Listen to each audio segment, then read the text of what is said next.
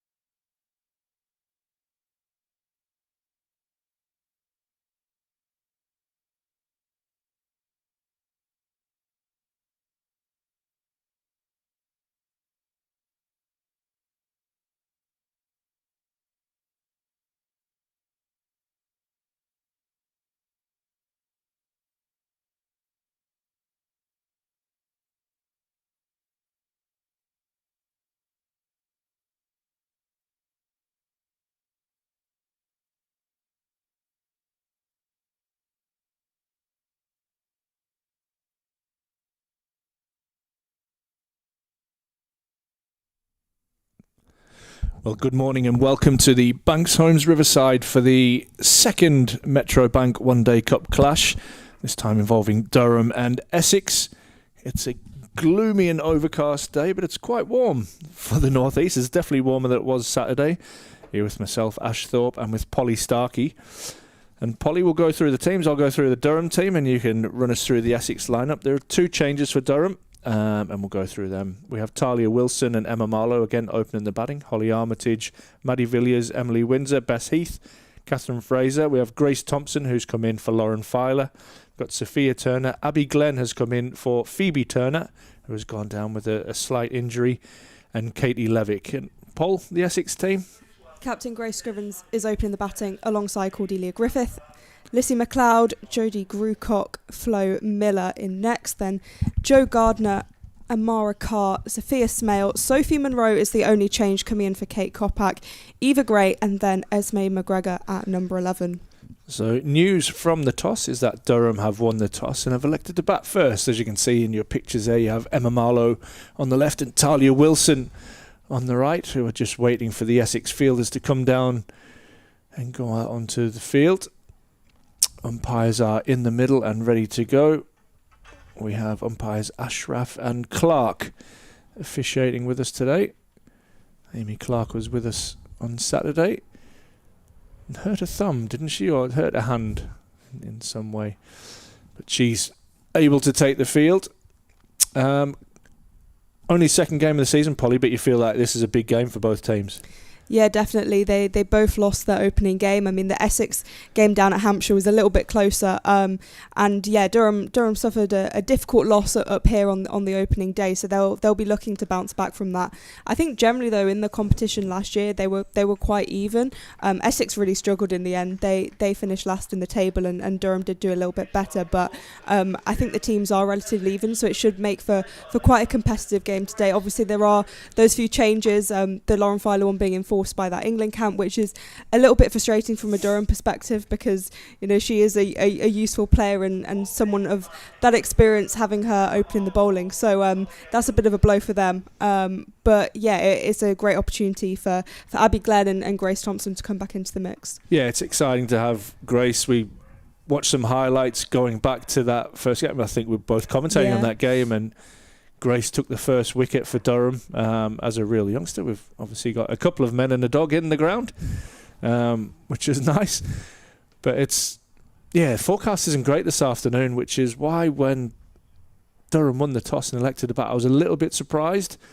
However, thinking going back to Saturday, maybe they feel that their best chance of playing their best cricket is to bat and post a total like Lancashire did. Yeah, I think it was difficult for them in terms of, Lancashire had this huge menacing total, and, that's really hard to come up against. So I think, if they can kind of put their mark down and try and rack up a big score, and then obviously DLS comes into play and all that sort of stuff when it rains. So, I kind of understand the decision from that side of things. It's going to be Eva Gray to open the bowling from the Lumley end. Be Emma Marlowe on strike. That is driven beautifully through extra cover. I'm sure she got off the mark with a boundary first ball on Saturday as well. This is a better shot though. That's a gorgeous shot. Something that I talked a little bit around with Danny Hazel was, in fact, the amount of beautiful shots that Durham played, but straight to fielders. So that'll be a good sign that they've hit a gap early doors. Yeah, textbook from Emma Marlowe to start.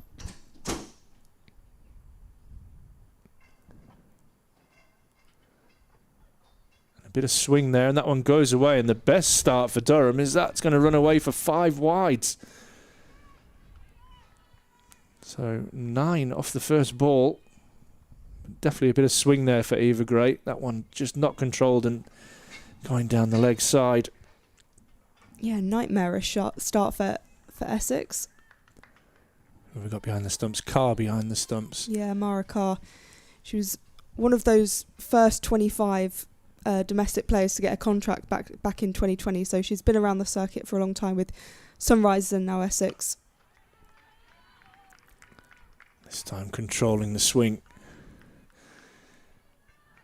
Yeah, we've talked a little bit off air, Polly, around the England camps and Lauren Filer's situation in particular, which is the main one that affects Durham. And just the fact that she must be so frustrated that she's not getting to play competitive cricket. Desperate to get out there for Durham. And again, a little bit of swing back in. Marlowe plays it nicely. This is the same pitch that we used on Saturday. It was obviously a really nice pitch. Lancashire took full advantage of batting first there, and Durham will be looking to try and do the same here today. You may hear some bangs and crashes. We do have some repairs being done to the media centre roof, so that'll be the clashing of metal pipes that you can hear. It's not just Ross on the roof.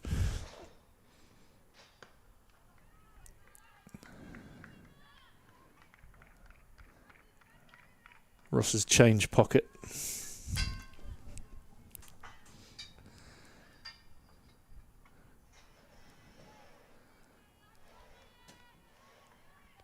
So I had a little bee in my bonnet in the championship game with regards to the stumps. Polly, I want you to check out the stumps at the Lumley end when you get the chance here on the camera.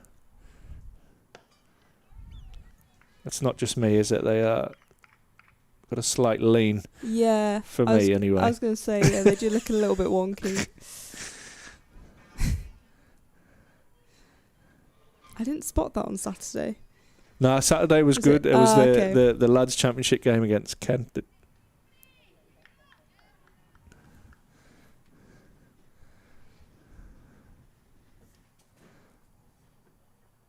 This is driven away beautifully square of the wicket, and that will bring Marlowe's second boundary of the innings and of the over. And a really nice way for Durham to start. 13 without loss. Marlowe moves on to 8. What a start from Durham. Yeah, win the toss, choose to bat and get a 13 from the first over. That's the way to go about it. Yeah, back to the England stuff. I think it's really...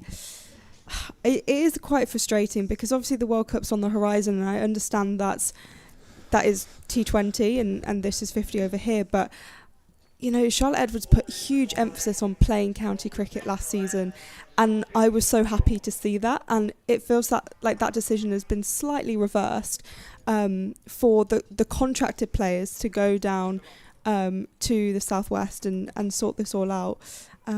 So yeah, difficult, but yeah, we're here, and we've at least got some players. Yeah, and Durham will have to deal with that quite often. Lauren Filer, like being I was talking to Nathan Rimington, the bowling coach, kind of being the cherry on the top of their attack. Unfortunately, Phoebe Turner as well has gone down with an injury. Hopefully that's not a long-term injury. Sophie Monroe is opening the bowling from the Finkel end. Starts with a dot ball.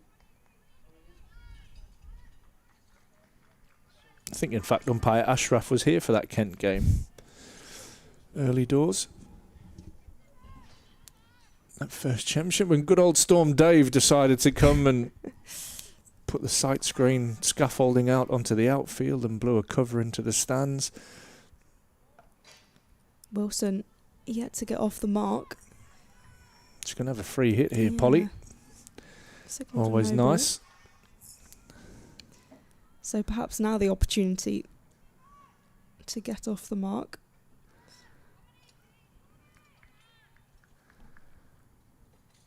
Didn't have the best debut, 4 from 12 against Lancashire, but I'm sure she'll be a little bit more used to the conditions now. She had a swing, unable to make contact, so will be a dot, which I'm sure Essex and Sophie Monroe will be very happy with. 14 without loss.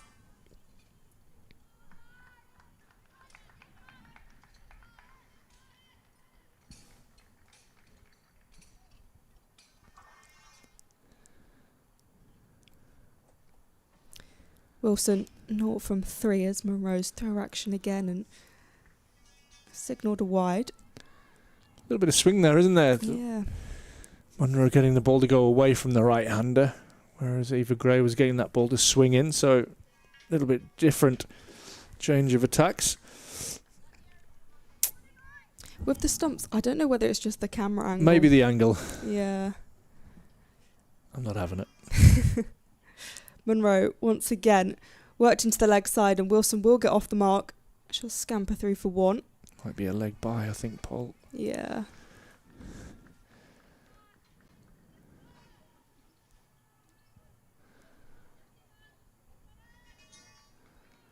.16 without loss.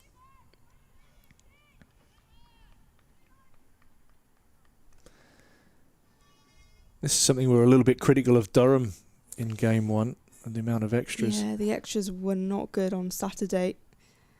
This time straight to a fielder. So the over finishes 16 without loss, just 3 from it.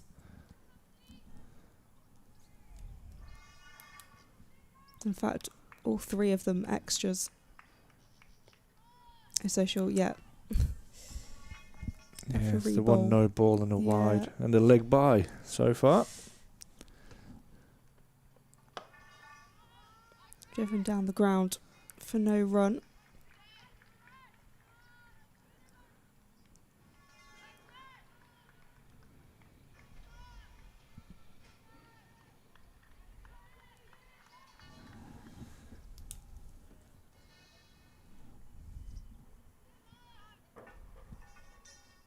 With that outswing, they've got a slip in place.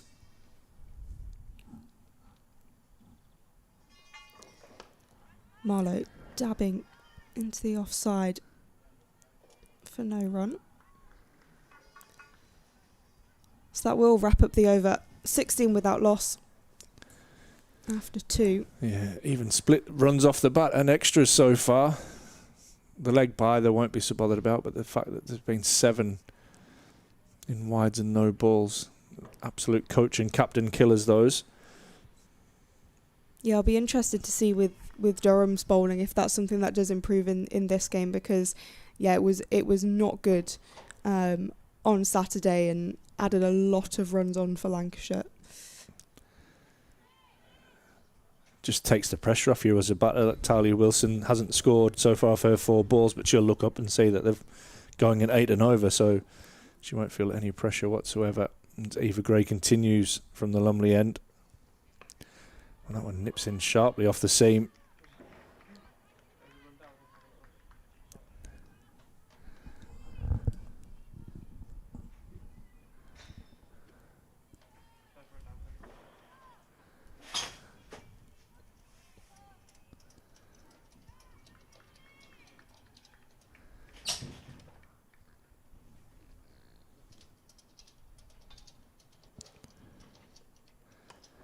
This one's driven but won't beat the field there. Miller fielding at cover point. That's well timed, that by Wilson. And again, we saw this quite a lot from Durham the other day, just hitting the ball really nicely but straight to fielders. There's a pretty compact field there, 2 fielders either side of point, an extra cover in the mid-off. Oh, and that could be out. Oh, goodness me, that's a good shout. Didn't bounce as much as Wilson thought. Definitely interested. If that was me bowling, that is for sure. Yeah, Wilson just has not looked comfortable either on Saturday or throughout this innings so far.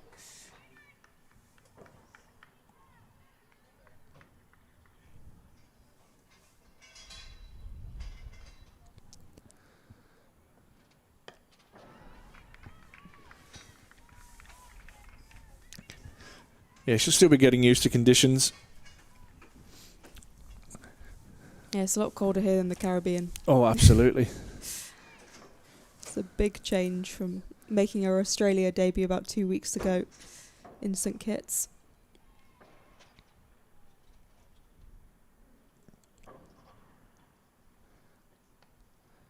That's edged away, but nicely from a Durham point of view, as it will beat the fielder and run away for 4 down to 3rd. Gets Wilson off the mark. McLeod doing the chasing but unable to get there. Moves the score along to 20 without loss. That'll have Wilson feeling a whole lot better about life. Definitely off the mark and it wasn't the best of shots, but it went for 4, and that's what counts. This one is on the hip and helped around the corner. And she'll settle for 1. So 5 from that over, all 5 off the bat of Wilson. She's on 5, Marlowe's on 8, and Durham at 21 without loss after 3. I think Durham will be pretty happy with how they're sailing along at the moment. As I say, these teams are quite evenly matched, so getting some runs on the board would be pretty useful. In Essex's game against Hampshire, they scored 265. Did go 8 wickets down, but brilliant performance by Jodie Grucock with the bat, 80 from 97. It's a good player. Yeah. With bat and ball, yeah. Lissy McLeod scored 46 as well, so they have got depth in their batting as Monroe's back into the attack, and this one edged away. It will just be a single.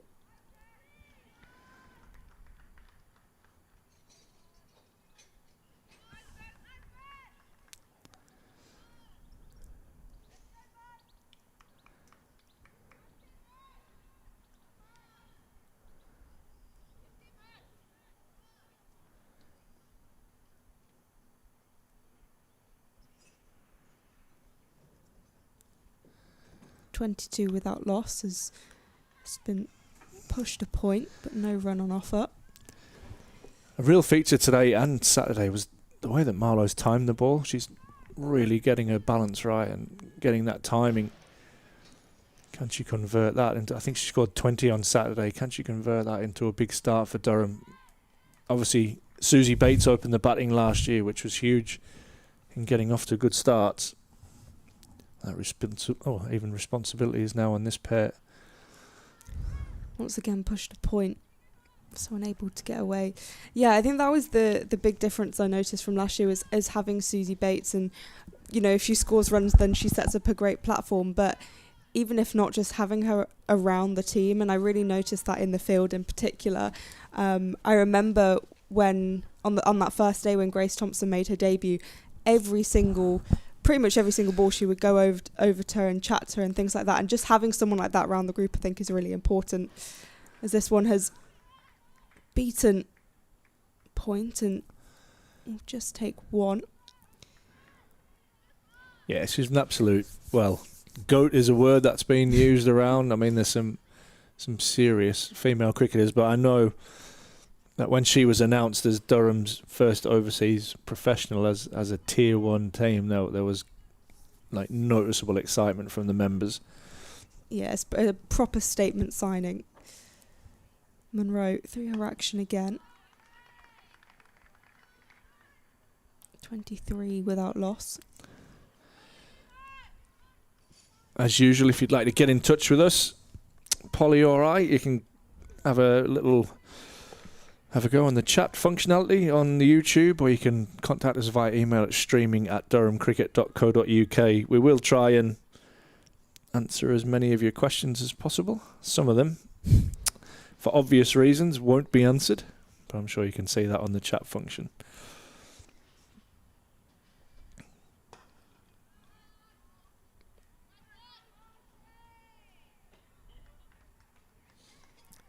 .23 without loss after 4, so just 2 from the over. Tighter bowling from Essex. Yeah, they've just pulled it back, haven't they, in the last couple of overs. This Durham pair looked to build this partnership. But a nice start from a Durham point of view. Probably the best of the conditions we've had so far this morning. Again, when we turned up this morning, it was wet and damp. But fair play again to brilliant ground staff that we have here. Vic Domain and his team. Starting on time on an excellent surface.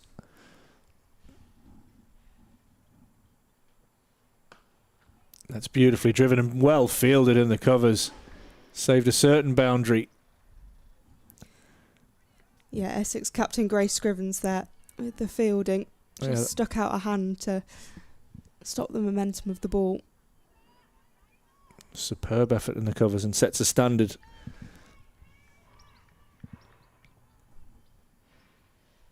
Another lovely shot from Marlowe.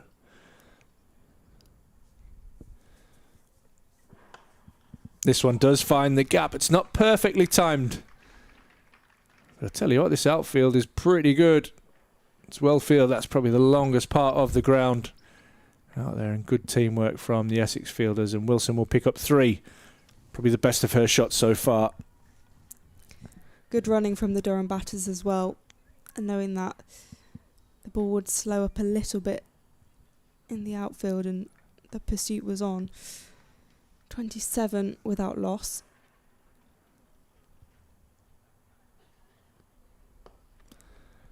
Again, nicely timed. There are 2 sweepers out on the leg side. You've got fine leg and deep square leg.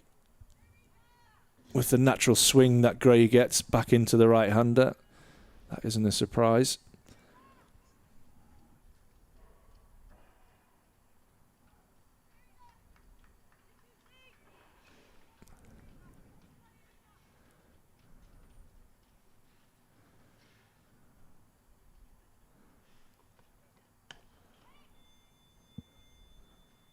Again, hit to Scrivens in the covers.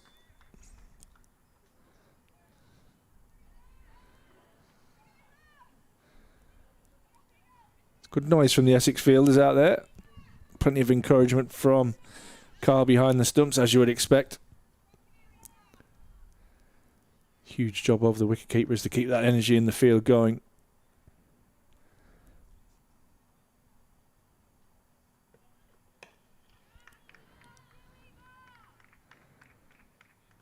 Five off the over so far. 1 ball remaining. Wilson on 9. Marlowe on 11.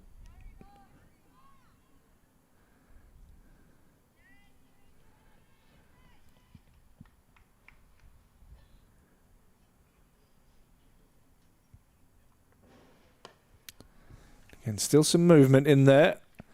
Maybe a little bit in the air and off the seam, but that ends the over. 28 without loss, Durham after 5.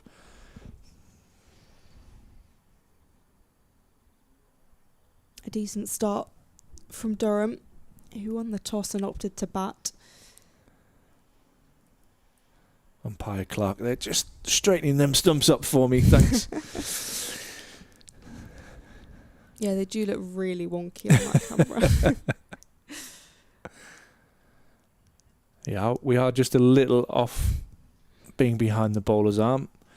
Let's say Storm Dave, we had big scaffolding set up, but unfortunately that blew onto the outfield. Monroe gone for 4 runs from her 2 overs so far as she continues from the Finkel end. This one punched off the bat by Marlowe, just for a single.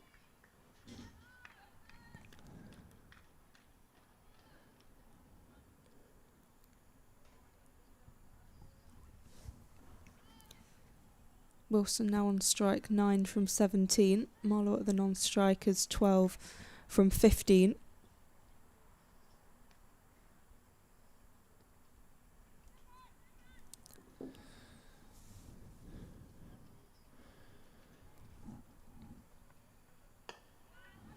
Defensive from Wilson. Good bowling from Sophie Monroe.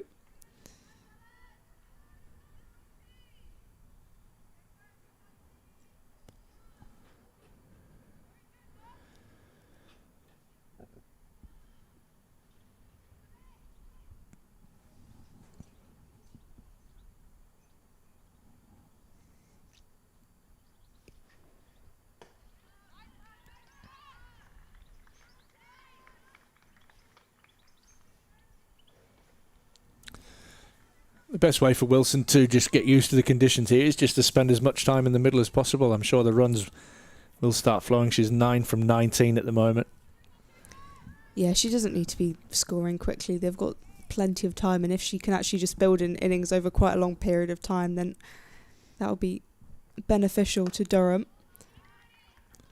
This one nudged into the leg side defensively. 29 without loss.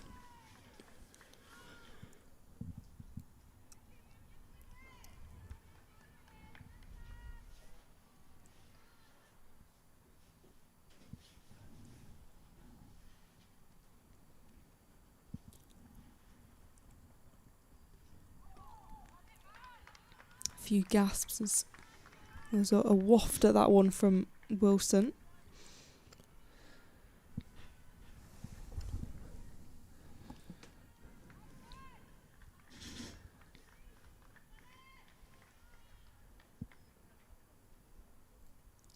The Essex players are pretty loud in the field, which I think is really good.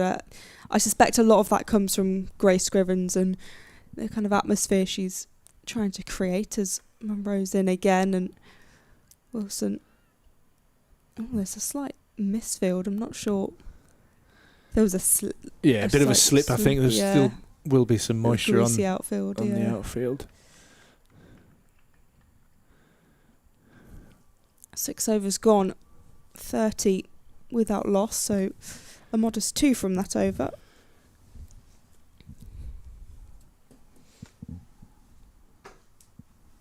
It's a nice start from this pair, 30 without loss, going at 5 and over. This is hopefully setting the tone for Durham posting a big total, something they'll look to defend this afternoon. Whether that involves Duckworth Lewis Stern or not, we'll have to wait and see. There are games elsewhere in Tier 1, so Surrey are hosting Yorkshire. The Blaze are playing their first game of the season against Lancashire, and Warwickshire are hosting Hampshire. So across the day, we'll keep you updated with those scores as well. Be great to continue. And again, getting that shape back into the right-hander.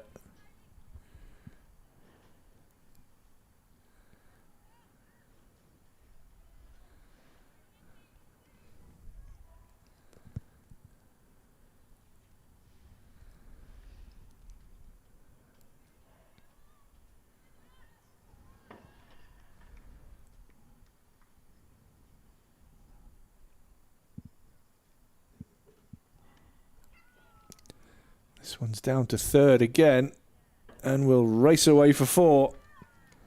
Thick outside edge. Durham will not be complaining about that. Bit of luck though for Talia Wilson.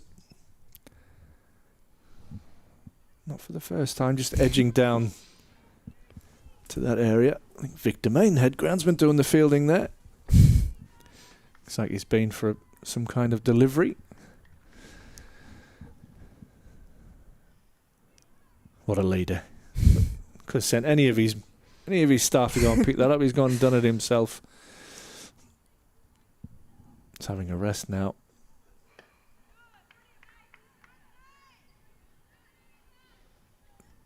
You talked about the energy levels. That just seems to have ramped up a little bit in the last few minutes, and that will be important. I thought that was noticeable when Durham fielded last week, that just when that partnership builds, you need to stay on top out in the field. Fielding's all about attitude, and it's a choice that you make while you're out there. Be involved. That's short and wide and hammered, but a good hand there in the field. Wilson will pick up a couple. Who was that in the field? Polly? Just trying to see. My eyesight is not actually that good.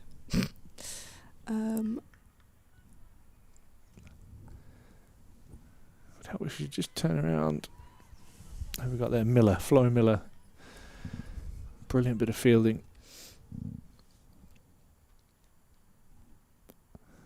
Saved a couple of runs for a team.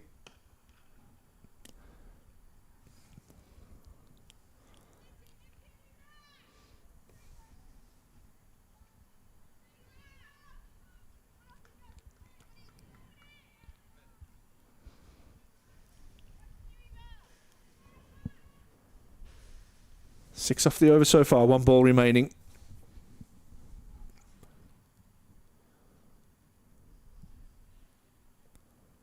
That one's clipped away down to fine leg. For another single, had a lot of the strike so far, Wilson. She's on 17 from 28. Marlowe's 12 from 15. Durham 37 without loss after 7. I definitely don't have binoculars on the comms desk, no. We just hope we get lucky in the turnaround and we can see numbers every now and then. Normally with some teams I can identify via hairstyle or height or anything, but when they're that far away, it's pretty difficult. Might be a good shout. We are right at the opposite end of the square as to where this is being played, so we're looking at monitors and then looking at... Monroe's back into the attack. This is worked into the leg side. There'll be a chase on Cordelia Griffith and to run outside the ring. And they'll come back for 2. Starting to tick that scoreboard over now, Wilson. She seems to have done some of the hard work. Can she cash in now? Moved on to 19.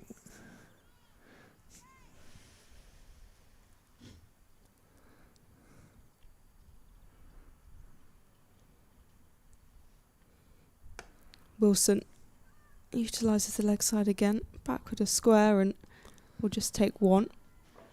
That's a sign there that she feels a little bit more comfortable at the crease. I think that's a real natural shot to her, and she got one earlier in her innings that she was probably lucky to survive, if I'm honest. LBW didn't get up as much, but I was now going to say, yeah, timing it nicely. She looks a lot more settled, and just the way she played that shot, it just looked a little bit more free.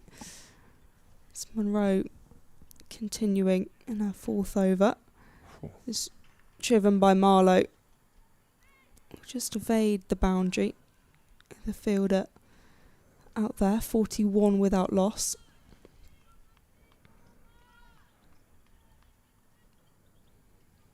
So far 4 from the over.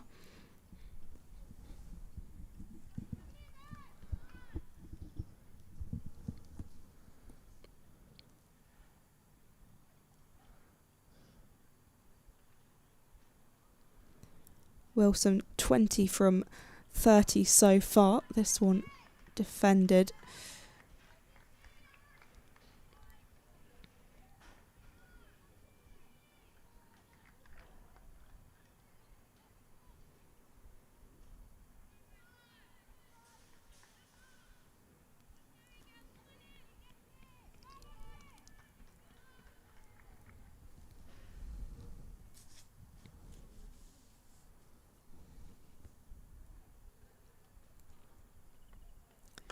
Wilson drives this really nicely. It's going to be 4. And that was a lovely stroke from Talia Wilson to move her to 24. And Durham on to 45 without loss. I mean, it was right in the slot, but it was beautifully put away by Wilson. Yeah, we've mentioned a lot about Durham kind of just constantly finding the field and the ball being a bit of a magnet to the fielders, but that completely pierced the field, found the gap and raced away. Wilson now on the leg side. Just get a single. 46 without loss after 8. So another decent over for Durham.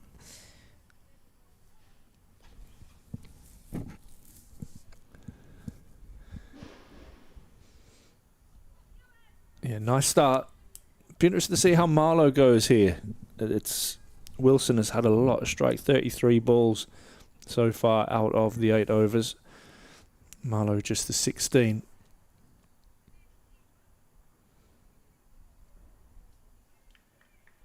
Sometimes hard in a partnership if you're not getting the strike. At the moment, though, it's working for Durham. 46 without loss. Wilson 25, Marlowe 13. Just a little chat between captain and bowler as Esme McGregor is into the attack.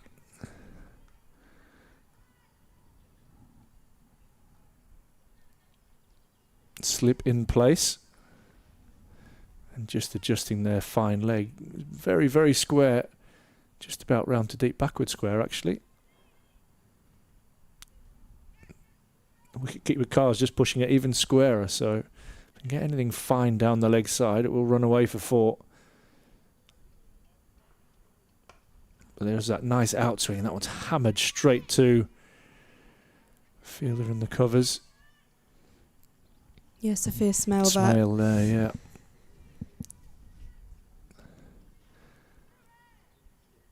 Real high traffic area. Let's see a real stacked offside field.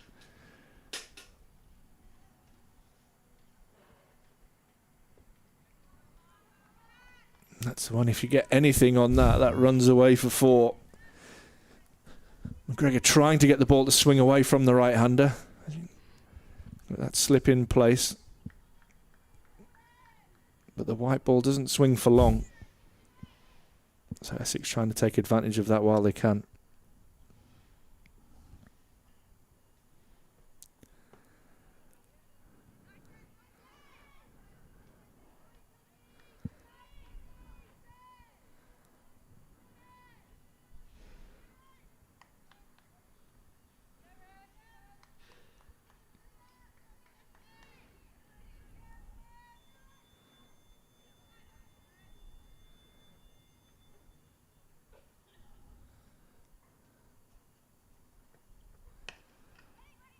Again, right off the toe of the bat. You can hear the difference in the sound.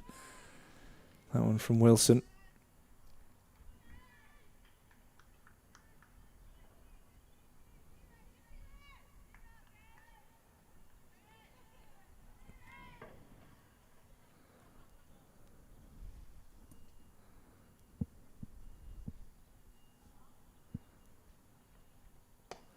This one's a little bit in the air. One bounce to mid-off.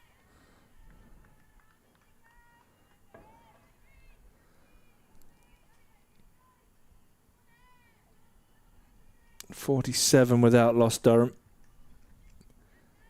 McGregor settled in nicely despite that early wide.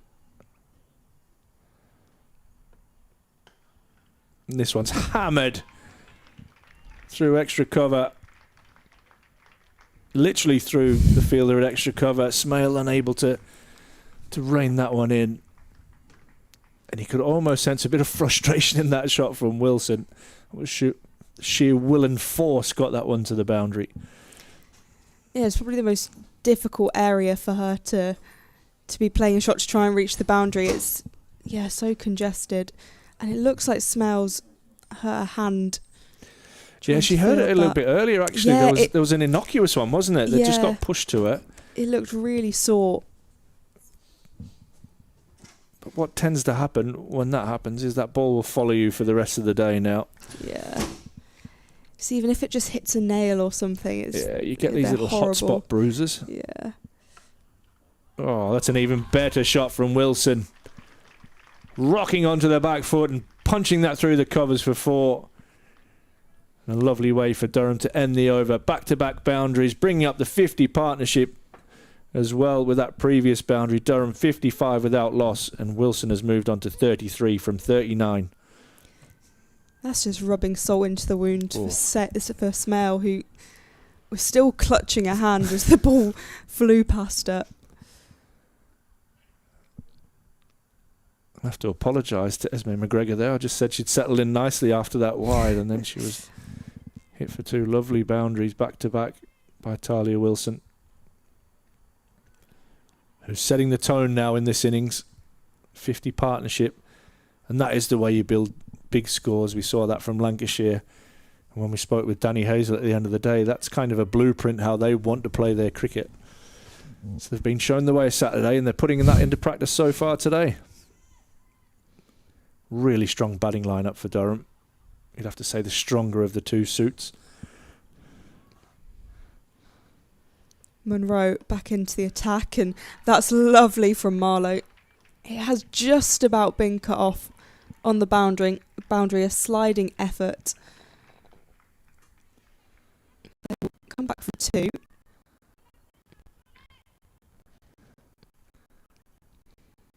And as you mentioned, Marlowe hasn't had much of the strike. She managed to get a couple of shots in early on, and then hasn't had that many opportunities since.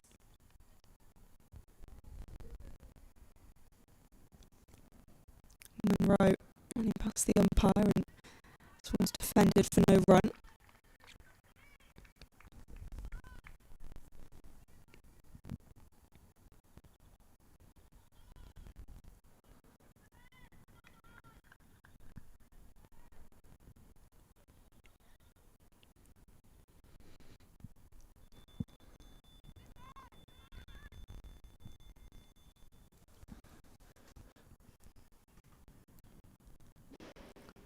Marlow 15 from 18.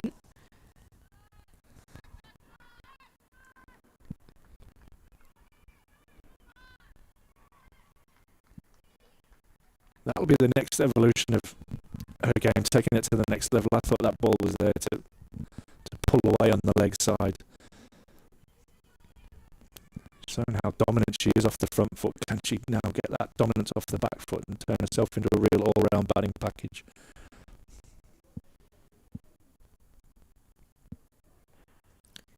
Marlow has a swing. It's through to Amara Carr.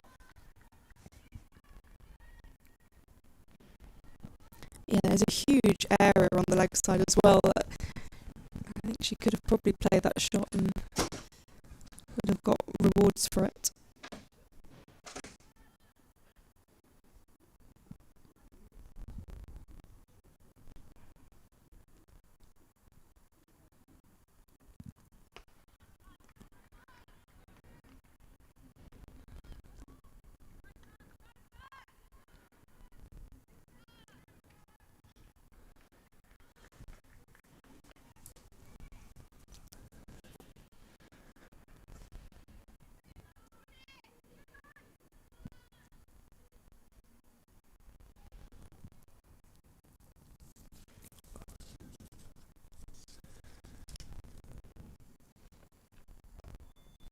This one worked off the hip and should race away for 4. Eva Gray is in pursuit. In fact, she will just about cut it off.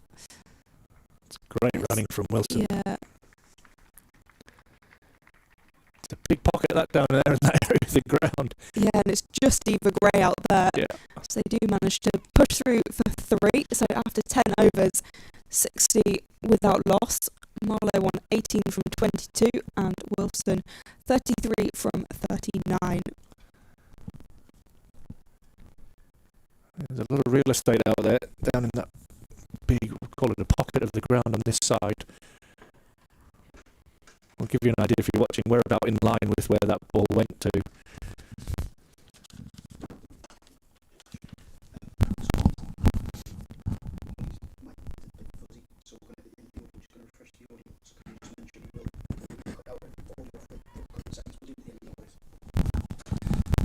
I'm not sure if you heard the Guru Sam there. We're just having a couple of issues with one of the headsets here, so we're going to reset the audio after the over. You'll have to put up with me for this over. As McGregor is to continue. Keep standing up to the stumps now, Carr. That's clipped away beautifully, but again, can't beat. It's Griffith there at mid-wicket.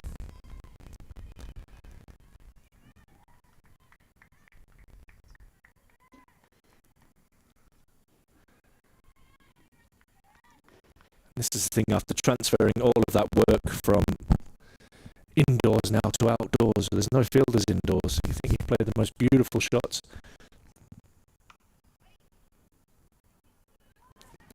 And they go straight to a fielder.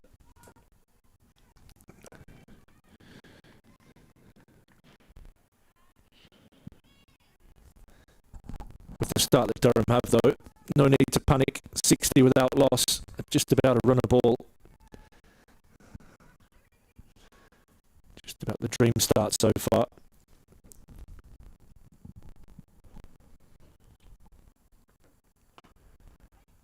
That's driven and through. It's a couple of misfields now from Essex. Emma Marlow won't mind one bit as she picks up a boundary.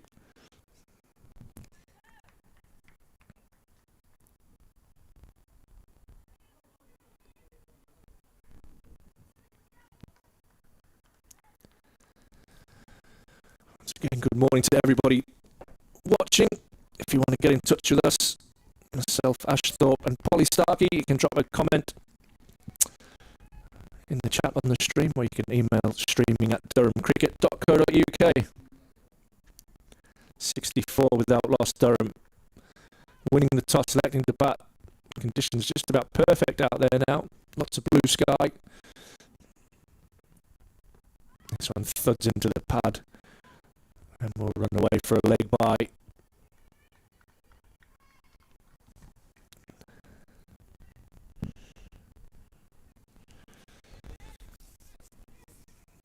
turned up this morning, it was raining, it was wet. But we've got another excellent match here. Durham taking on Essex, both teams desperate for that first win of the season.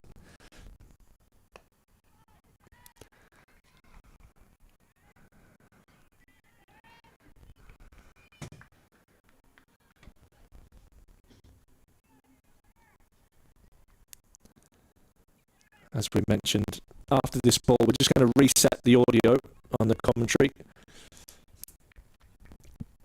Just aware that there's a little bit going on, a few gremlins in the system. This one's tucked away, fine. And that will run away for 4.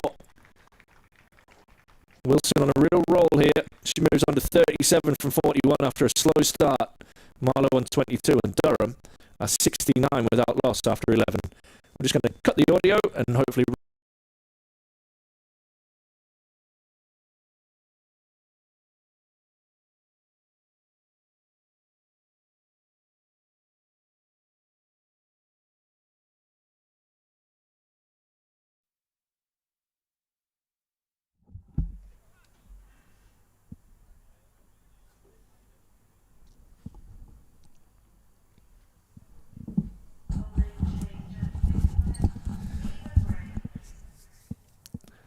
Eva Gray's going to come back into the attack.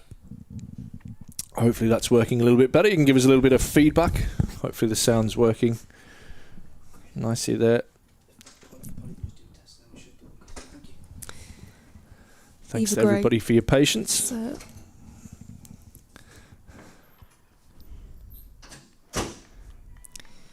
Eva Gray swapping ends now and coming in from the Finkel end. So far, 4 overs for 30, so that's been a bit expensive. Straight to a fielder though from Marlow.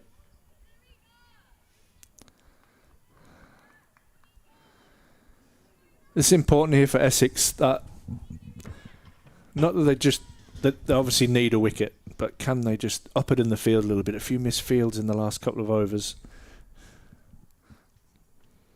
Gray in again, and this one stays inside the ring. Yeah, there have been a couple of misfields, and that has definitely cost them. I think some of them have been more difficult than others, Yeah, but absolutely. Yeah, there have been some occasions where you think, okay, you could have saved a couple of runs here. And I think also even in the fielding inside the ring, there have been just a couple of fumbles and things like that where it hasn't looked completely sharp, which obviously then gives the batters a bit of confidence to think, oh, maybe we could sneak a run, etc. It's been driven by Marlow, but there'll be no run available. So 3 dots in a row from Gray so far this over.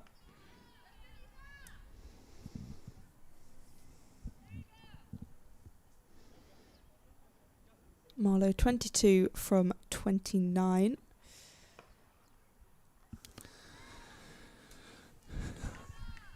Just struggling to get outside the ring in this over. Yeah, she doesn't need to panic here. They're off to a good start. They've dropped the sweeper out now on the offside as well. So there's a big gap there. So sometimes in these moments you just get a single and get to the other end and just reset.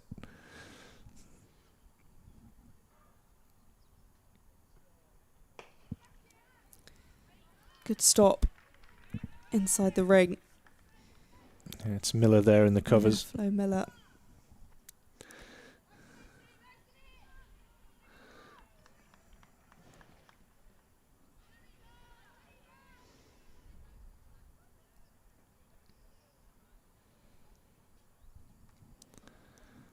Final ball of the over from Eva Gray. And I'll finish with a dot. So a maiden over from Eva Gray after previously being a bit expensive. So the score stays 69 without loss. It's a good comeback that from Gray. She'd gone for 30 in that first spell off just 4 overs. So to come back with a maiden over, I'll have her feeling good about life. Be interesting to see how quickly they go to spin as well. So McGregor is going to continue.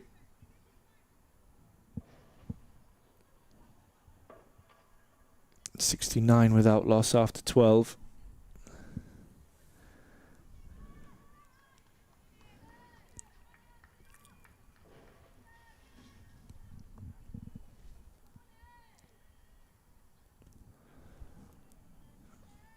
Sweepers out on both sides now, square of the wicket. Plus you've got a fine leg and third in place. That's hit but won't beat mid-on.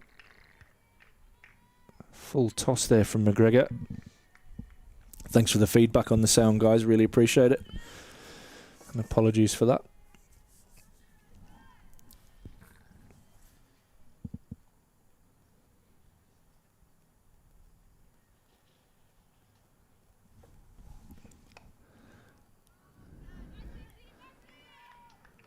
It's a good little period this for Essex. Just stringing a few dots together. Transferring a bit of pressure back onto the Durham batters. Yeah, they're just looking a little bit sharper in the field as well, I've noticed. The last couple of overs, there have been less of those fumbles. It's all been a bit cleaner. That's driven nicely out into the offside. It will just be the single. Smale doing the fielding out there in the deep. Maybe still holding a hand out there, even though that one trickled along the floor to her. I think it's wise for her to be on the boundary or away from those powerful shots coming at her. They bobble up. It's a gorgeous looking shot, but again, straight at the fielder. It's a good test this for Marlowe and her patience.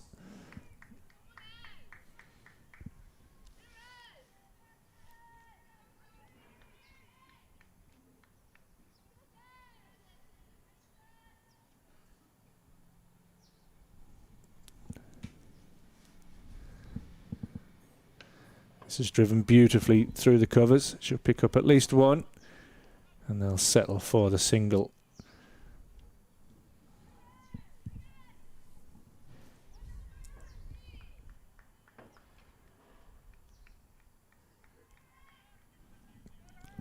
Last ball of the over. Wilson on strike. 71 without loss. That one's driven nicely, but again, won't beat mid-on, and that will end the over. After 13 overs, Durham is 71 without loss. Marlowe 23, Wilson 38. And these pair have set a really good platform for a powerful batting lineup to come. These two still have lots of work to do. Yeah, it's still early days, but they have built a good platform. I think Essex will be quite happy with how they've gone in the last couple of overs. Just putting the squeeze on a bit, having that maiden over from Eva Gray, and then just two from the most recent over. And Gray will continue from the Finkel end.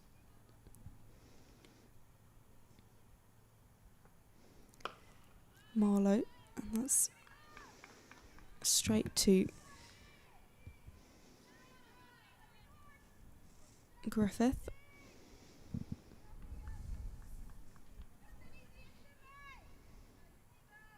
.71 without loss.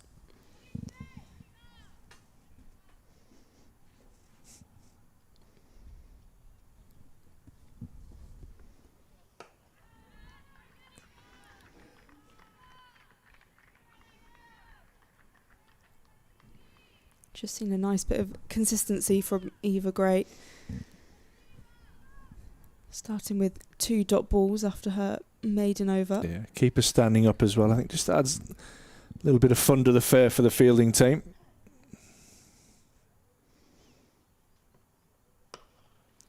Driven nicely, but well stopped by Flo Miller. Really got a body behind it. Bit of pressure here on Marlowe. I wonder if she just thinks about, if she gets that length again, trying to hit that over mid-off.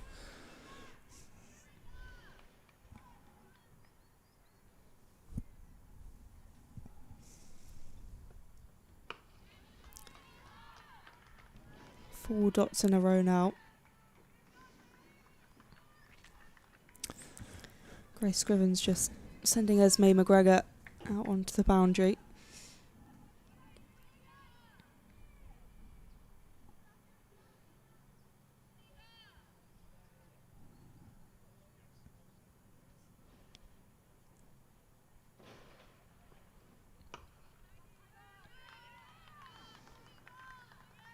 This is another fantastic over from Gray, who's really pulled it back after that loose opening spell. Yeah, 4 overs for 30. Could just about turn into 6 overs for 30 here for it.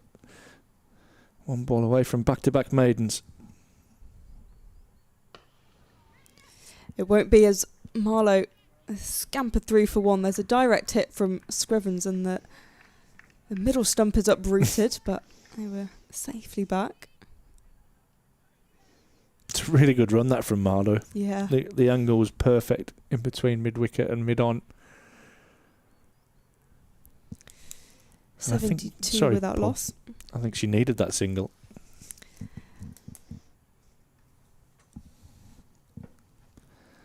Yeah, she got a little bit stuck, and it's so easy to get frustrated in those situations and then play a silly shot. But yeah, just a quick run, and hopefully that will have eased a bit of the pressure. Smale coming into the attack for a bit of spin.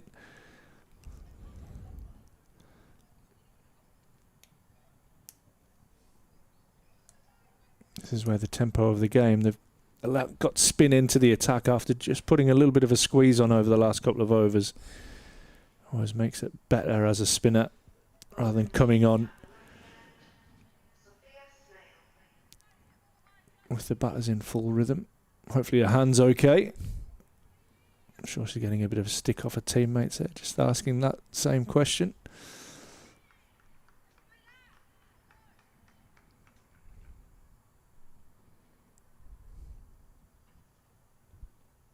That one slides down the leg side. Tidy work from Carr.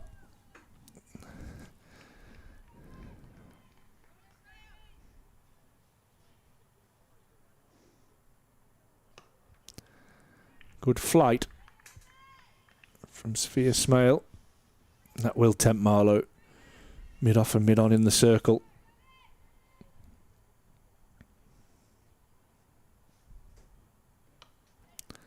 Driven nicely, opens the face.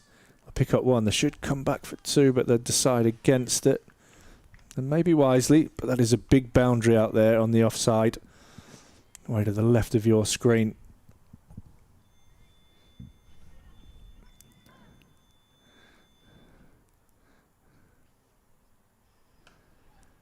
Wilson off the back foot finds the same gap. And we'll pick up a single.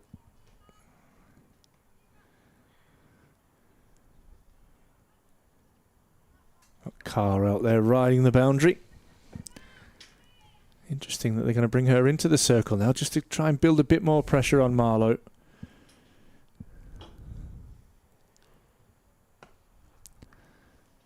One's hit away, not timed. They're just playing on Emma Marlowe's last few overs here. She got off to a really good start. Now she's 25 from 43. She comes down and looks to go downtown, but inside edges out onto her foot. Wilson just having a word with her just to try and calm her down.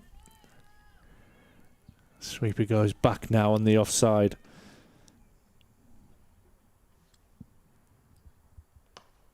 This one's driven but can't beat cover. 3 from that first Smale over. 75 without loss. Durham. Marlowe on 25. Wilson on 39. You could see a bit of the physical frustration from Marlowe, and you just hope that she can kind of ride it out and kind of stay focused in the game, because otherwise you can just see a silly kind of chip up in the air and that's it. 75 without loss. Wilson 39 and Marlowe 25.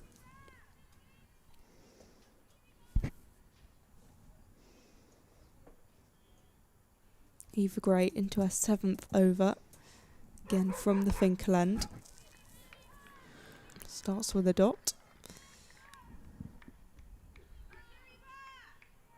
Tell you what, she's in rhythm here, Eva Gray. She's almost, if you're looking at the dart, she's hitting that treble 20 every time right now, hitting the top of off stump. Good length, that's not drivable.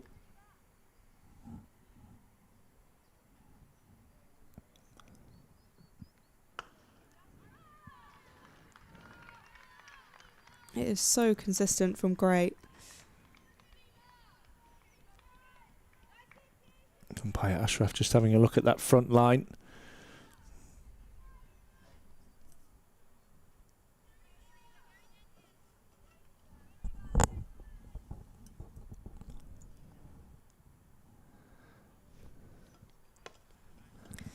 Flicked into the leg side, backward a square, and I'll take one.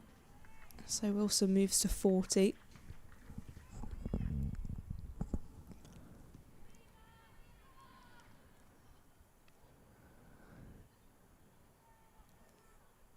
It's important the Durham batters don't panic here. They've got off to a great start. Have just been pegged back in the last few overs.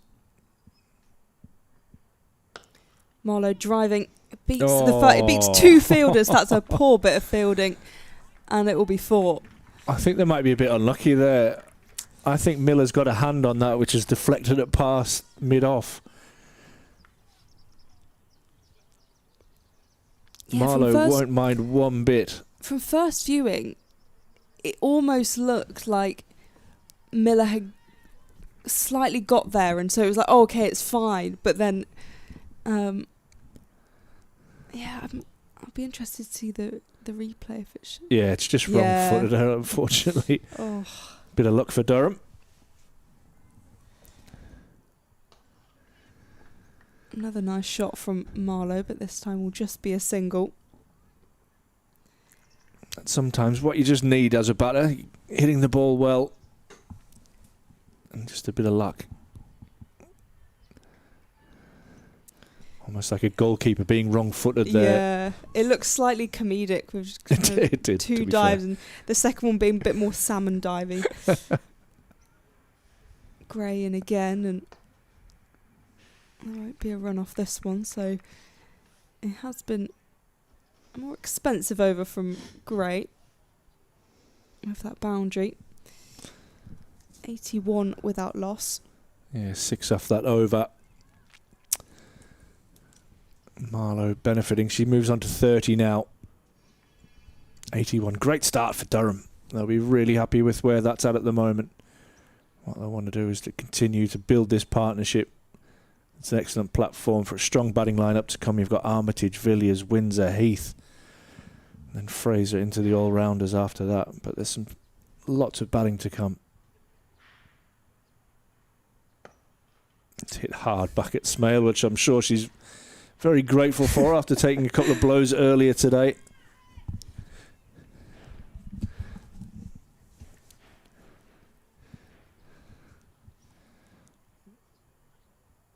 Short and pulled away, but will just be one out to the sweeper. Griffith out on the leg side.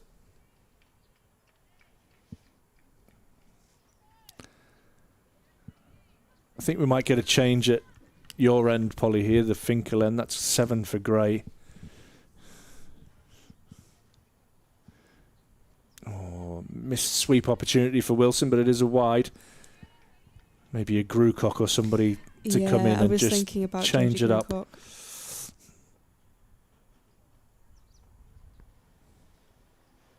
Short and pulled away, and that will find the gap and find the boundary. Excellent batting from Wilson, who moves on to 44, and Durham on to 87 without loss. It's just been really nice and steady from Durham, and obviously that they started quite well, but they've just been able to go along at quite a nice rate and haven't had to take any risks, really. That's another ball down the leg side. Smale just struggling with the line a little bit here, bowling too straight.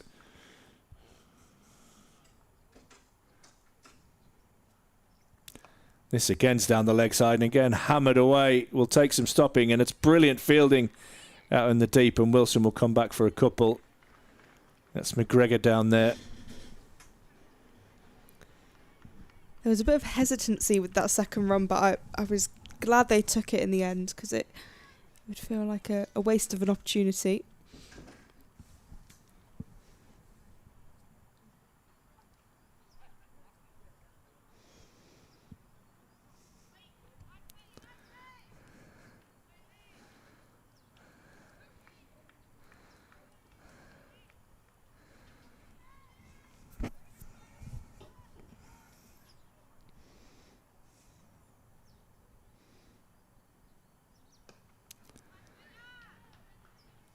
Wilson settles for a dot at the end of the over. 17 gone, 90 without loss. Wilson's moved on to 46. Marlowe 31.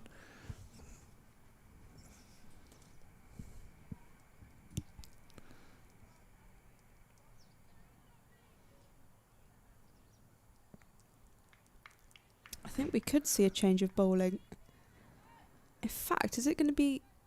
It's going to be Grace Scrivens. It looks so. Yeah, I think it will be the captain. Grace Scrivens took a wicket against Hampshire on Saturday. Wasn't the best of days for her with the bat or the ball.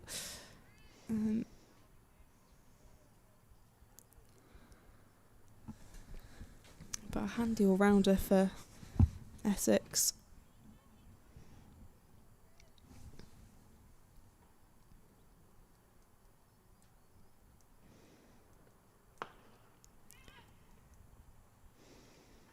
It's a good shot from Marlowe.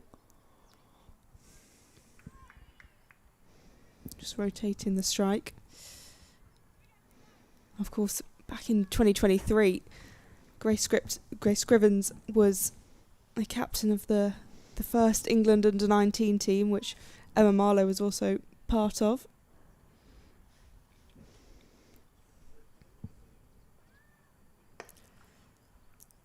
Worked onto the leg side by Wilson just for the single.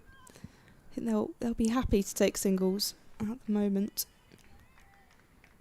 Yeah, they'll keep milking this one.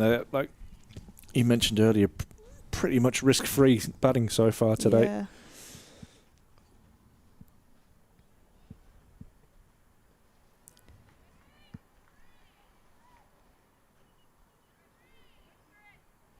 Marlowe needs to keep hitting strong shots.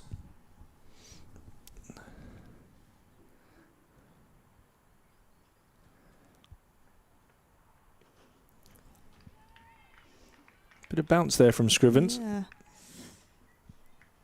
And Marlowe just unable to make contact. 2 from the over so far, 2 balls remaining.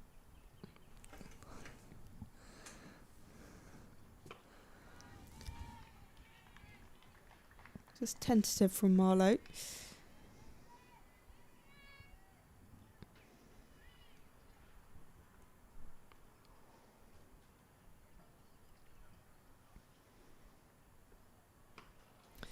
Rocks back and punches that nicely. We'll just get 1. So 3 from the over, 93 without loss.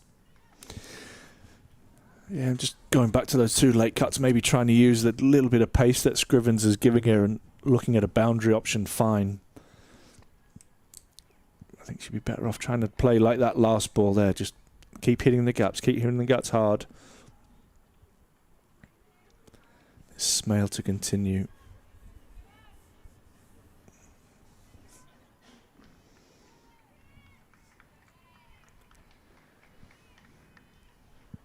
.93 without loss.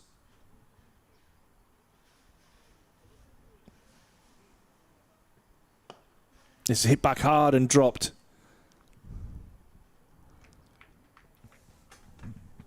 Definitely a chance. See Marlowe looking to accelerate. Smale putting that one down.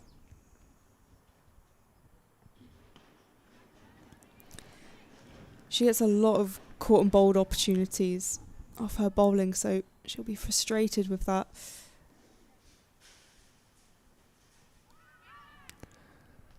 Too, I like how quickly she gets through and over. She's back to her mark quickly. Got a little jogs up and down on the spot and she's in.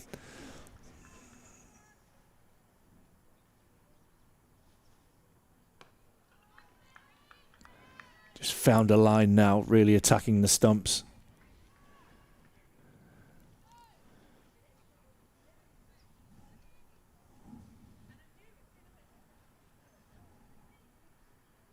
A little bit of chat and then decide to drop the sweeper. Back for the last 2 balls of the over. It's 3 dots in a row to Wilson.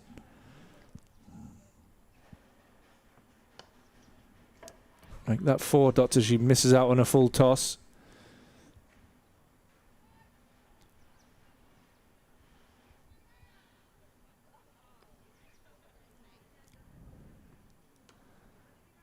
This time she finds that gap in the offside. I'll pick up a single, move on to 48. That ends the over. Just 2 from that Smale over. Durham 95 without loss after 19. Sitting on a perfect 5 runs per over. A much better over from Smale with the wicket opportunity as well.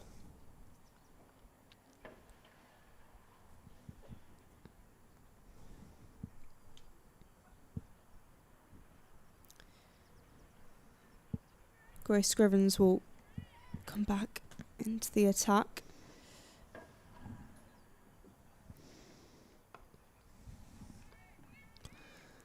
I feel a little bit of spin there and bounce from Scrivens.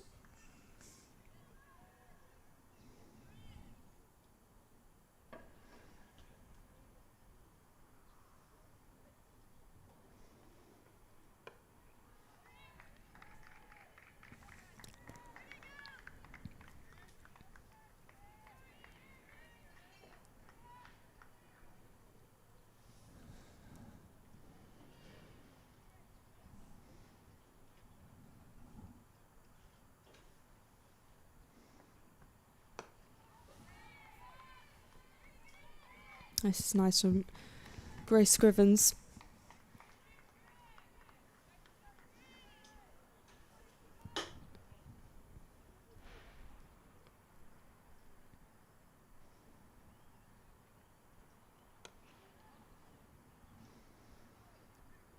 Wilson moving to 49 and ending that spell of dots.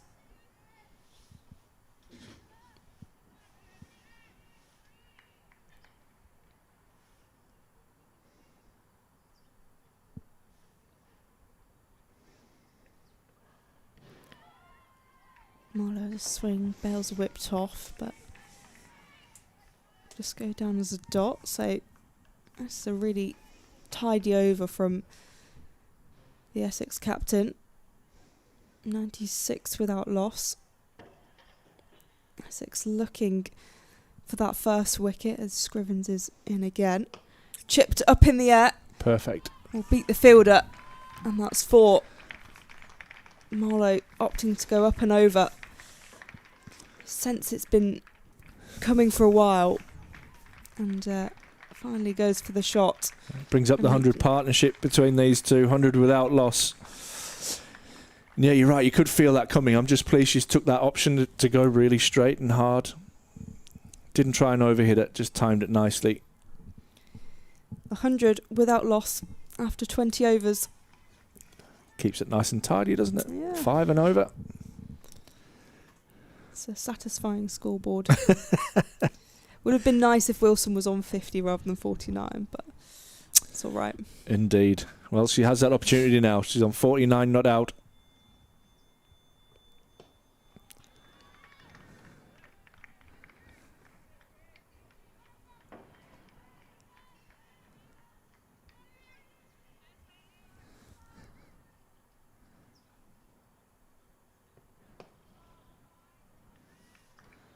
Feel she's looking for that single at the moment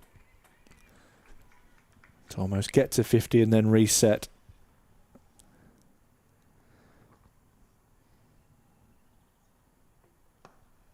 She goes aerial over mid-wicket and hits that away for 4, and her first 50 in Durham colours. Well played, Talia Wilson. Comes off just 67 deliveries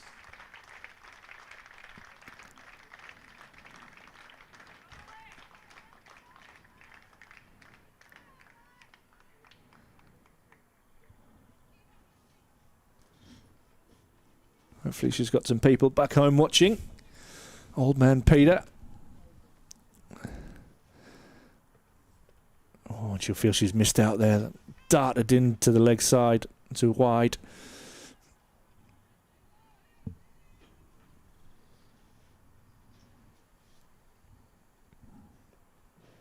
She'll pick up a single. 8 fours in that innings from Wilson.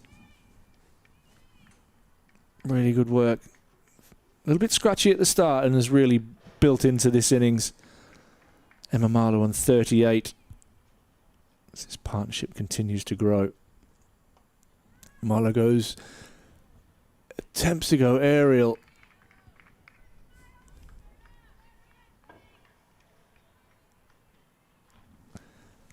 Just a little reset for her as well. A little wrist strap on the gloves. This time she goes hard and over mid-off for 4.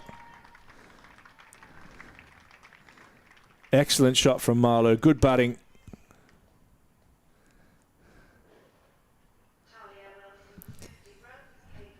Smile looks frustrated with that one. I mean, it would have been an absolute worldie of a catch. I think it was probably the ball before there. She thought she was in with a chance and it didn't quite carry to backward point. And maybe, I don't know, maybe that's one where you look at that field and go, could you have caught that? And you give them that little bit of a side eye. And then as a bowler, normally always the next ball goes for 4 after a drop catch or something to that effect. So, and then you still blame that person. It's just been, there's been those kind of half chances. There's been a couple of them, and once they build up, it's quite frustrating, especially when they're yet to get a wicket in the game so far. Grace Scrivens is in again. Oh, useful. It's been edged nicely down. I'll go for 4. Is that just little extra pace, isn't it, that Scrivens offers with her off spin?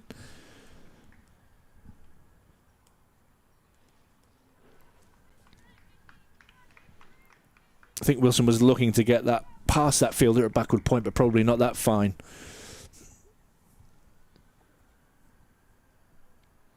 $114 without loss.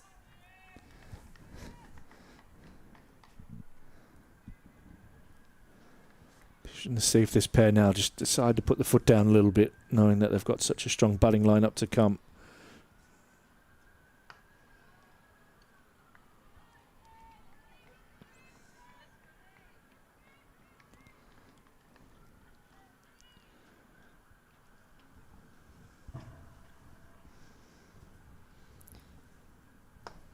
This one hooked by Wilson. We'll just get 1 run in the end.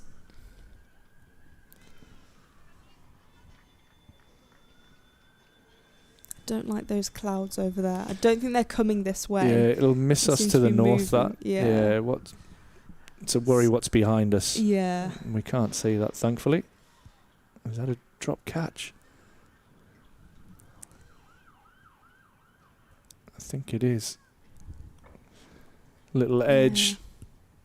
Short and did bounce up, and Carr unable to grab the outside edge of Marlowe's bat.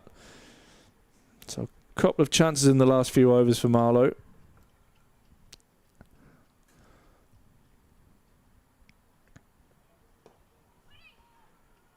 Worked off the hip, but no run available.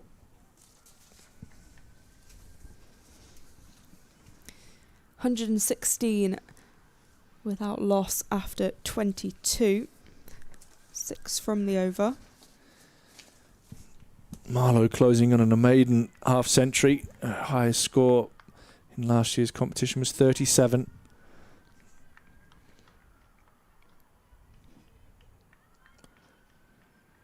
And this is where you really rely on your overseas player just to kind of guide somebody like Emma Marlowe through these moments and go, right, okay, you've given a couple of chances.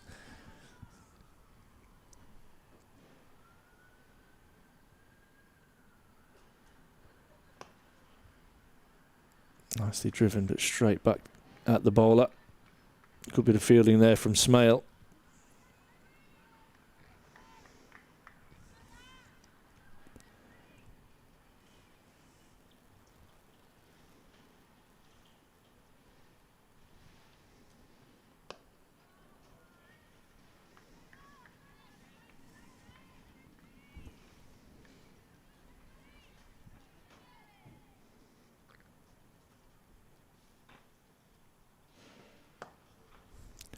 Love it.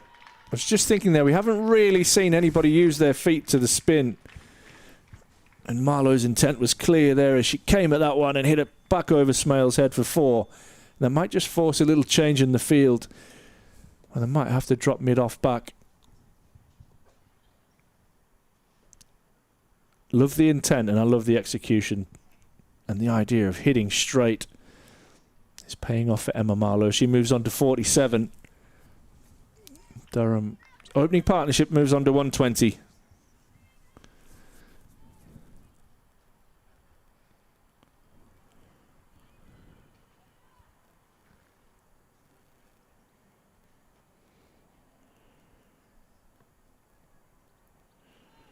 Another one down the leg side, extras again. Becoming a factor. It's probably the 4th or 5th wide, that from Smale down the leg side. Oh, well bowled, just holding the pace there, and mid-off has dropped back. I still think she can play that shot, go hard and go straight down the ground. That's good. Good cricket from Emma Marlowe. Picks up a single down to that fielder at long off. She moves on to 48. Durham 121.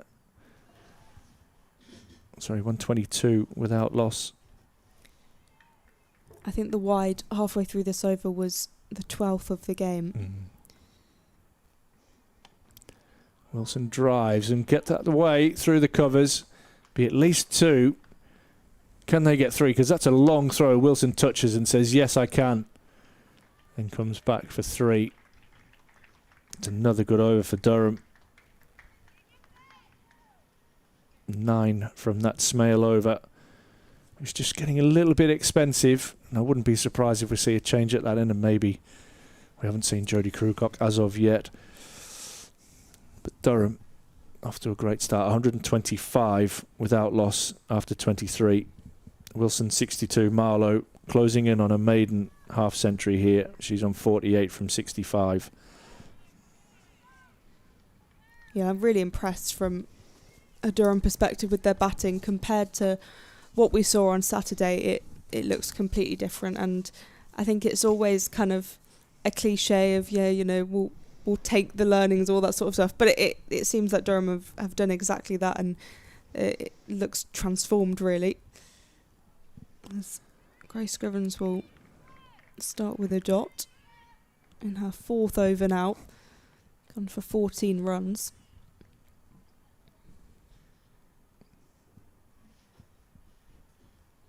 Wilson on 62. And we'll just get the 1 run as that delivery was guided away. 126 without loss.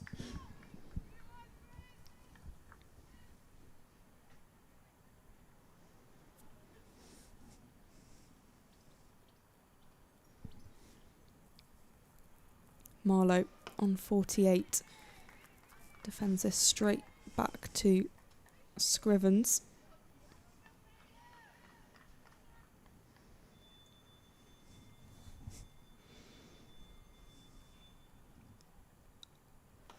Marlowe drives this nicely, finds the gap, hesitates thinks about a second. I could see it there, little but tempter, wasn't it? Yeah, plays it safe, moves on to 49.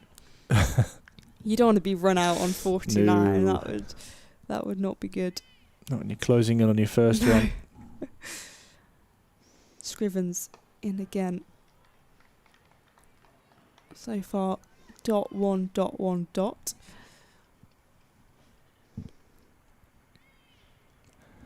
OCD in all of us needs a single off this last ball. Final ball of the over. And there'll be no run. Finishes with a dot. 127 without loss. Emma Marlowe will be happy though. She's got the strike. She's on 49. What you don't want to be doing is waiting around on these milestones.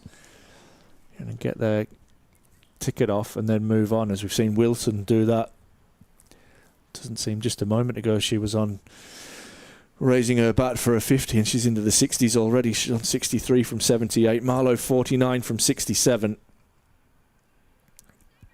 This opening partnership continues to grow, and we are going to see Grucock into the attack. Almost as if we know what we're talking about every now and then, Polly. A broken clock is right twice a day. Let's see the leg spin, Grucock. She's a really handy cricketer for me. Yeah. Yeah, I think she's an underrated all-rounder. She is. Agree. Really, really good bat and ball. And Marlowe helps that round the corner. And she'll get one. And she will raise her bat with her maiden half-century. Comes off 68 balls, 7 fours, and a really, really nice moment for Emma Marlowe, and hopefully one that catapults her just self-belief that she belongs on this stage. She's a lovely ball striker. Well played, Emma Marlowe. That's nicely punched off the back foot by Wilson. Timed beautifully. Excellent fielding out there in the deep. Hopefully she hasn't hurt herself out there. It's that Smale, I think, that's done the fielding. It gets back up very, very slowly. She's been in the wars in the field, bless her. She has to work hard to get there. It's such a big area that she's covering. It's about the whole side of Essex's ground, that pocket. 3 to Wilson there. Marlowe plays that nicely off the back foot out to the magnet. Smale at the moment. It doesn't look like she's enjoying a trip to the northeast. So it's a long old way to come from Chelmsford. It's pushed away in a misfield. I thought about the single. But to be fair, Flo Miller recovered quickly. Yeah, it is. We've got that all the time from Durham.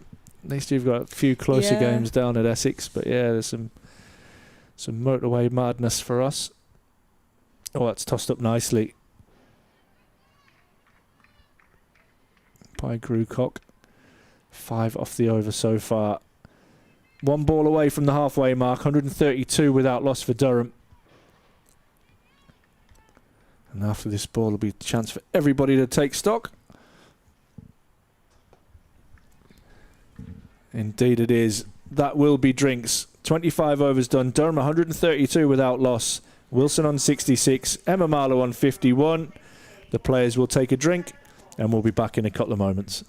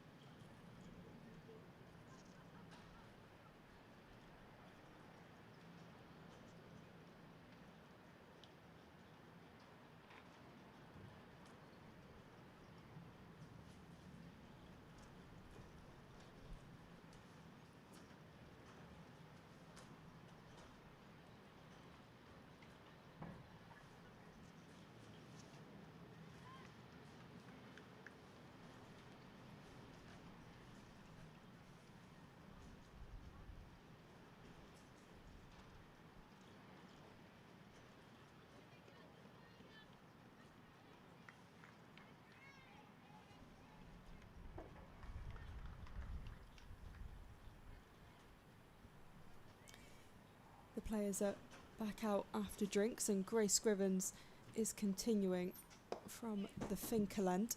This one worked backward of square for a single. 133 without loss.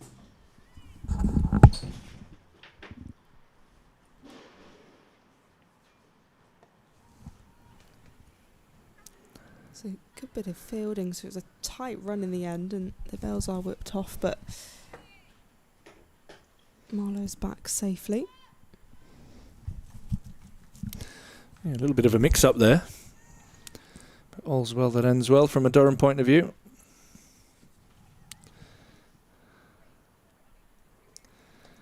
Marlowe drives through that gap again. Just get one. I said we'd keep everyone up to date with scores from elsewhere. Yorkshire are 110 for 2 after 22 against Surrey. Lauren Winfield Hill has brought up a half century. Scrivens in again, and good bit of fielding. Flo Miller, she's been really good today. Just gets a high five from our captain. 135 without loss. Lancashire are 101 for 3 against the Blaze, who are playing their first game of the season. This one punched away. It won't make the boundary, but a nice bit of rotating the strike from the Durham pair. And Warwickshire are sailing along against Hampshire. They're 151 for 1. Davina Perrin on 81. Amusa and Kumar out for a half century. Slightly chipped up from Marlowe, who isn't able to get a run. So the over ends 136 without loss, 4 from it. Be interesting to see the tactics here from Durham now. They've got this platform set. They've got a really strong batting lineup to come. So will one of these batters really put the foot down, or will they both put the foot down, and maybe when one goes, then one anchors it? Lots of questions to be asked. Jodie Grucock into the attack again, following the drinks break. Started off with just 5 from her first over. The leg spinner. That one's driven nicely, but Flo Miller been a real rock in that cover region so far for Essex.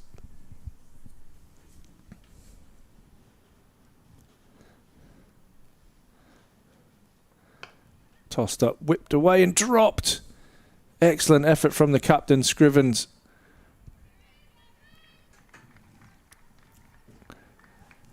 Probably more of a half chance than a full chance, but on the positive side, she'll have saved a boundary there for a team.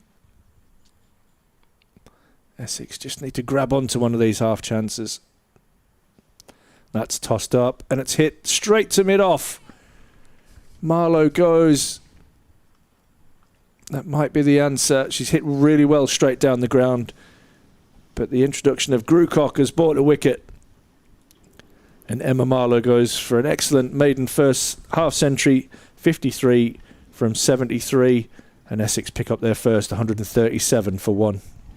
You said they needed to take one of those half chances, and they did. It was a regulation catch in the end, but just really important that they took that opportunity and broke what was a really, really strong and impressive partnership for Durham.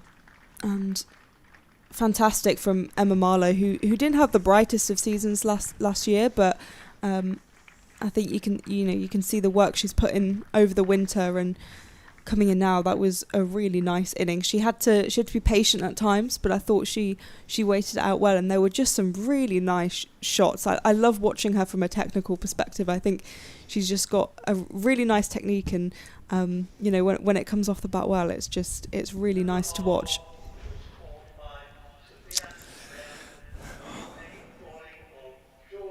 Sophia Smale, that ball has followed her around, hasn't it? She took a very regulation catch on this occasion.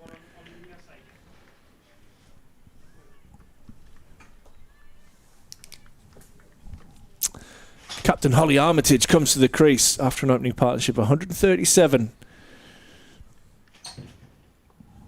It's The wind has started to pick up here in Chesley Street, as I'm sure you can hear through our effects mics. And another wide down the leg side. New batter is Holly Armitage. She did the first thing right today, Holly, didn't she? She won the toss. She gets away through the gap beautifully. And that runs away for 4 through the covers.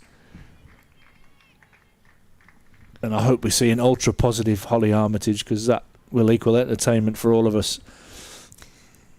Well, that's the way to get off the mark. And we were both a bit intrigued by the decision to bat first, but I think from seeing what Durham have done now, it's very clear the intent they had this morning.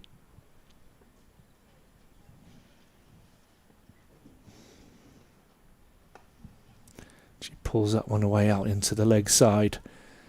It'll just be the single. Yeah, Holly Armitage isn't hanging around. You can see that straight away. The body language is good, right? Yeah, yeah. She's there to fight. She's there to score some runs.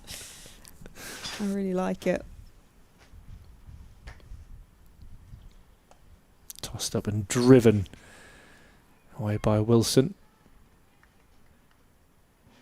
And these are all the intriguing parts of cricket that I love here. So will Wilson just continue to go about her way, and the new batters come in and kind of pick up from where the last one left off? And you've seen straight away Armitage, it's 5 from 2. So showed her intent right from ball 1, hitting that first one through the covers. And Wilson's moved on to 70 now. Durham 144 for 1.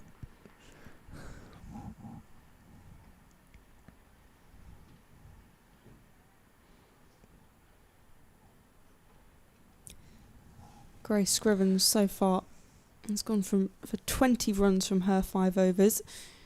She's continuing. This one driven straight to Flo Miller. It's brilliant. Bright sunshine here in Chesley Street, although very, very breezy. Worked nicely by Wilson. Just behind square. It's a funky throw, wasn't it? A couple of little crow hops and in.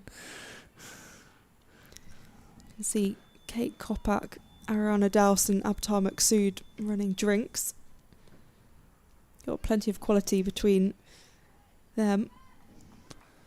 And you didn't get to tell us your fun fact. No, I'm Ruined so with the sad team about selection. it. Scrivens in again. This one a bit shorter and whacked into the pitch, but pulled away for a single. Yeah, you've got a few international caps down there. You've got Abtar Maqsood of Scotland, Kate Kopak of Peru. There you go, you got it in somewhere.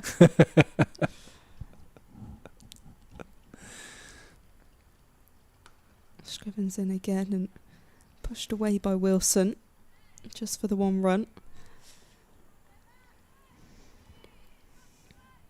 Ariana Dowse as well, the first ever Centurion for Sunrisers when it was the regional era. I remember she had a fantastic partnership with Grace Scrivens actually. One's defended, but they're going to push for a run. See, that's intent from Armitage. really good, that from Holly Armitage. I've seen a lot of lovely defensive shots without any intent on maybe trying to pick up a single. But it's just the tap and run. It's really nice. 148 for 1.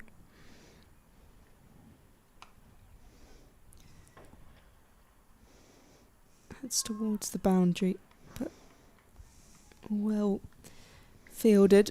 Area being watched by Esme McGregor. 149 for 1 after 28. Yeah, 5 singles from that over. Run rates hovered around that 5 and over mark pretty much from around 10 overs in. Been pretty solid. Durham will be wanting to build on that as they move forward into the back of this innings. Chris, you've missed an excellent opening partnership. Oh, Wilson thinking about going downtown and not executing. Yeah, excellent opening partnership. 137 between Talia Wilson and Emma Marlowe. Emma Marlowe bringing up her first half century for Durham and her highest score.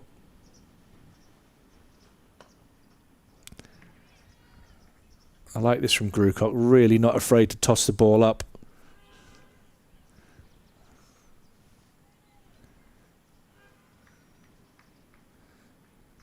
Just a little bit of change of fielding personnel there for Essex. Eva Gray moving across from off to leg. This one's Hoyt in the gap. And half stopped, which will allow Wilson to get back for a couple. Yeah, Sophie Monroe put in a full-length dive to kind of get a fingertip to it to stop the momentum. That brings up the 150 for Durham.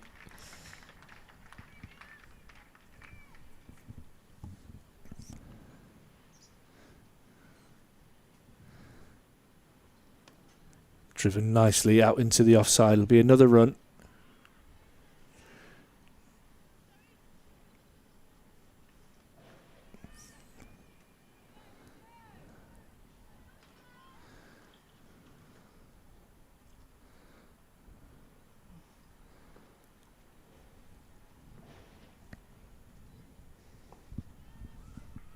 Thinking about the single. See, that tempo's just changed a little bit with the introduction of the captain.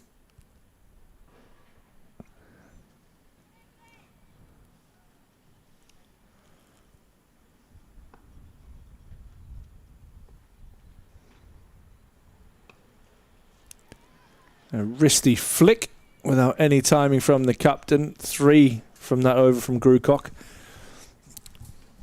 Bowling nice and slow and forcing the Durham batters to use and make the pace on the ball. 150. Where are we? 152 for 1.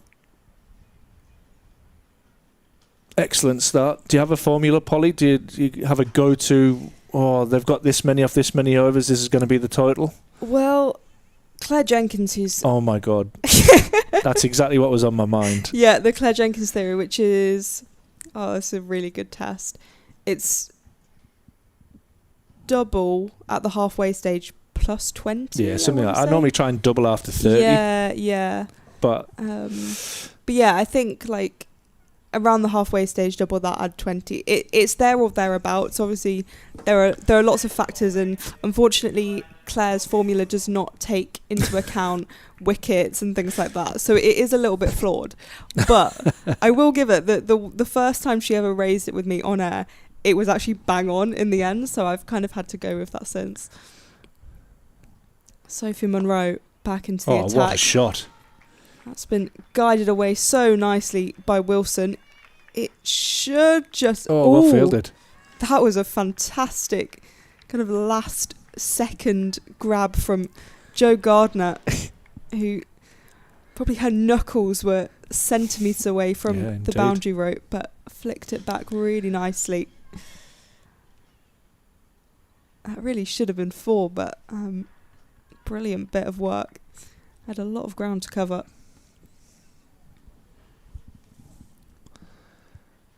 Lovely use of the bottom hand, that from Wilson, just whipping that one away through the leg side. She's moved on to 79 now.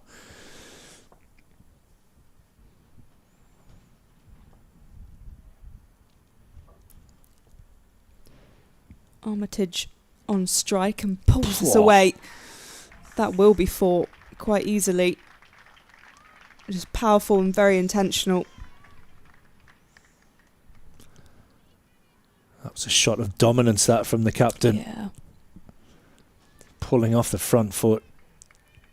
Hammered that away through mid-wicket for 4. 159 for 1, 7 from the over so far. And we're only 2 balls in.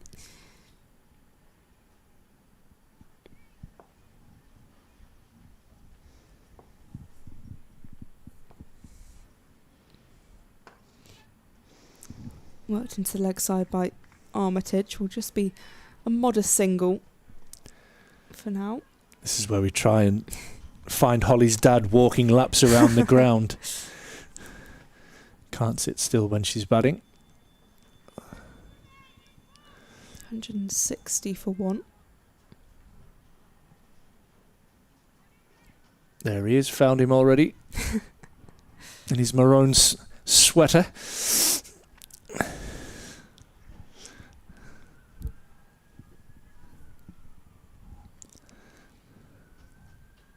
Charlie Wilson on 79.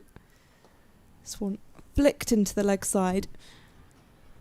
That could have square and we'll get one. But a nice shot.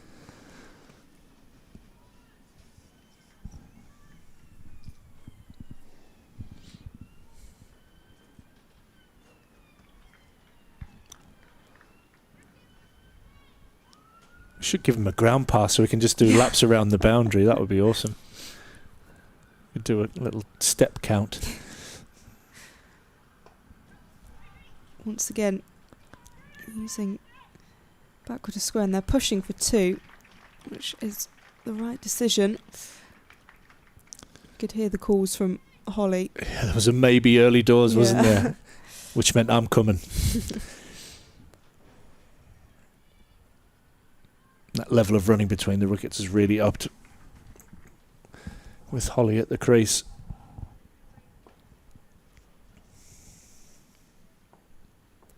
$163 for 1. This one's driven back past What the a bowler. shot. Beats a diving and rolling fielder and will be 4. Yeah, Eva Gray, desperate to get across and stop that one, was unable to do so. It's a brilliant shot from the skipper to end the over. Expensive comeback that from Munro. It's gone for 15 off that over. 2 boundaries and that 3 from Wilson.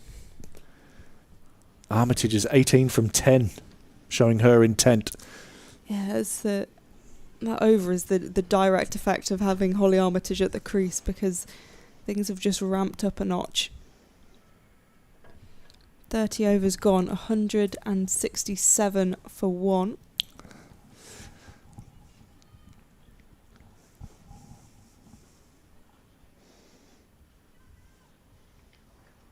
I really like the energy she's created. I mean, it was an excellent opening partnership, which has allowed her to come in with freedom. But her energy since she's come to the crease, Armitage, has been outstanding.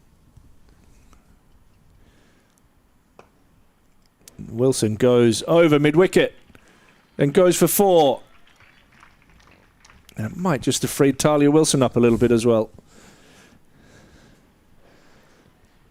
Yeah, I think Holly's probably come in and said, we'll go for this. Just have a bit of fun. And yeah, it does seem that Talia Wilson just kind of relaxed a bit. Moving into the mid-80s. Yeah, just a reminder, Chris has asked a question. Yeah, Durham won the toss and batted first. I think discussing earlier that they saw the blueprint that Lancashire put down and said, yeah, that's a pretty good way to play your cricket. So far, they've followed that script very, very well. In fact, probably done better than Lancashire. The tough part will be to close it out in the second half. Oh. Wilson will feel she's missed an absolute freebie there. It's a full toss down the leg side. It's gone for a wide. Bit of rubbish just blowing across the ground here.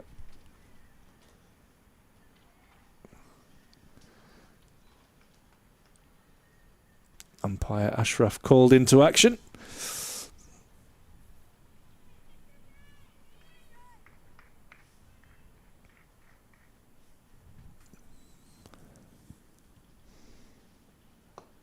That one just stays a bit low and well played by Wilson.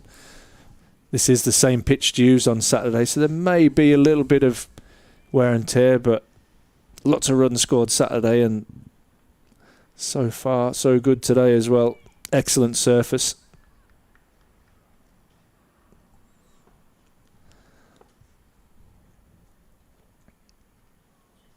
Oh, a little bottom edge on that one from Armitage.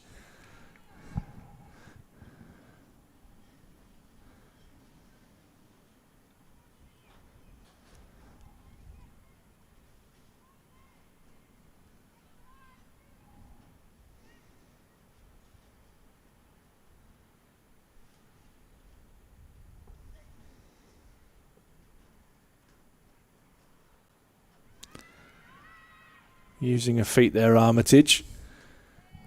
Just defeated in the flight there from Grucock.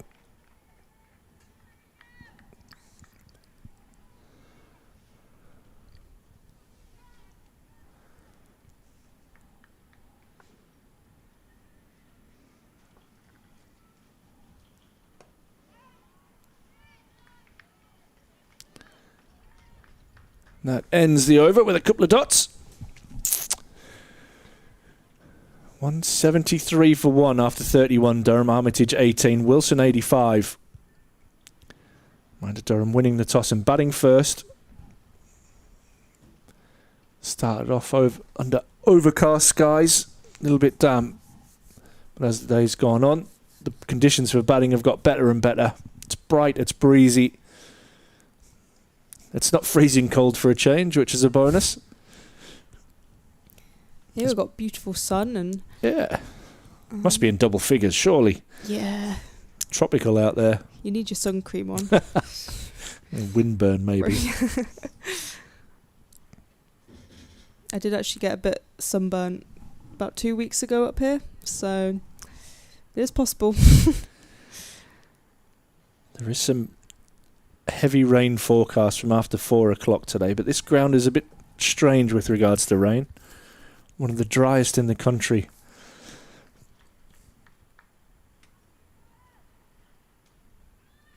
It's raining down at the Oval.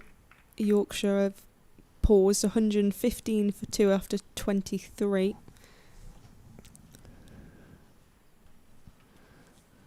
Sophie Munro back into the attack after being quite expensive. And can you get back? they'll start.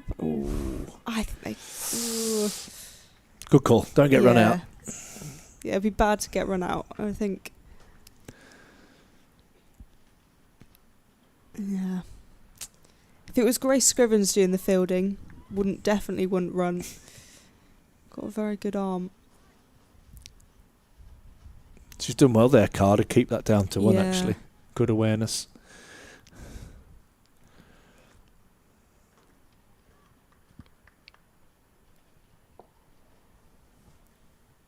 $173 for 1. Driven nicely, beats the first fielder, won't beat Eva Gray on the edge of the ring, but enough for a single. Oh, nice little high five Yeah. between the two of them. At least she didn't knock it past her this time.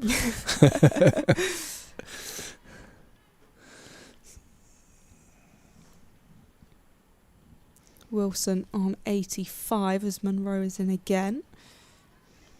She'll stay on 85.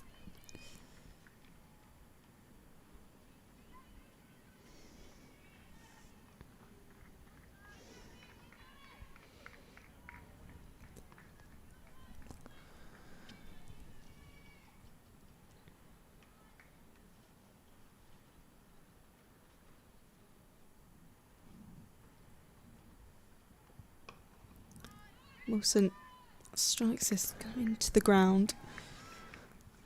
Doesn't get all the bat on it that she would have wanted. 174 for 1.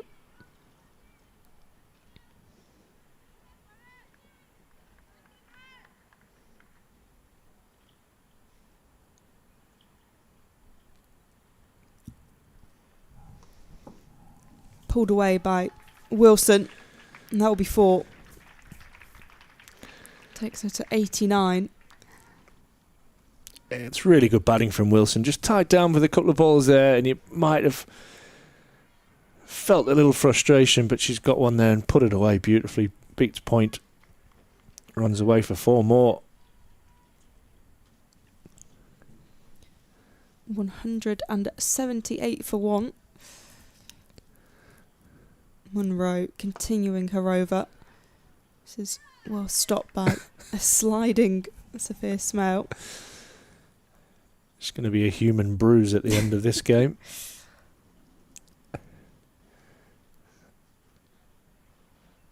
Definitely follows you. 178 for 1, 32 gone. Armitage 19, Wilson 89.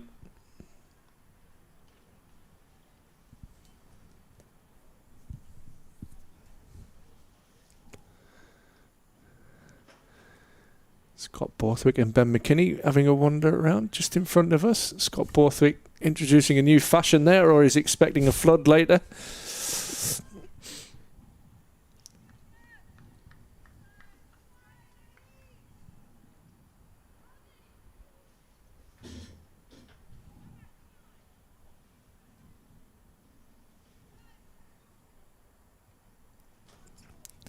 It's going to be Grucock to continue. She's got 1 for 21 from her 4 overs.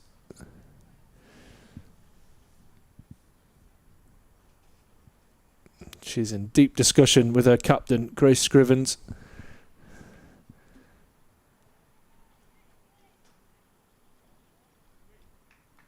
Just a reminder, if you're new to women's cricket, that they can only have 4 fielders outside the circle. That's after the power play all the way through. So it's always that constant weighing up, although they do have 6 in at the moment.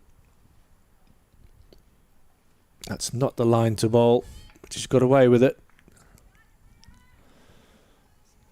McLeod there fielding at 45 with 44 on her back.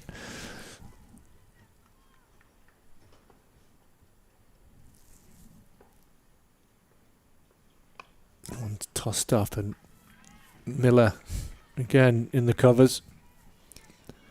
I just had a look at my notes, and next to Flo Miller I have batter, very good fielder. Yeah, well, she's lived So up to I'm that like, yep. so far. Well, especially the fielding part. We'll see on the batting later on this afternoon.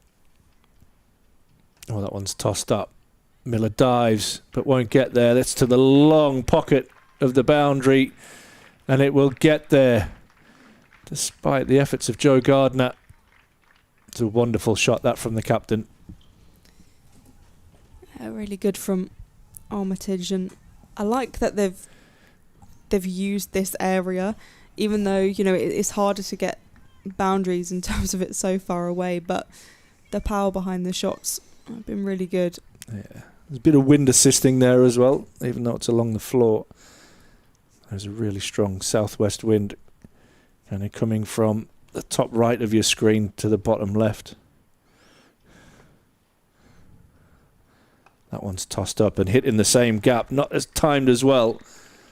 And what Essex have done is they've just put that fielder a little bit straighter out there, Joe Gardner. And there'll just be a couple. Yeah, she still does well to make up the ground and get the angle right to cut it off. Because as we say, yeah, it's a huge bit of the ground. We're about a third, maybe over a third even. Shorter, flatter, and pulled away. But it'll just be the single.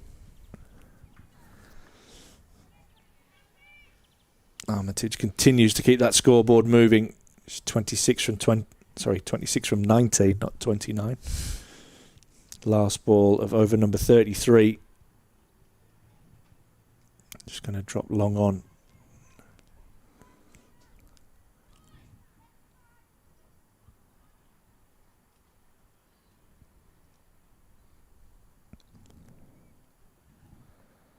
That's short and wide.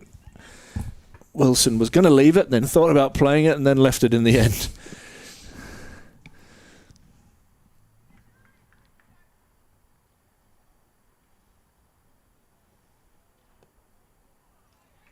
And Grucock finishes the over with a dot. 1 for 29 from her 5. Durham 186 for 1. Wilson 89. Armitage 26.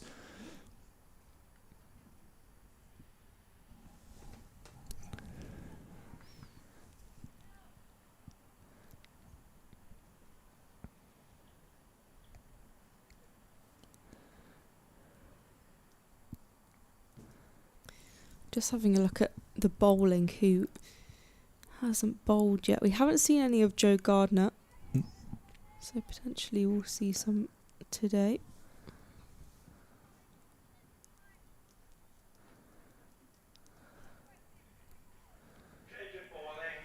Will be Sophia Smale.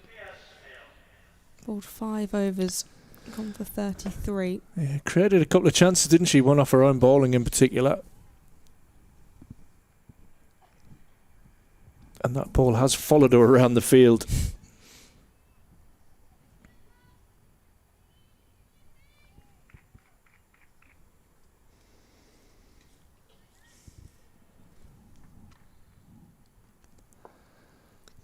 Smail from the Finkel end. Driven but stopped well by the brick wall of Flo Miller. She's been excellent in there today.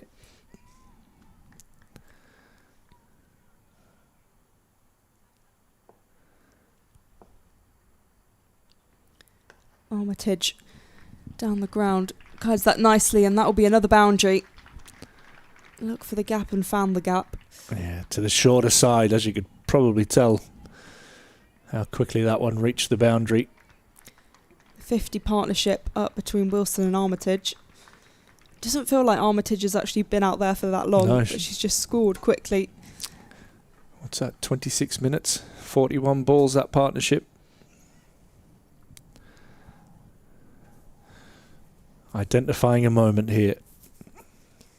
190 for one. Worked into the leg side. Stopped just inside the ring, but enough for a single.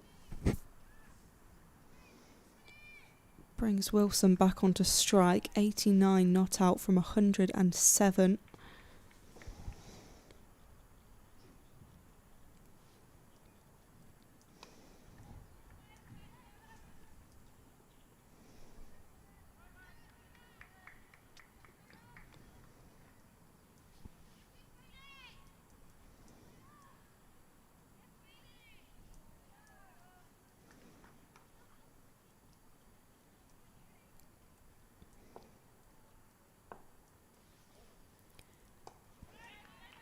Defensive from Armitage, 193 for one.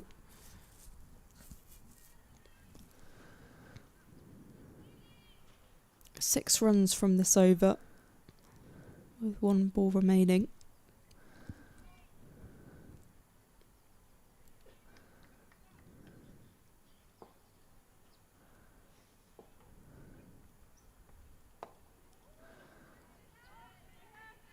And we'll end with a dot. You can hear Holly's intent with the way she smacks the bat into the pitch. She must go through a few handles, I reckon. 192 for one after 34, 16 overs remaining. Talia Wilson 90 from 108 and Holly Armitage 31 from 24. Yeah, good question. Says, are the outfield restrictions being different from the men discussed amongst the players and captains? Yeah, it's definitely something to practice. I know that when I'm working with the young girls at school, is that I try and encourage them to hit hard through the offside and try and encourage them to find a way to hit over the top of the offside, because that's where normally all the fielders are in the circle. You'll find that you get pretty standard fields. They call it your back four, where you deep square leg and your fine leg and your third and your cover point will all be your sweepers out. So can you hit hard straight down the ground as well? So definitely all part of the tactics and just a way to help the scoring rates along with the girls by, bringing that extra fielder into the circle. Great question.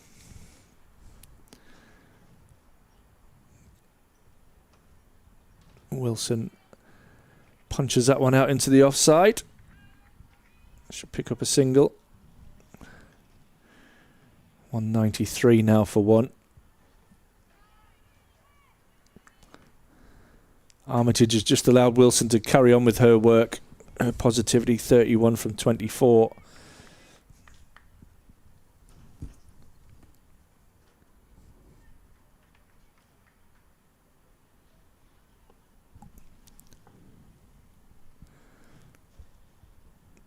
She gets across and tries to sweep.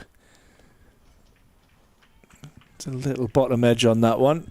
Wilson races through for the single. I think even that's been noticeable in this partnership, the running between the wickets. Been outstanding from this pair. Short and wide, and she'd probably been better off leaving that one. She just gets the toe of her bat to that ball. Yeah, she really had to reach for it.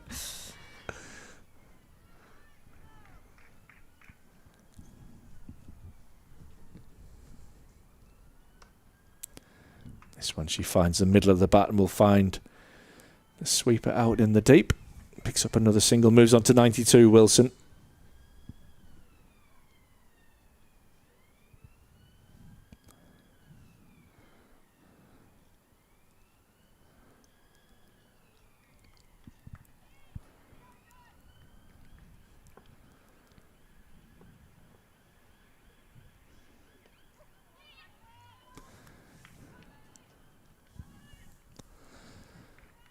Another single just keeps that scoreboard ticking over.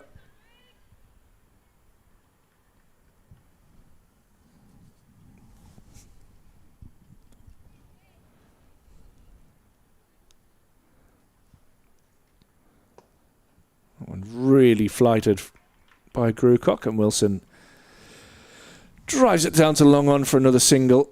5 singles off the over. I think that'll be the minimum that Durham would expect. They'll be looking to go for at least a run a ball from now on as they hit the 35 over mark. 197 for 1 as this partnership and Durham's total continues to grow.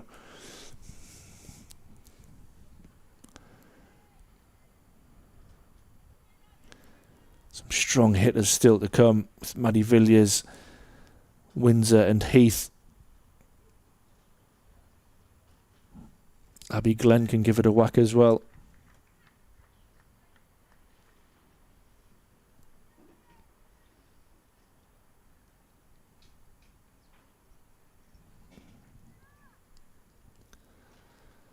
Smale is going to continue. So far 6 overs, gone for 39 runs. Just in discussion with Captain Grace Scrivens.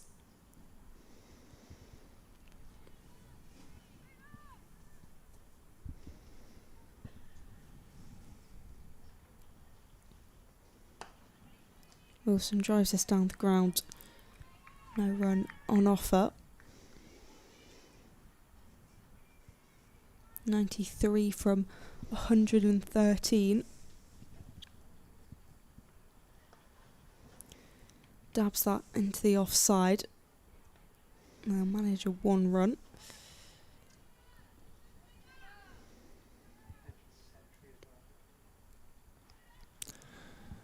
Wilson happy to feed Armitage the strike here. He's on 94 now.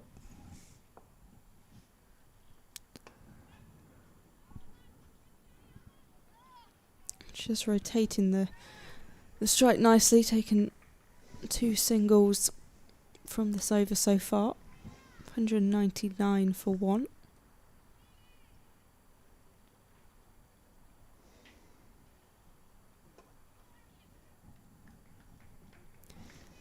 And that's the 200 up for Durham. 35.4 overs.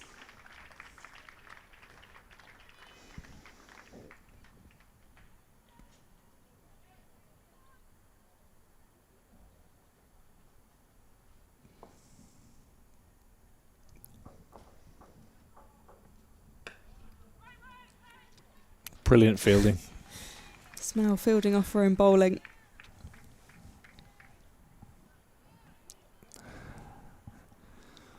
I do like the amount of high-fiving going on. Yeah. I think it's good. It's especially in 50 over cricket when you're in the field for a long time. I think it's just a nice thing. Especially with the score at 200 for 1. It'd be easy to sit down and be depressed with everything, and Yeah. you know, they're looking. I mean, it's very early to say, but after game 1, they're up against it. Game 2, you start to get the feeling that things aren't going your way. But like you say, there seems to be good energy between the Essex group at the moment. Captain Grace Scrivens in chat with Eva Gray. I'd be very surprised if it isn't Grewcock to continue. But it is going to be Esme McGregor into the attack. Gently falling from the lovely end, Esme McGregor.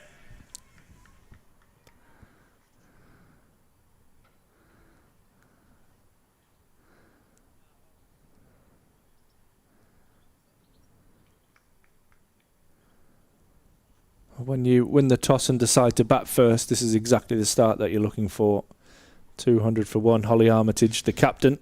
34 not out. Talia Wilson on 95.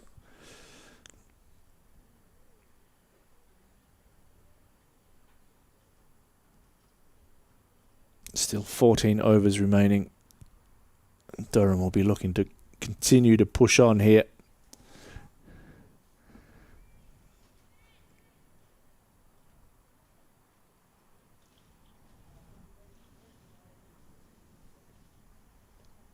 That'll be another wide. Starting to be problematic that now for Essex. It's the 15th of the day.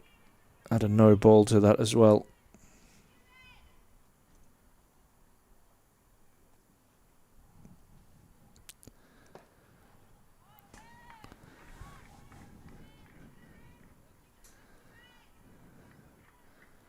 Certainly helped Durham get off to a really nice start. I think when we looked after 2 overs, there was 16 without loss, and there was 8 extras and 8 off the bat. That almost immediately takes the pressure off you as a batting unit.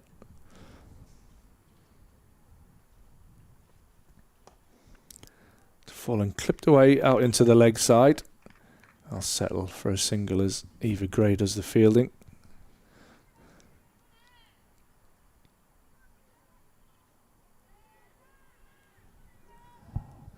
.96 now for Wilson.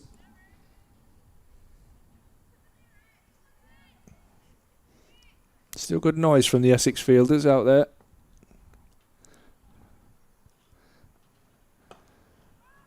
Armitage trying to give herself room on the offside. McGregor follows her.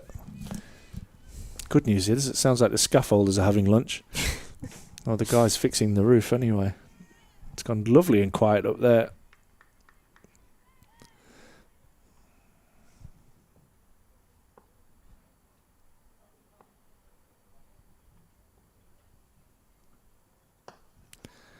Armitage finds the gap wide of mid-on, and that will run away down towards the Bannatynes gym for 4.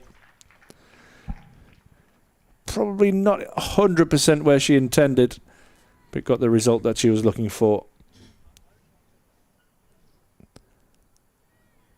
And I love the intent of trying to hit straight and hard down the ground. That's something no doubt that batting coach Kyle Kurtzer would have talked about with the girls.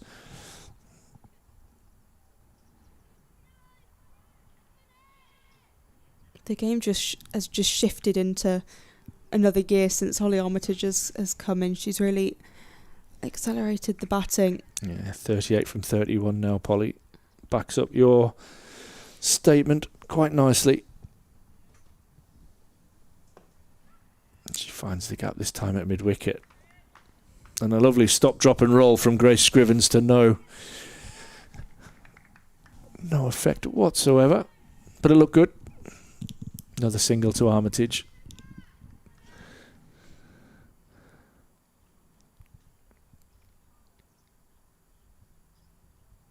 Wilson on 96. She tucks that away and won't beat Grace Scrivens, who was much more effective on her feet this time. That ends over number 37, 207 for 1 on the board.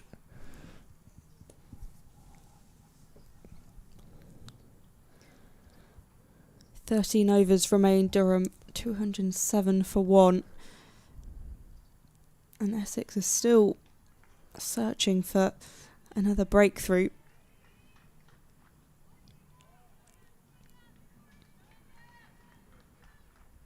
It looks like Smale will continue. He's been going at 6s.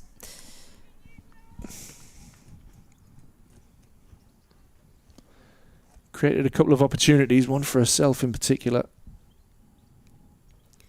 Armitage turns this round the corner really nicely. I think it will be cut off. Jodie Grucock putting in the yards. Yeah, not a lot of pace on that one, Polly. Just that's what you need when you reverse paddle. You just need a bit more pace on the ball. We've got to see a bit more of Scrivens, right? Yeah, she's surely. bowled really nicely so far today. Yeah, Probably see another 3 from Gray. Who's keeping it tidy. As Smale is in again. This one worked into the leg side for a single. Yeah, we haven't seen Jo Gardner. I sense if we haven't seen her yet, we probably won't see her at all.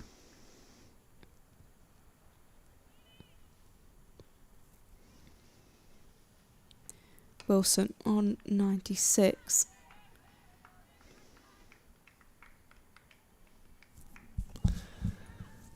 Essex will want to keep her in the 90s for as long as possible.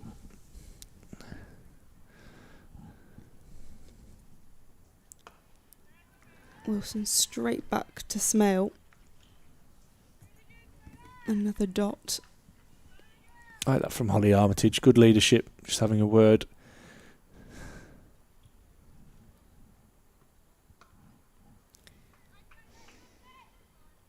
One will be taken to move Wilson to 97.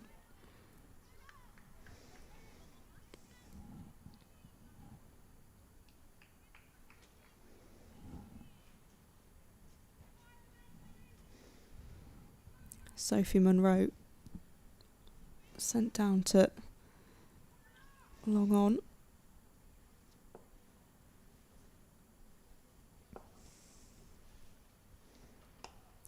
Smelling again, Armitage used her feet.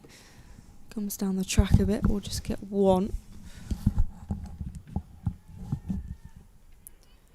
And that wraps up the over, so 38 overs gone. 212 for one.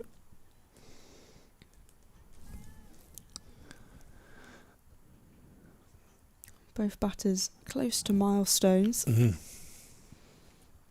couple of little triggers in the game, and you're right, the milestones will be one. Probably the 40 over mark will be another one, where they'll just look to really put the foot down here. But that was a nice over.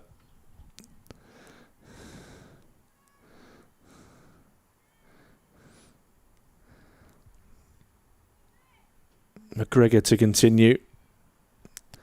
She's bowled just the 4 overs so far.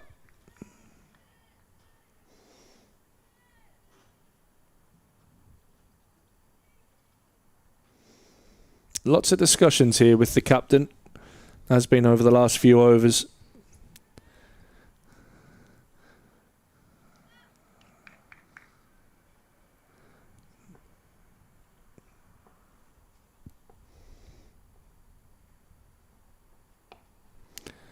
She's getting low and into a really powerful position, Holly Armitage. Doesn't time this one, but she'll pick up a single.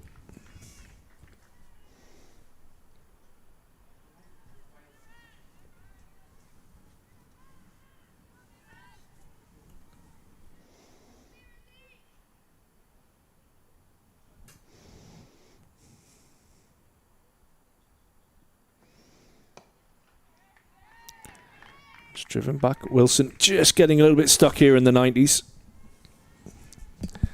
She closes in on her first century for Durham.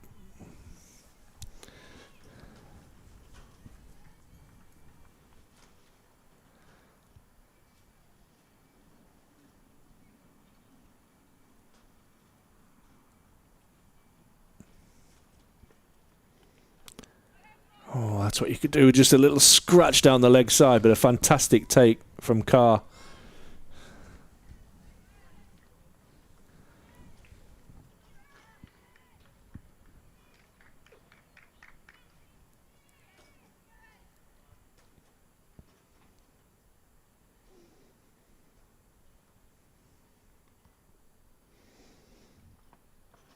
She gets one short and wide, and she punches that one out into the deep. It'll just be a single.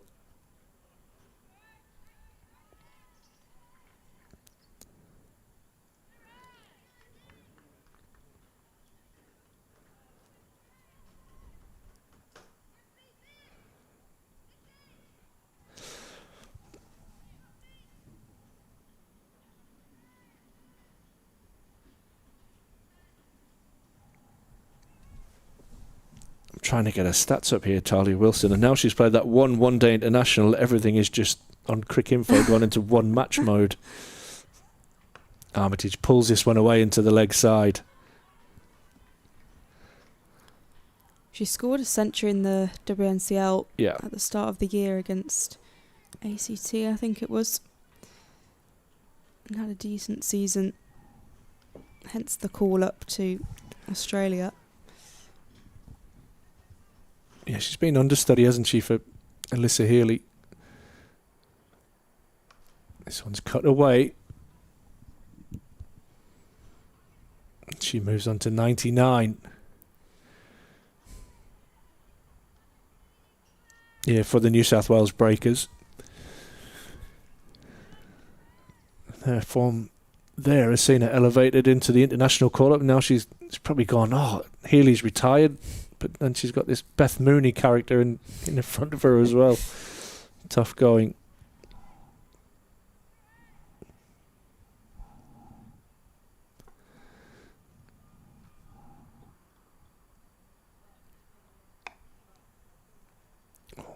Holly will feel she's missed out there. That was short. Right in her wheelhouse. But another over of plenty of singles and a wide. 6 from that one from McGregor. 2.18 for 1 after 39. So this all could fall perfectly, really, for that 40 over mark with a couple of... It is Scrivens as well. I was going to say with a couple of milestones and hitting the 40 over mark, leading to some real lead foot acceleration from Durham in the last 10 overs. Yeah, you sense once they ease past those milestones, then things will kick on a bit. So Grace Scrivens will return from the Finkel end, 218 for 1. Scrivens bowled 6 overs, gone for 25.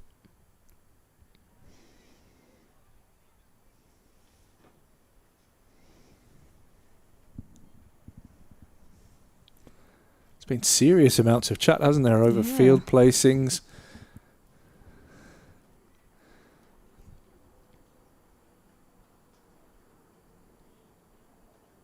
Got plenty of time left, to be fair.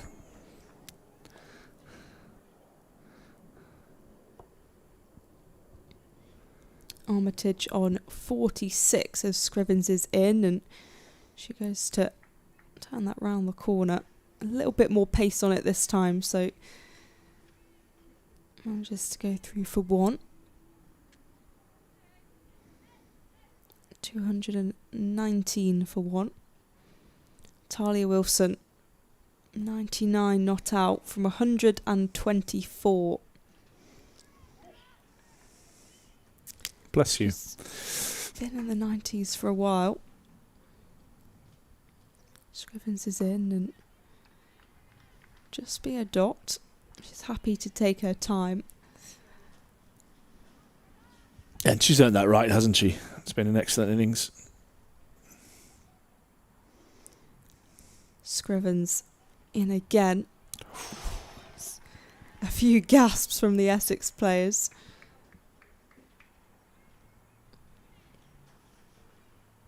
Two dots in a row.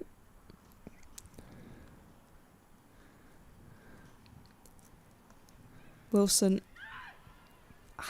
Oh, that was a good bit of fielding to prevent the run. There was a yelp of no. Yeah, no confusion there.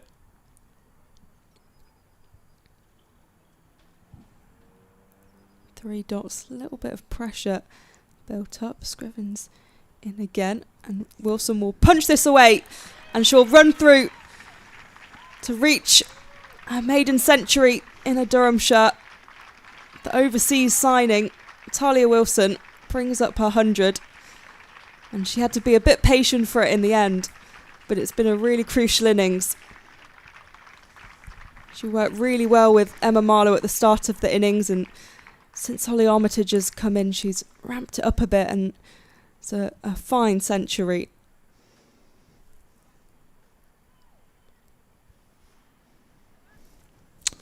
Excellent stuff from Wilson. Durham 220 for 1. Armitage on 47, nearing her milestone. That's a very quick single. That's a good direct hit by Flo Miller. They're safely through for 1. So Armitage moves to 48. So 40 overs gone. 221 for 1. Talia Wilson on 100 and Armitage on 48.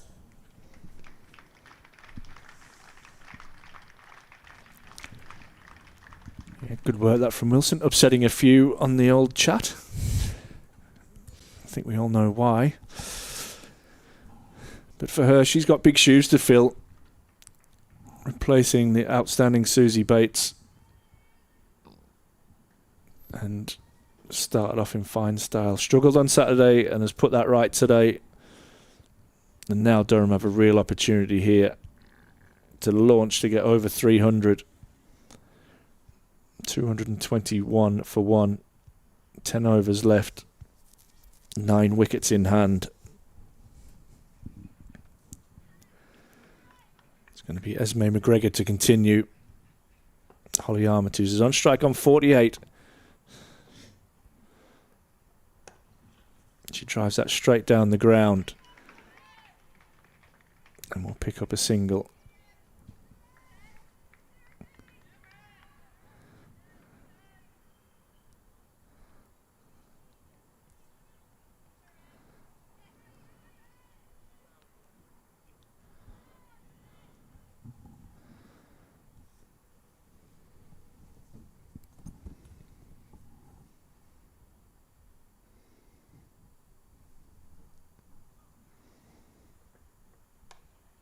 Driven away square of the wicket by Wilson.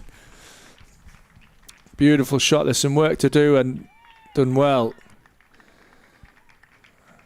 And they'll pick up 3 out to the long boundary. It's a good bit of work there from Joe Gardner, who's had some running to do out there on that cover boundary. It's probably the best part of 75 metres out there.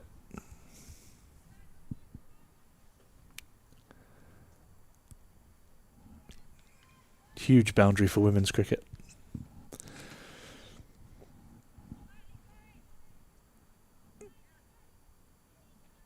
Holly Armitage on 49. You can hear the intent just with that bat slapping into the turf. She hammers that straight to Joe Gardner and brings up an excellent 50 from the captain. Just 42 deliveries, 6 fours. Shown real intent since she's arrived at the crease. Well played, captain. She came out to the middle, firing, starting with a 4, and she's just continued that throughout her innings. Really accelerated the run rate.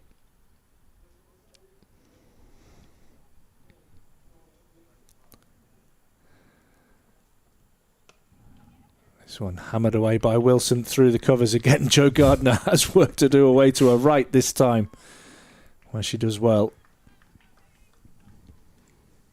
She's getting in some good stats on her GPS tracker. I was going to say, I'll be interested to see I wonder how far she's run today and her top speed, all that sort of stuff. She's been working very hard.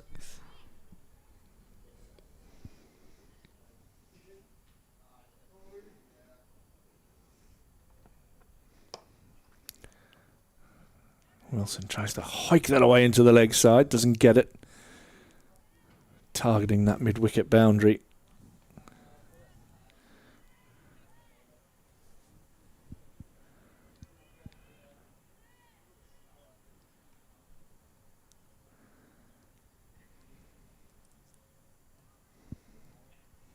Last ball of the over.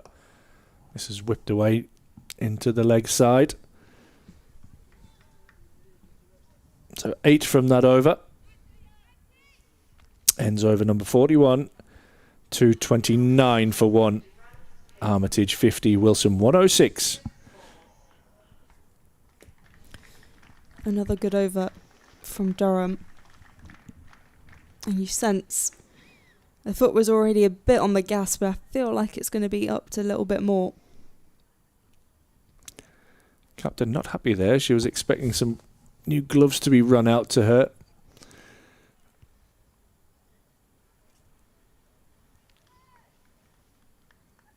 She's trying to air them off.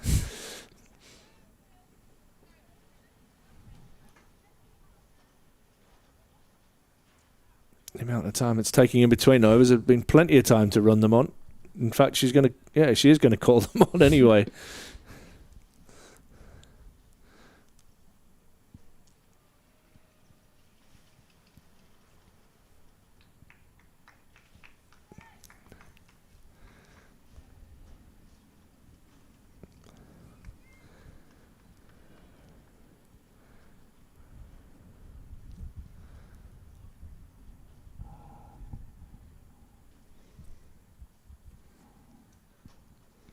Scrivens in, and this is works into the leg side.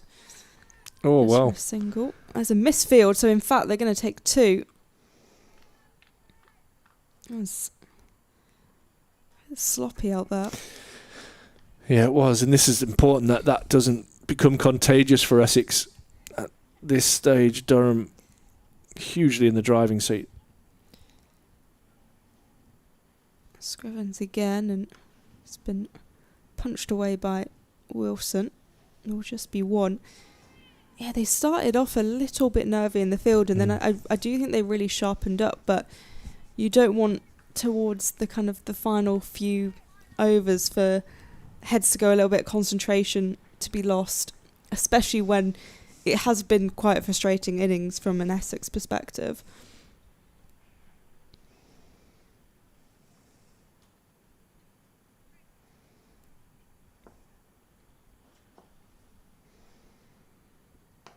Armitage plays this down the ground. Just get one. 233 for one.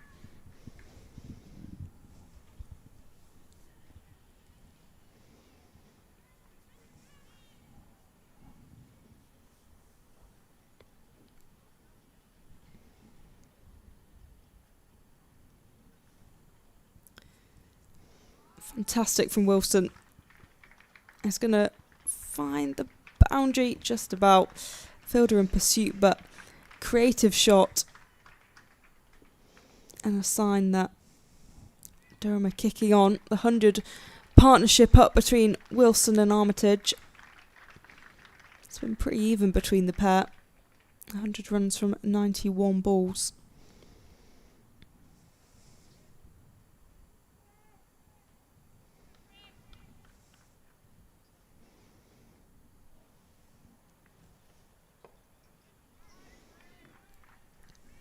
$237 for one. One ball remaining from this over.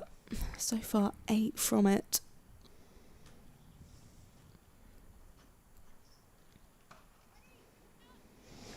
And it will stay 8. So 137 for one after 42. 8 overs remain. Yeah, it's just now, how do you convert them? We've gone from looking at 5, 6 and over to 8, and now can we convert those 8 and overs into 10 and over? 8 overs remaining.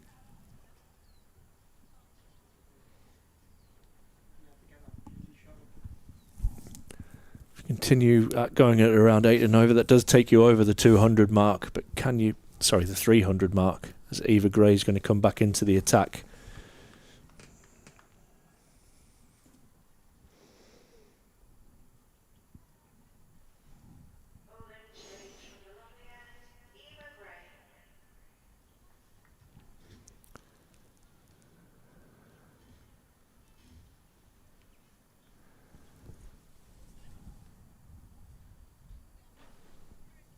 It's been a while since she's been in the attack world. 7 overs, 2 spells, 1 of 4 and 1 of 3.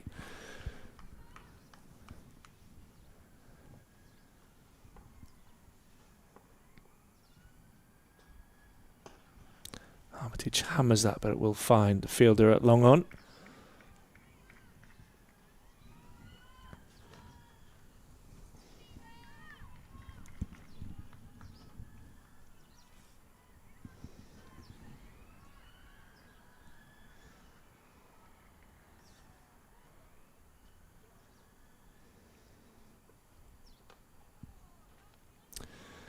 Chopped away. Think of a second, but Gardner does well out in the deep.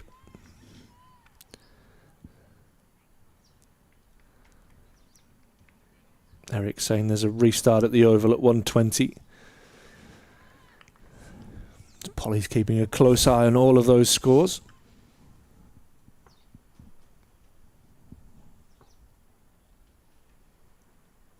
Slower ball hit in the gap between cover and mid-off, but doesn't beat mid-off. Good fielding there.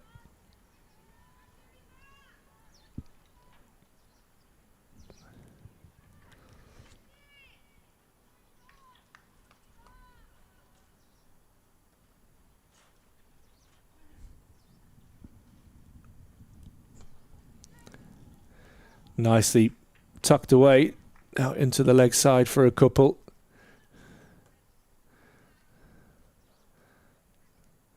Lots of negative comments coming in on the stream. Mainly with people with money on it, I would assume. I was going to say, hopefully not about us. Yeah, well, I'm not bothered about that. If you don't like what you're watching, switch it off. Simple as that. We can put it on mute. Yeah, probably is.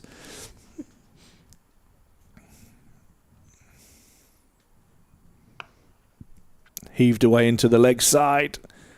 Good fielding. Another single. Durham trying to accelerate here.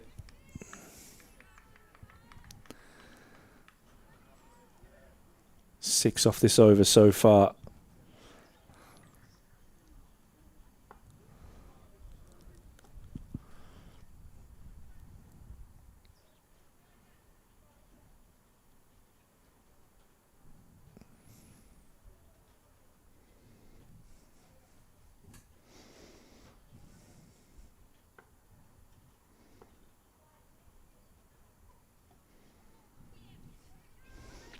Good running. Gets him through for another single.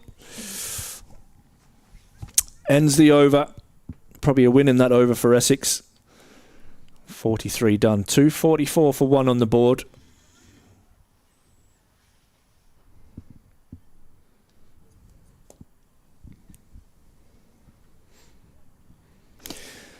Yeah, if you saw the game Saturday, then it's chalk and cheese from a Durham point of view. So yeah, I'm just going to leave it at that. I'm really impressed with how Durham have batted today. As we've mentioned a few times, that decision at the toss, I think I was intrigued by it, but I think actually the approach they've gone with building a good solid platform and now with Armitage coming in as well and just accelerating at the end, it's precisely kind of what you plan for, and everything has so far gone to plan for them in terms of the batting, and Essex just haven't found that breakthrough. Sophia Smale is back into the attack down the ground by Armitage, but running really hard. Smale's gone for 47 from her 8 overs. Wilson now on to 117. Flicked into the leg side for a single. Felt like Wilson was in the 90s for a long time, and now suddenly she's at 118. She's shot up there.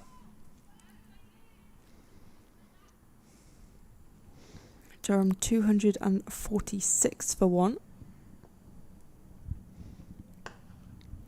Straight back at Smale and a call of yes from Armitage, which just running past Smale, who was sprawled on the floor after being hit by the ball.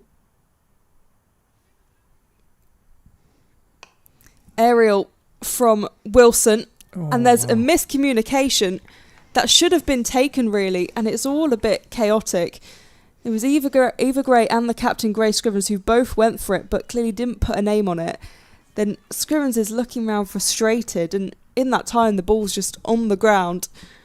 The batters can run through for a second. It's just that kind of bit of loss of concentration, bit of head loss that we spoke about before. 249 for one.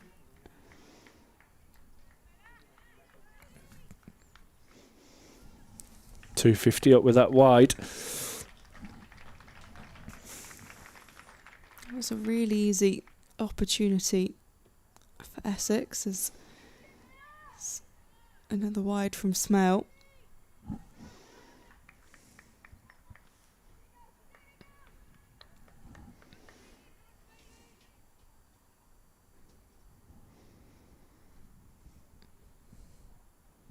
Wilson on 120. There's a big shout. Umpire's not interested.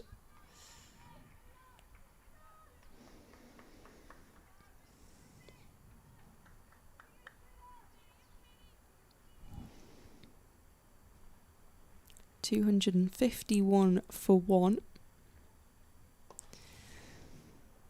Lofted into the air. It will fall safely between 3 fielders. In fact, Sophia Smale has run to the edge of the circle to field off her own bowling.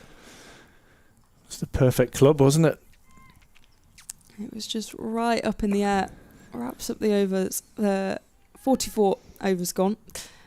6 remain. 253 for 1.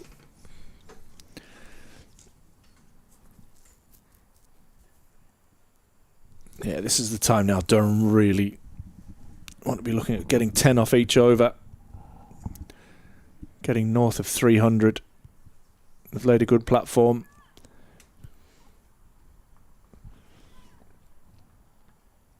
Armitage 56 from 48. Wilson 122 from 144.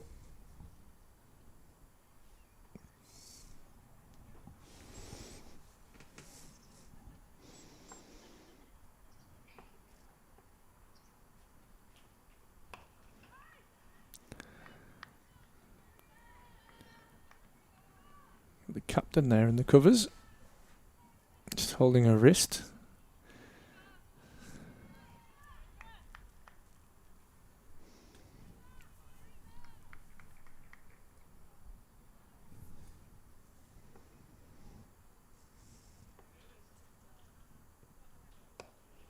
Driven down the ground by Armitage.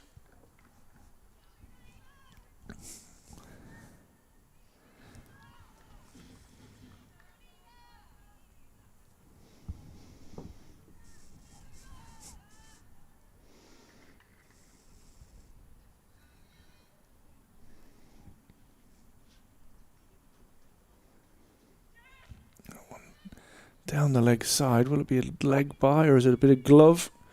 Bit of glove maybe.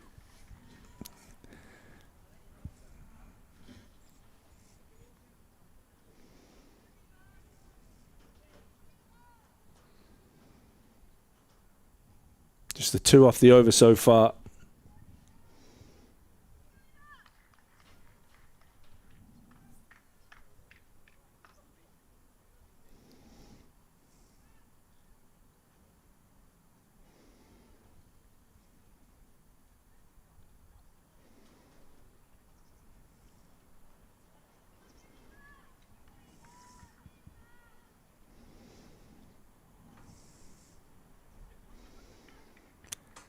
Eva Gray and Scrivens in deep conversation there.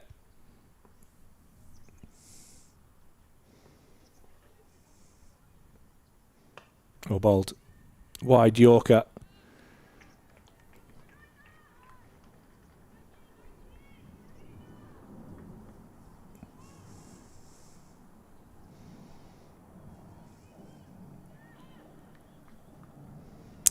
.256 for 1. It's been an excellent over from Gray so far.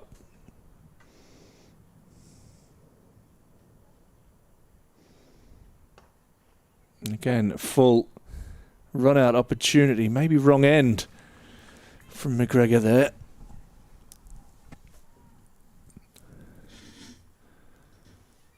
One ball remaining in the 45th over.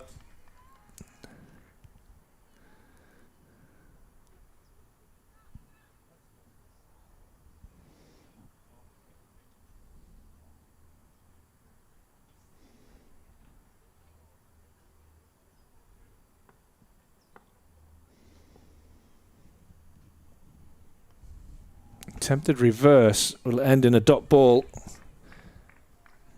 And a really good over that from Eva Gray. Ends her 9th. She has none for 48. Durham 257 for 1. And really need to put the foot down here for these last 5 overs. Don't want to leave this situation, the advantage they have in the game. You don't want to let Essex back in here by having a slow last 10 overs. That's been the quietest over since about the halfway stage. So Essex just trying to put it back the last few overs.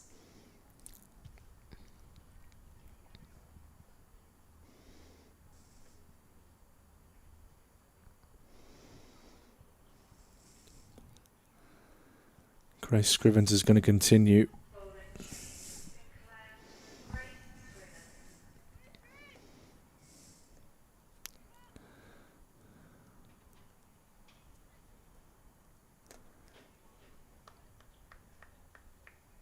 Wilson on 124 from 146.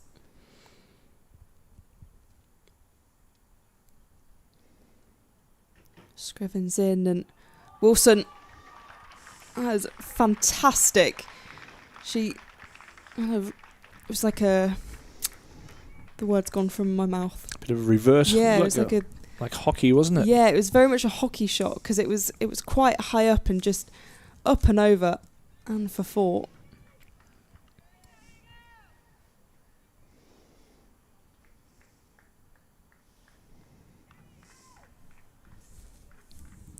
Very much a sign that Durham are looking to press on, getting creative with the shot she's playing. This time, just flicks it powerfully into the leg side. There's a fumble from Esme McGregor, so they're going to get 2. 263 for 1. 6 from the over so far.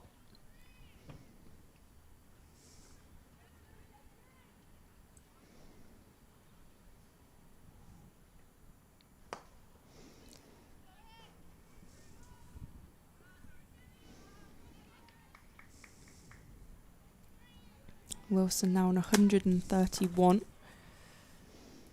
Armitage on 58.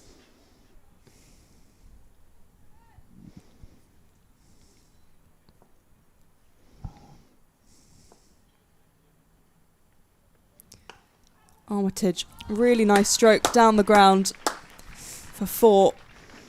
This is an expensive over so far. Armitage moves to 62. The score now 268 for 1. I think now it's every ball must go, isn't it? Durham have 9 wickets still in hand. 11 from the over, 4 balls in.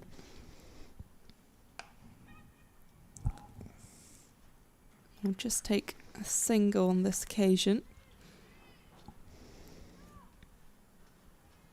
Can they finish with a boundary here and make this into a huge over? It's already a good over. 12 from it.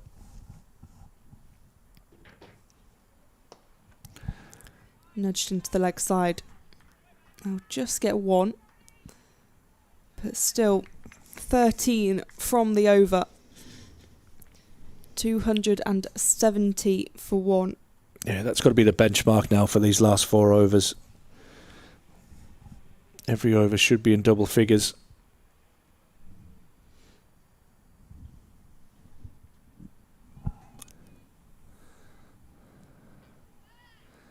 Wilson 132 from 150.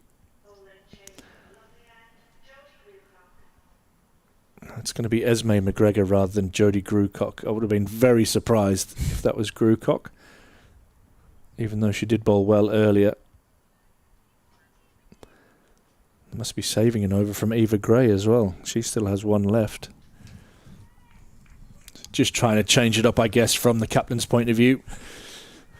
1 over spells, not wanting to be lined up by the Durham batters.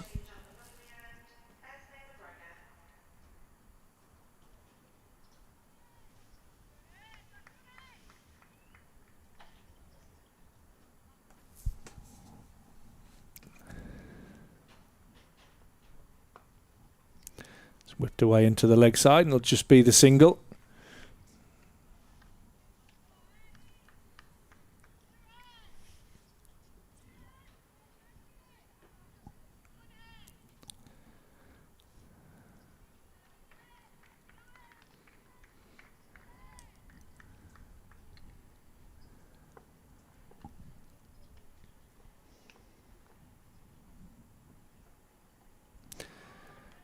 Armitage trying to use the pace and get that one away.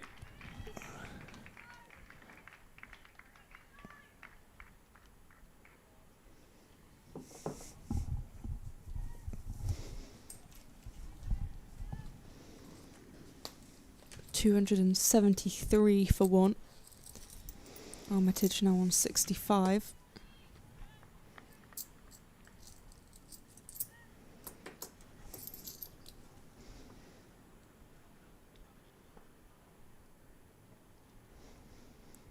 Oh, and that's useful. Be another couple to the total.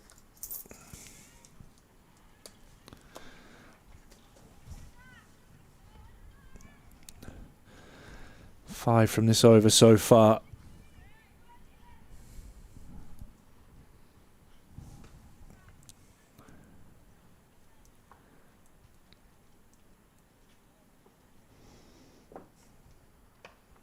Good Yorker from McGregor.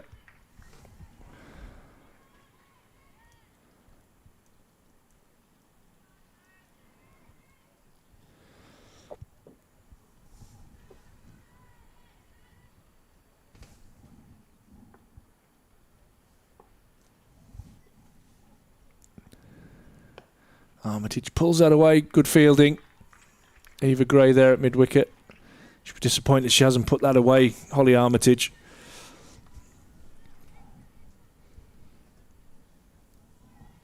Good over so far, just 6 from it.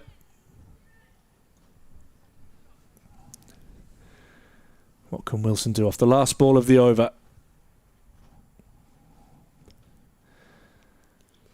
Will McGregor go slower ball? This is whipped away out into the leg side. It'll be at least 1. They'll have to settle for 1. Good fielding from Griffith out in the deep. So a tidy over from an Essex point of view, just 7 from it. Durham 277 for 1, 3 overs to go.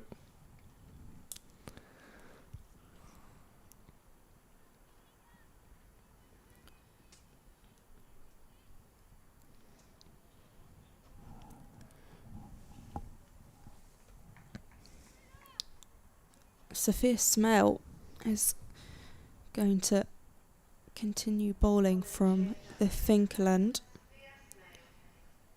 Her final over, her 9 overs have gone for 56.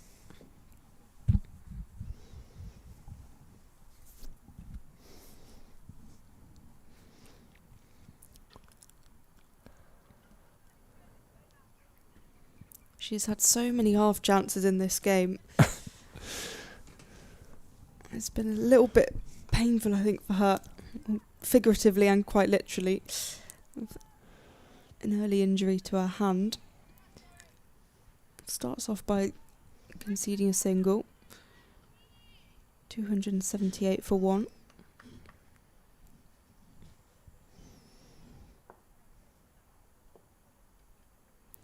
Armitage takes a few steps and hoiks this in the air.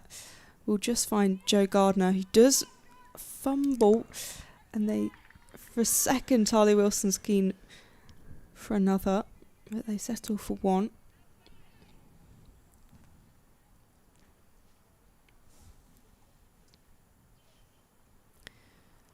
Wilson flicking this into the leg side, and again just rotating the strike. Probably not getting as many runs as they would have They would have wanted to be pushing much closer to 300, given the rate they were previously going at.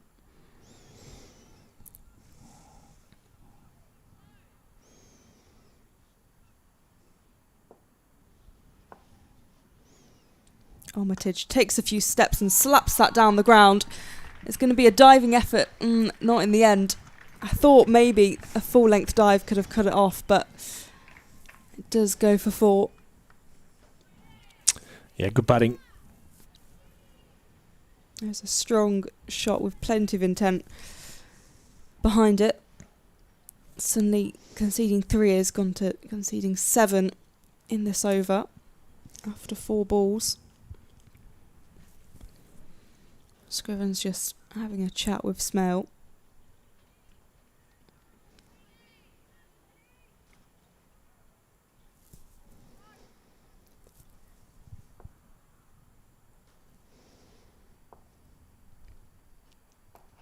Armitage chips this one up into the air on the offside. We'll settle for one.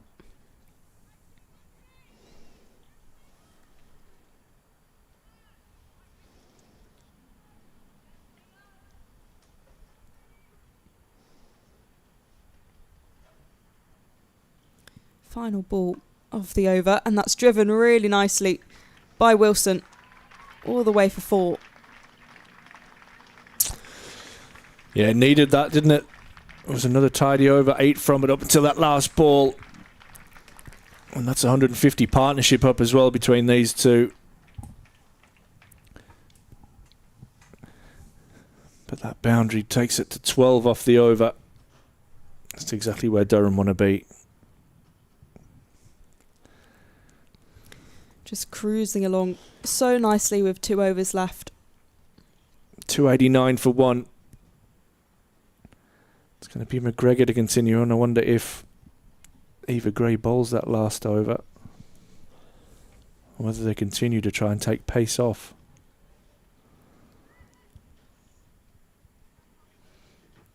A partnership, 152 off 129 balls. This has been pretty good going from this pair.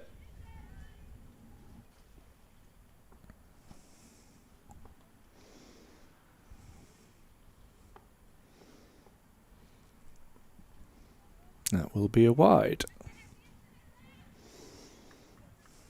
290 for 1.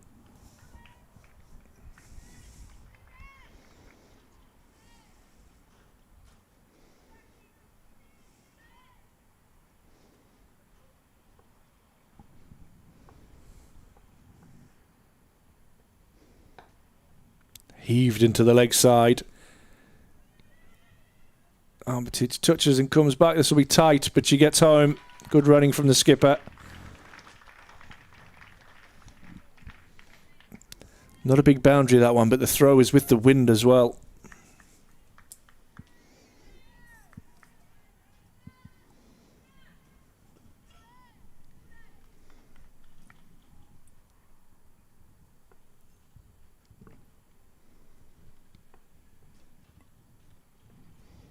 Well bowled. Right, in the block hole from McGregor.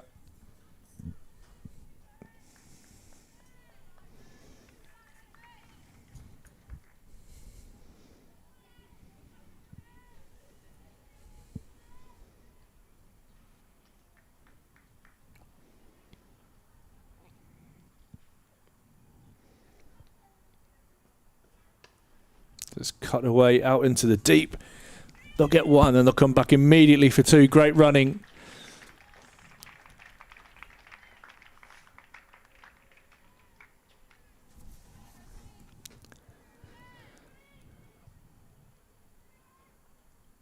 Little thumbs up from Talia Wilson at the end of that run. Holly Armitage has obviously got the sweats on. She's going to dry her hands. Just off screen there.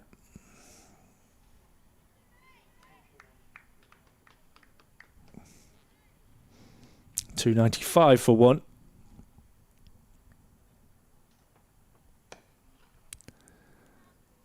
Wilson drives down the ground. There's a misfield and they're going to touch and come back. Oh, that would have been risky. Yeah. It would have been risky. They also quick out the blocks though, just immediately. Decision making is so quick. 7 off the over so far. 2 balls remaining. Definitely want to finish with a boundary off one of, or if not both of these balls. Well, Armitage either leg side. And there's your answer. There is your answer. Great batting from the captain. Moved across the stumps. Got the length she was looking for and put it away, which brings up to 300 for Durham. 7 balls remaining in the innings. That's the way to bring up the 300, and I feel like that's quite representative of this whole innings, of how Holly's batted, but how all 3 of them have played. Oh, and McGregor gets revenge. The next ball, full and straight. And York's the captain. Hits leg stump, and that ends an excellent innings from Holly Armitage. She goes for 81 from 64 balls. And Durham lose their 2nd wicket with the score on 300 off the last ball of the 49th over. Well played, skipper. Yeah, the damage has already been done, and Durham have put themselves in such a good position. It was such a useful innings from Armitage in terms of just being there to accelerate the scoring, and it just seemed that Wilson relaxed a little bit more as soon as Armitage was out there.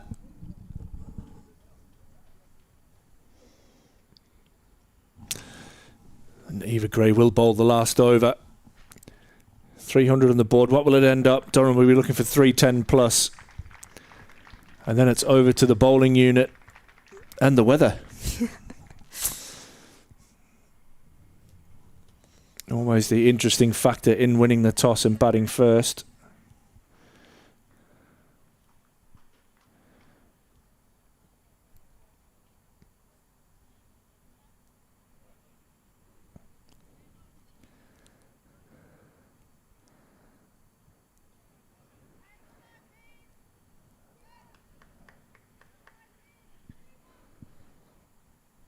Still forecast for some heavy rain from 4 o'clock. But chances of showers from 2.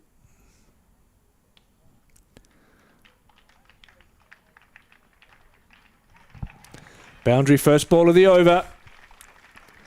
Wilson continues to march on. She's under 147 now.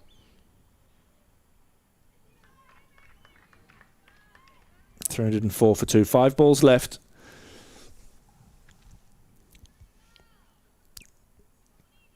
Susie Bates, the current record holder, with 163.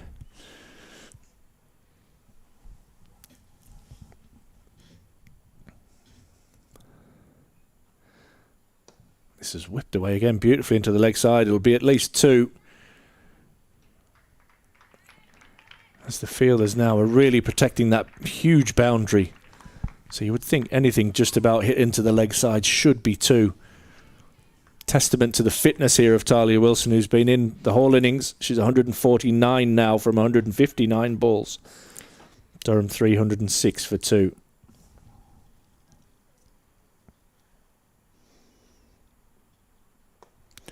This is clipped away. It'll be 1. Fielder did just sneak in off the boundary, but that brings up a magnificent 150 for Talia Wilson. 160 balls, 15 boundaries.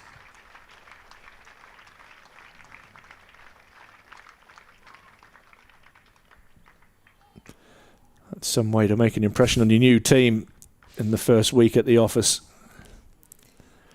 It's pretty spectacular. 307 for 2. Maddie Villiers. Oh, useful from a Durham point of view. First ball, she's off the mark, and it's a no ball from Eva Gray. So that will be a free hit. 309 now for 2 on the board.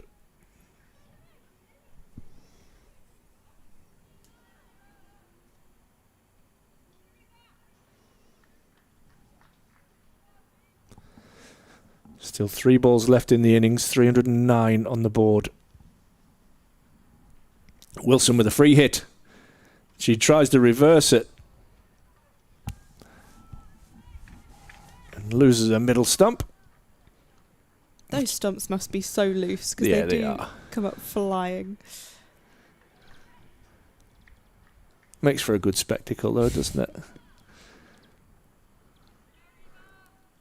One of the great sights in cricket is seeing stumps fly out of the ground. Unless you're the one batting at the time. 2 balls left now.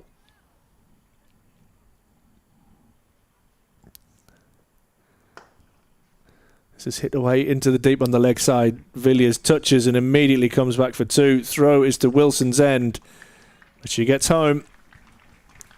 311 for 2. Wilson under 152. She must be gassed. Because from the moment Holly Armitage has come in, they've run hard between the wickets. Yeah. That's no disrespect to Emma Marlowe and that partnership at the start, but there was definitely a raise in intensity. Yeah, the tempo really changed, and Wilson must be knackered, and she's got to come out and keep for 50 easy. overs. Last ball of the innings. And a bit of an anticlimax, as you can hear from the ahs in the crowd, as Wilson is bowled for 152 and Durham finish on 311 for 3 off their 50 overs. Outstanding work from their overseas player, Intalia Wilson. Set up nicely with an excellent opening partnership of 137 between Wilson and Emma Marlowe.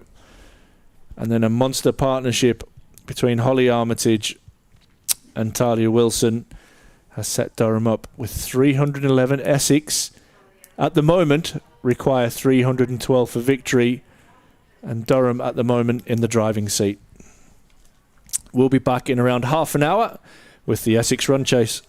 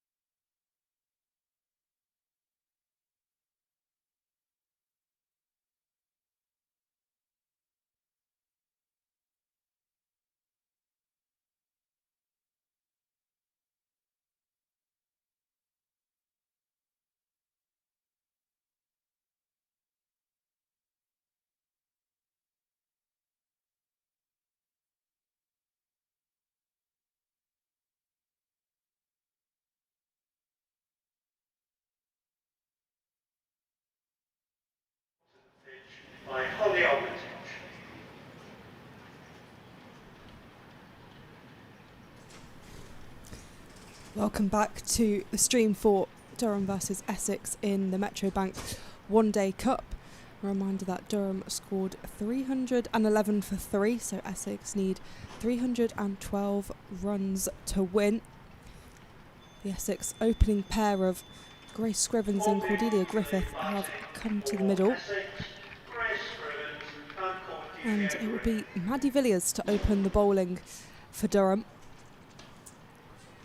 Just a reminder of what happened in the first innings. There was a spectacular 152 from overseas signing Talia Wilson, and a half century for Emma Marlowe, her first in a Durham shirt, and 81 for Holly Armitage. So Maddie Villiers to open the bowling from the Lumley end, and it starts with a wide, and Katie Levick is in pursuit to prevent any more runs being given away. Opening the bowling from the lovely end, Maddie Villiers. So Essex wide +2 to start.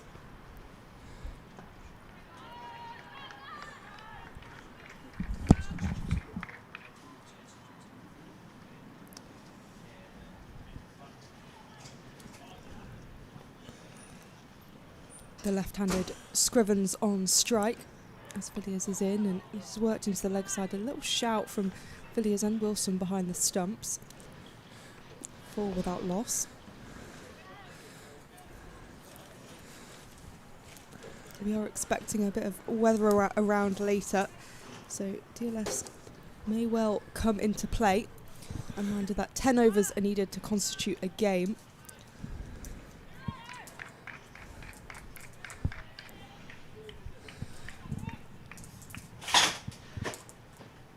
The workmen are back.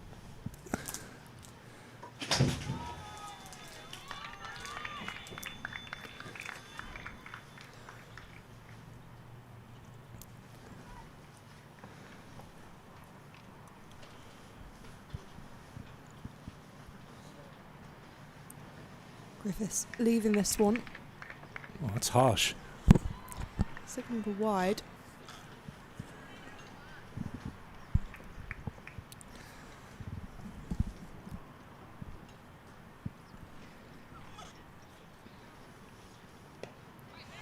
Defensive from Griffith on this occasion, 5 without loss. It's been a mixed over from Villiers.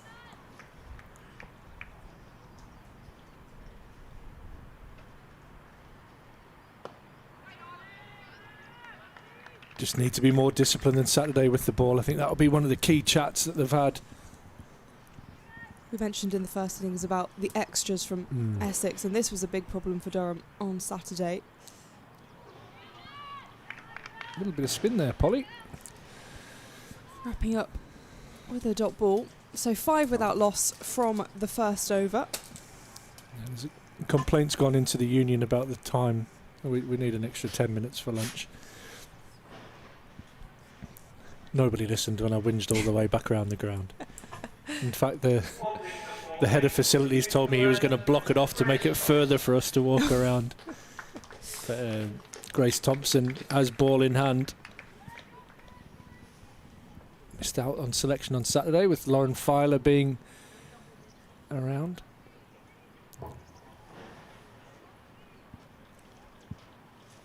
There's been a bit of reminiscing this week around taking us back to this fixture last year, and Grace picking up that first Durham wicket. Yeah, she was just 17 years old and had been included in the squad relatively last minute.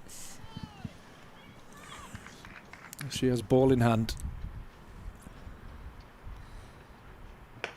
And Scrivens cuts that away behind point nicely. She'll get at least 2. That is the long part of the ground. Good fielding. Keeps it to 2. Katie Levick doing some early running. She might just need to come a bit squarer there, Polly, I think. Yeah. Yeah, which she has straight away. Spin is going to be so important for Durham today. I feel that their strength in the bowling attack lies in that With the likes of Levick, Maddie Villiers, Catherine Fraser, 3 real strong spin options for Holly Armitage. We've got a good score on the board. Gonna have to be creative in how they defend it. Bit of swing and that thuds into the pad. And will be a leg by.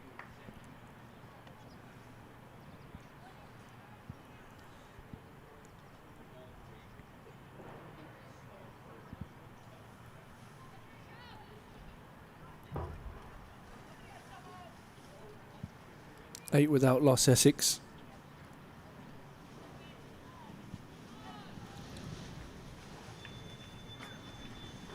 We've got the good old Wasp is back. Keep an eye on that, and the Duckworth Lewis Stern score as this inning progresses.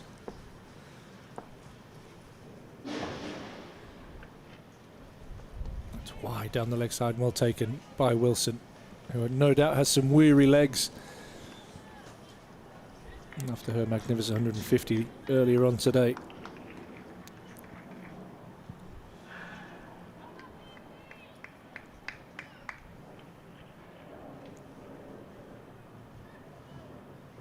Real strong wind blowing from the southwest, from bottom left to top right of your screen.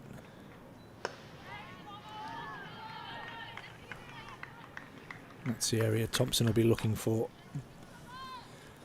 Wouldn't even be surprised if she goes cross seam early doors just to try and negate any swing issues, which can be a real strength and a weakness.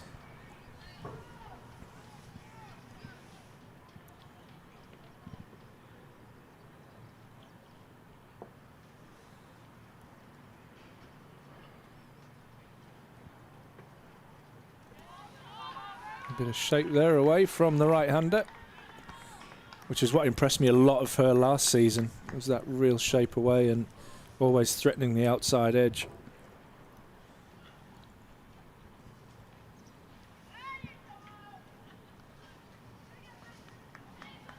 Fantastic tall frame for a fast bowler. I'm sure we'll see lots more from her as the years go on.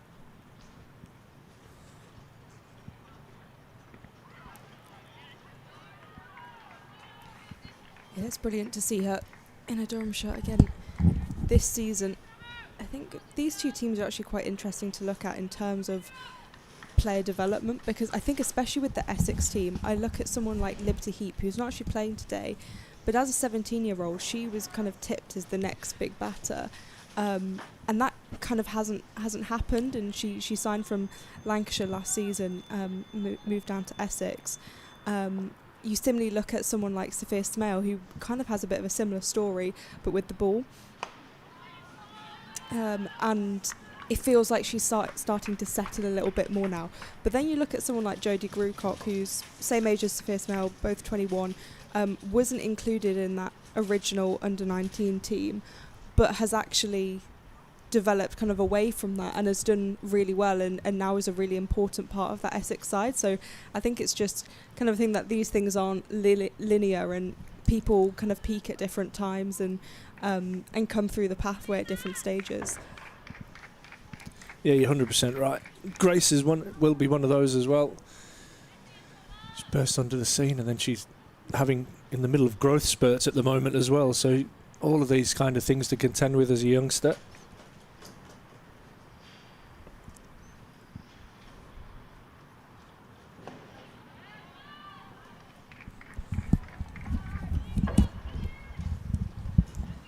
Nine without loss as Maddie Villiers continues from the Lumley end, just adjusting her field.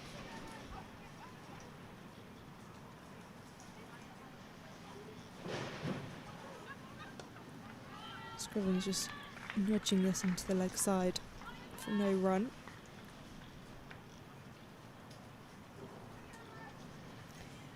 Mentioned about games elsewhere.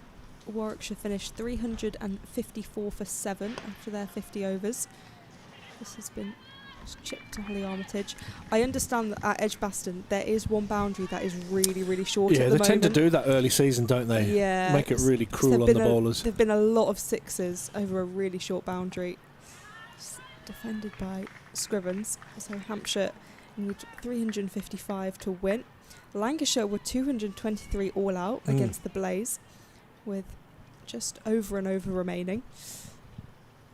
As Villiers is in again, tapped into the leg side. A little bit of hesitancy from Scrivens actually, but does go for the run in the end. 10 without loss. And Surrey Yorkshire's back underway. And Yorkshire are 176 for 6 after 36. Really defensive. Just plays with a straight bat from Scrivens. It's a tidy start from Durham, isn't it? 10 without loss. Saw the first ball go for wides and immediately, not flashbacks, but you just took you back to Saturday and gone, come on, we need to settle in early here. And don't let Essex get off to the start. What a crew that is. Victor Main on the left. Ben Hall, John and Mark. Ground staff who do such a brilliant job here. Where's Baz? Barry must be off having a cuppa somewhere inside, or they've got him working somewhere else. But really good crew of ground staff here. Have this ground looking the way that it does. Clipped into the leg side. Thompson doing the fielding. And I think that will be important as well, won't it? That attitude, and hopefully Durham are on a bit of a high after that innings.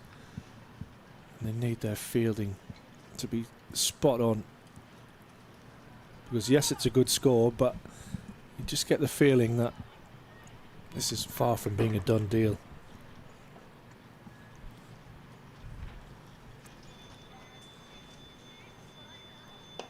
Nice areas again from Thompson.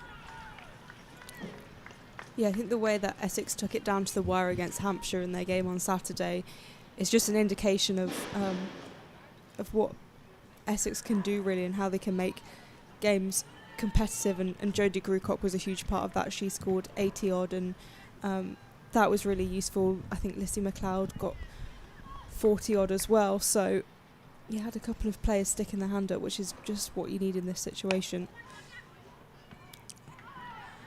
A little bit of confusion, good fielding. Yeah, from Muddy. We're going to see the high fives in the fields continue. Maybe that's a trend we'll see throughout the summer. Good sharp work from Muddy Villiers there at backward point.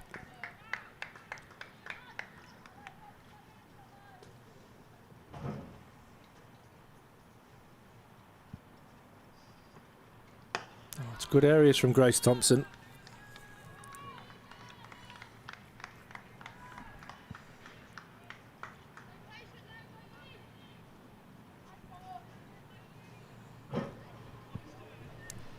Almost the leader of this seam attack today at such a young age.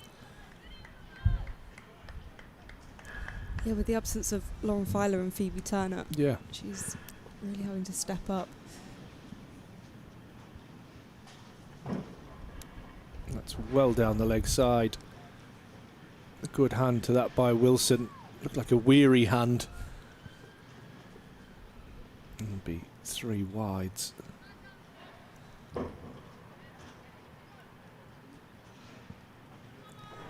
Yeah, Talia Wilson could be stood on this field for potentially 100 overs today, as she has been putting in the hard yards with the bat, and now behind the stumps.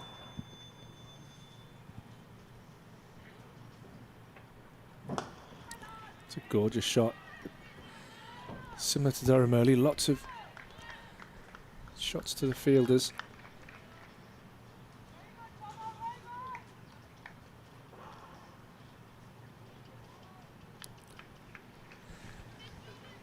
It's just this game awareness now, just get out of the over without any further damage. You're almost kind of looking ahead to T20s, but this is how you feel it. Just want to get out of the over. And Thompson does that. Good line and length, well defended by Scrivens. Ends the over. Essex at 13 without loss after 4.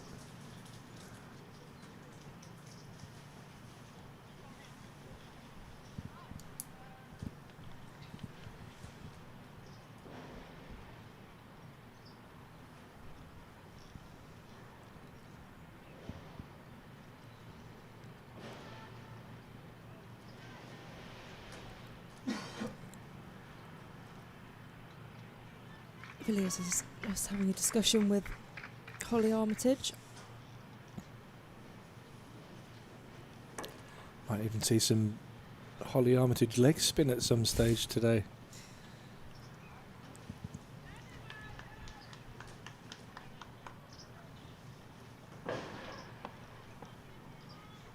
Once again, if you're just joining us, apologies for some of the background noises that you'll hear. There is some work being done on the media centre roof. That is happening as we speak, so you might hear the odd clatter and crunch. That isn't related to willow and leather. Griffith rocks back and punches this away. It'll be 4. It's a nice shot. 17 without loss.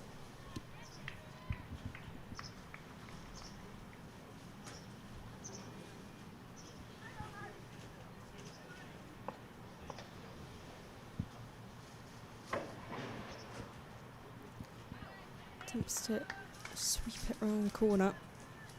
Signalled wide by the umpire as well. Just keeping an eye on those extras.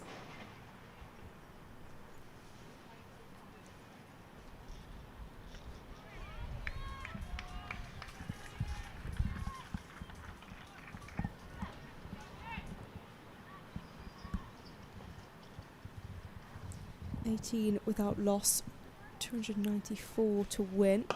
As Griffith comes down the track, strikes that nicely, will just be a single.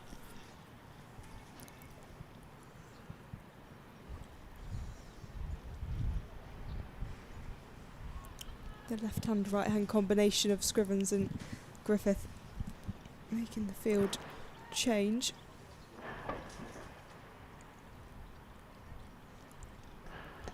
Scrivens just defensive, quite cautious from the 16 balls she's faced.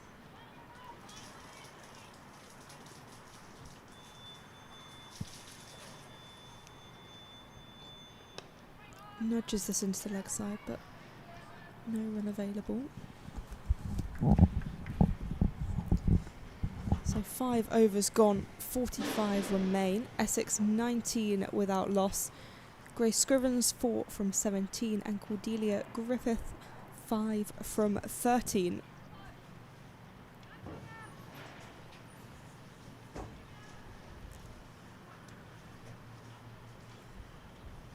Emily Windsor just trying the ball. She hands it to Grace Thompson.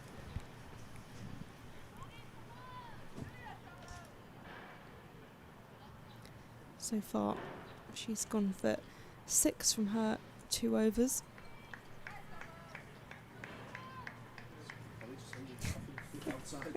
I'd run away before I coughed everywhere in here. Thompson in. It's a really nice area. You can hear shouts of nice Tomo. Very popular figure within the Durham change room. Big character.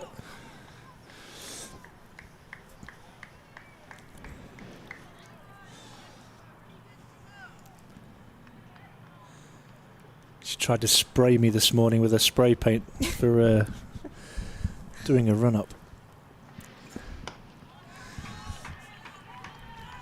That's the kind of character you're dealing with, which I absolutely love because it's something that I would do as well. I thought she just was carrying around spray paint, vandalising buildings, all sorts. There was a genuine reason for it, apart from trying to vandalise me. There's rain down at Edgbaston, so the second innings hasn't started yet.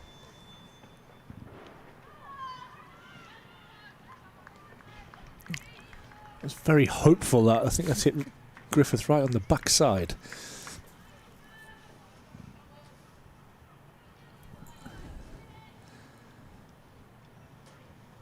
Again, 3 dots to start the over. And what this is doing, if you just have a look at the bottom of your screen, this is pushing the run rate required up to already nearly 6.6.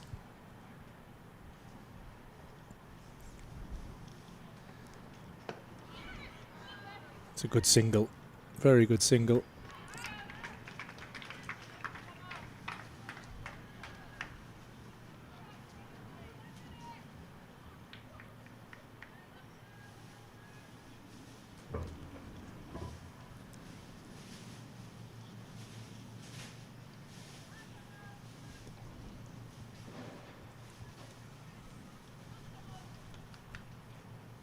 .20 without loss. Well, that's gloved away. Maybe a bit better than glove, but it's gone for 4. It's a poor line and a poor length, that from Thompson. Scrivens jumps all over it. Picks up her first boundary.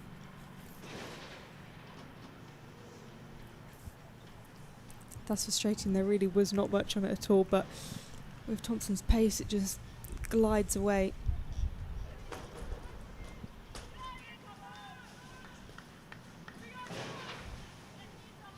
Other than that, it was looking like a really nice over.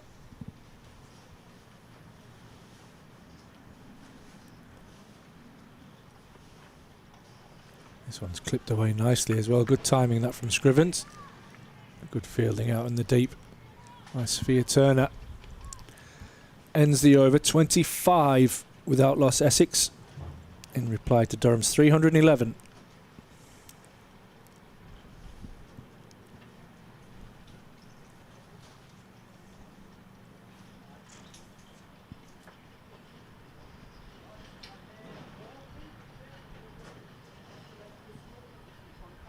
Change of bowling from the lovely end, Sophia Turner.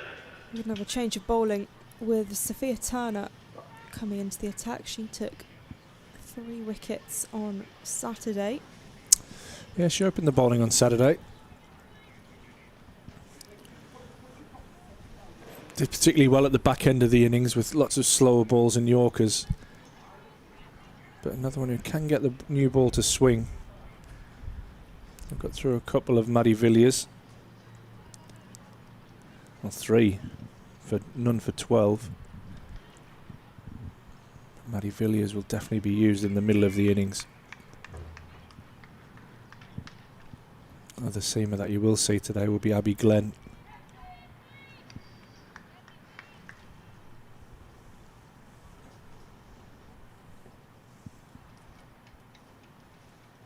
.25 without loss as Turner runs in for the first time today. This is nudged into the leg side by Scrivens.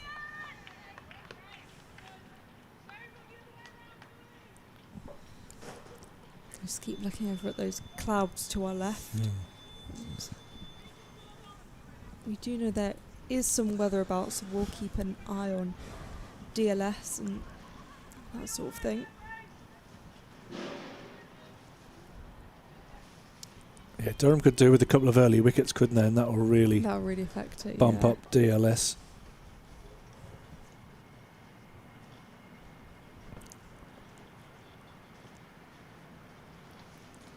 Griffith on strike. It's wide.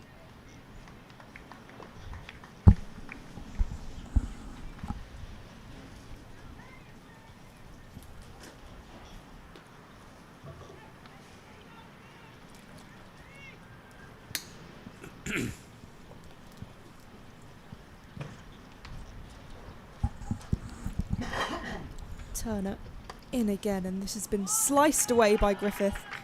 Can it be cut off by Catherine Fraser? No, it can't. It will be 4. Yeah, just too much width there from Turner. Griffith jumped all over it.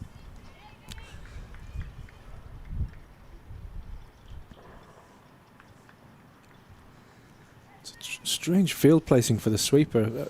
Out behind point on the offside. Almost hedging your bets a little bit.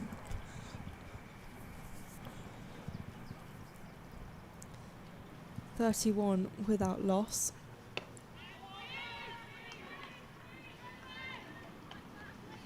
There's a kind of sense of urgency in the field, which is good. Trying to prevent singles.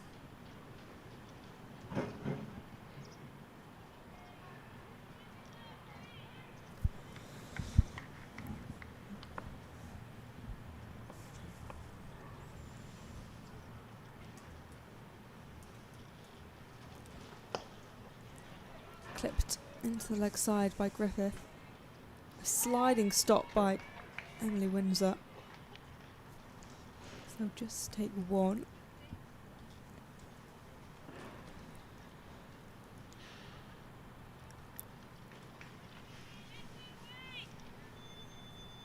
.32 without loss.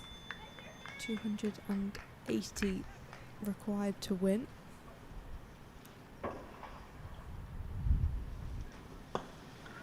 Driven really nicely by Scrivens. In the end, great effort. A tumbling stop by Grace Thompson. Beat the first fielder. It was prevented from going for 4. 33 without loss.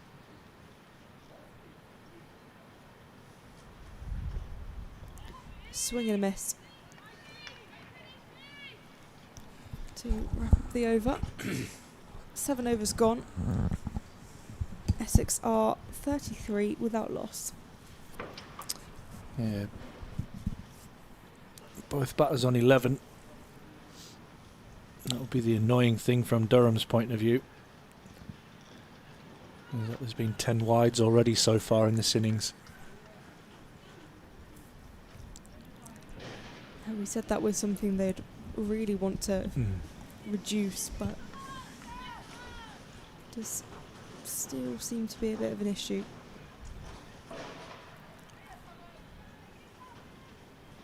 You never want that to be the differentiating factor in a game. Nicely driven by Scrivens, but won't beat Holly Armitage in the covers.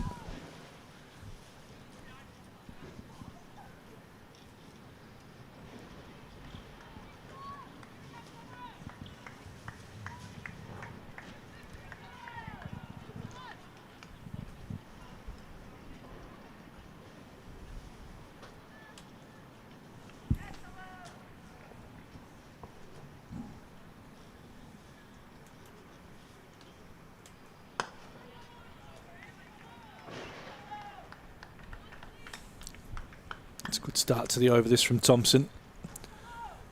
Scrivens very, very watchful.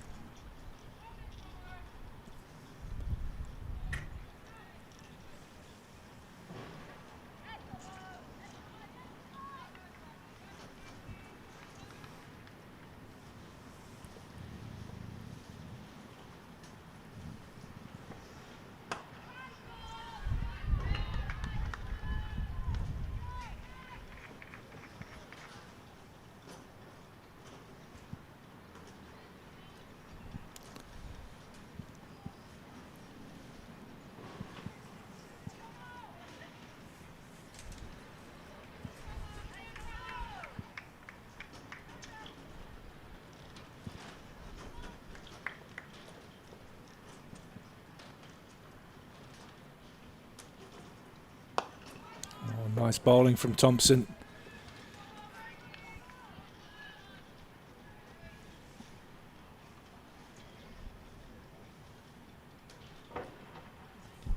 Four dots in a row now, and that run rate is significantly below the required. Essex are slightly ahead of the DLS. I was just saying, what's at 30, is it?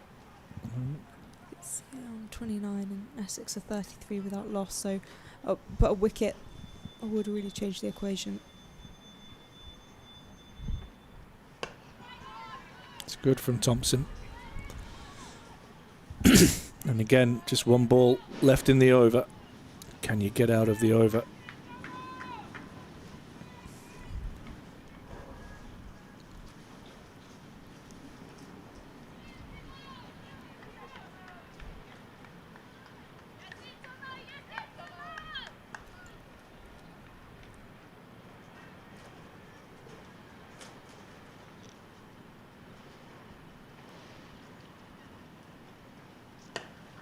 Short, and Armitage does well in the covers, and that is a maiden over.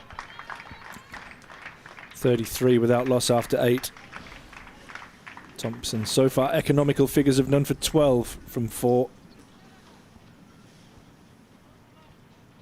That's really good from Thompson, as you mentioned earlier. She's kind of having to take on quite a bit of responsibility today, and given it's her first game of the season as well, it's a big job to take on, but that's a fantastic marker in the game. Let's get that maiden over in.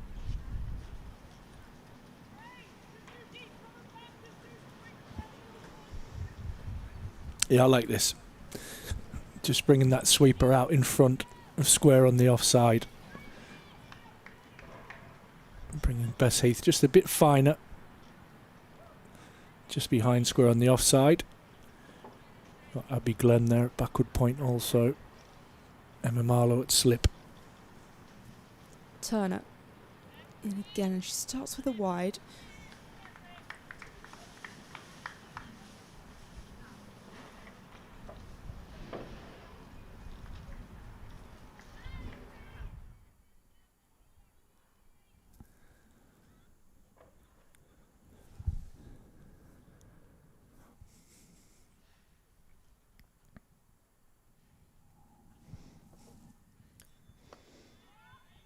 Better from Turner this time. Will be a dot, so 34 without loss. Yeah, that's your areas. You don't want to leave that area.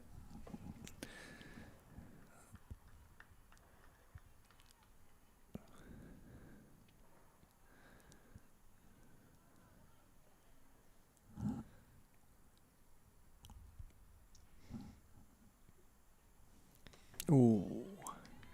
Puts Griffith in kind of an awkward position there. Chopped it down into a foot.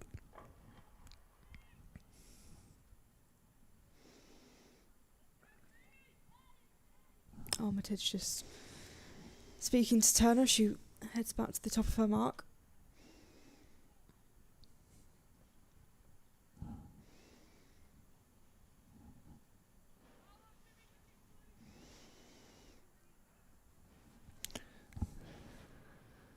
It's reinforcing the ring on the leg side.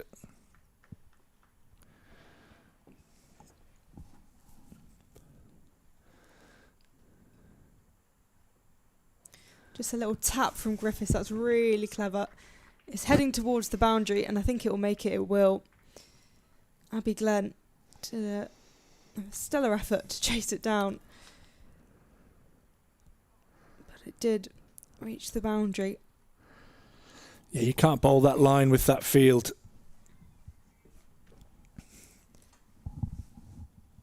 It's just too easy, that, for Griffith. 38 without loss.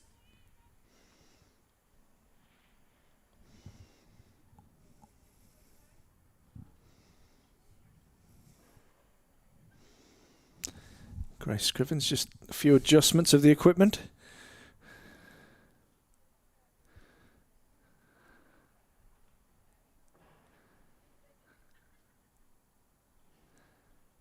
Getting a little assist from Emily Windsor there.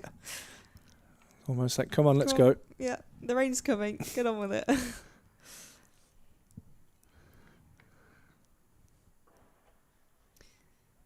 Turner, arms pumping as she comes in again. This is just tapped behind square. Just be one.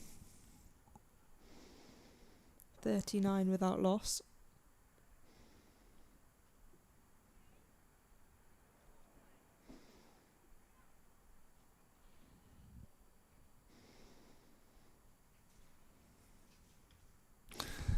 Just going to bring the wicketkeeper up to the stumps.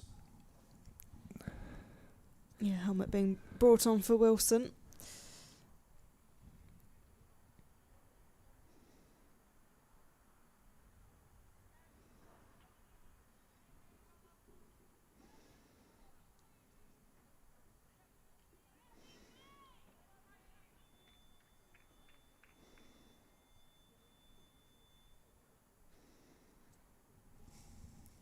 Scrivens on strike.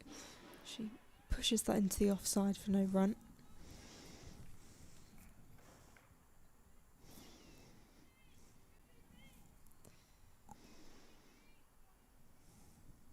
So far 11 wides in this game. Mm. So it's just something to kind of keep an eye on. It was a problem on Saturday as well, and I imagine it's not really a quick fix, so to speak. This has been chipped up in the air, falls safely. NC over. Well, Essex served up 19 wides and 2 no balls in the Durham innings. Durham already with 11 wides in just 9 overs.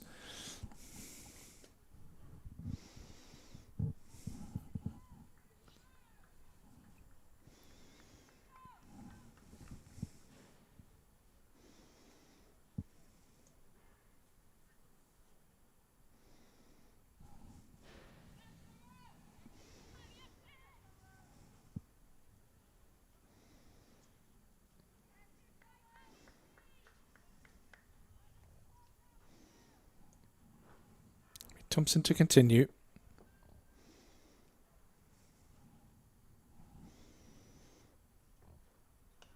It's driven and in the air, but safely behind point. And away down to Abbey Glen for a single.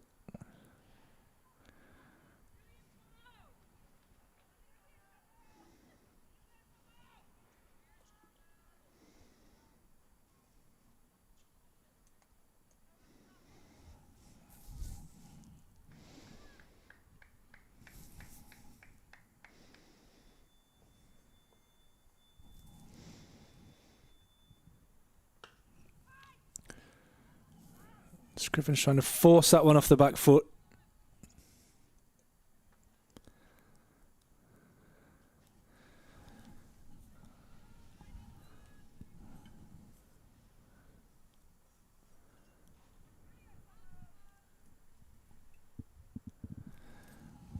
.40 without loss.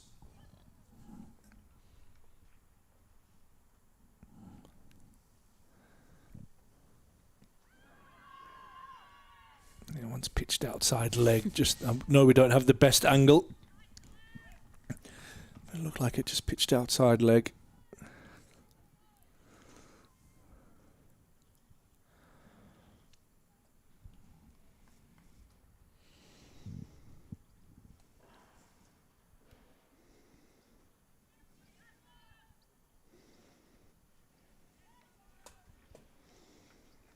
It's a steady opening partnership.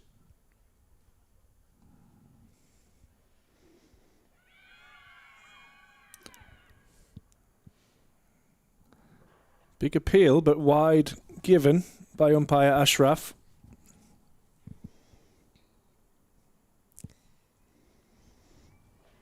Was a noise. Yeah, I think regardless of, the fact it was a wide, it does feel like, particularly with Grace Thompson, there is this slight pressure that's now building. And she's been pretty economical, and just those half chances or appeals just put a little bit of pressure on the batters. Yeah, you can just sense Scrivens' body language there, a little bit frustrated. And again, this is where you look, and if you didn't have so many extras, you'd have Essex right under pressure here. It's only been 28 runs off the bat so far.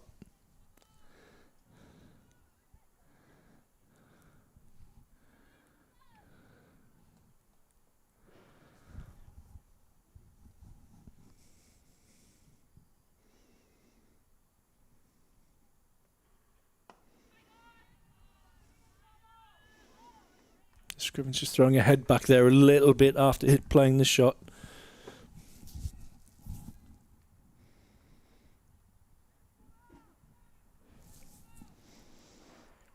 Last ball of the 10th over. So we will have a match. A minimum of 10 overs.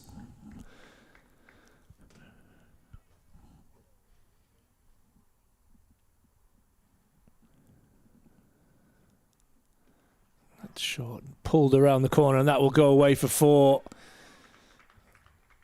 Little release of pressure there. Not for the first time. Short and on the hip. Scrivens tucks that away for 4. 45 without loss. Essex after 10.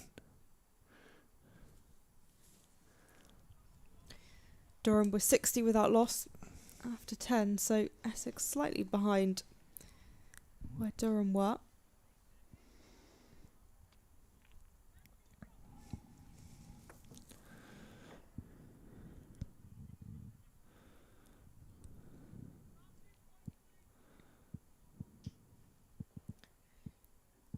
Sophia Turner 0 for 14 from her 2 overs.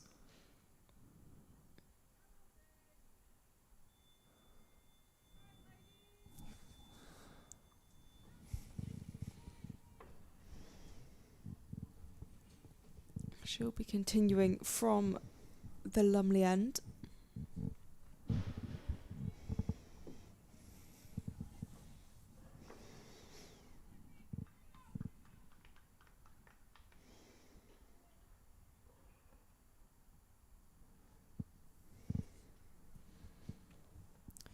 On this occasion, Griffith just sends it away. It won't be the boundary. Just 1. 46 without loss.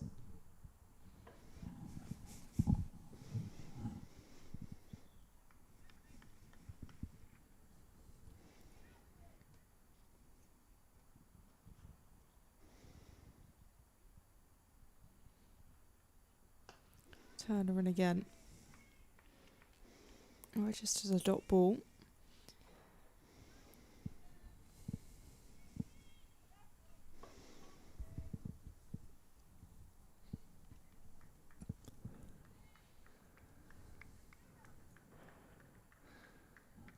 Katie Levick down just in front of us. You feel that she's going to have a huge part to play here. Turner. Slight gasp as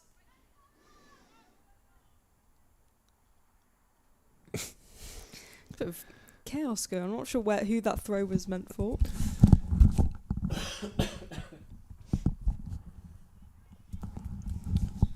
.47 without loss.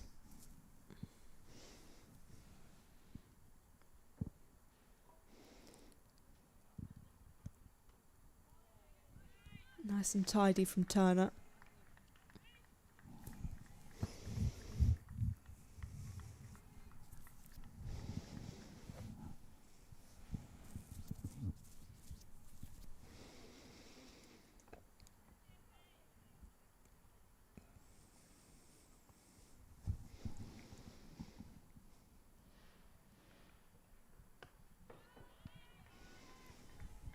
Again, just a bit neater from Turner, keeping that run rate down.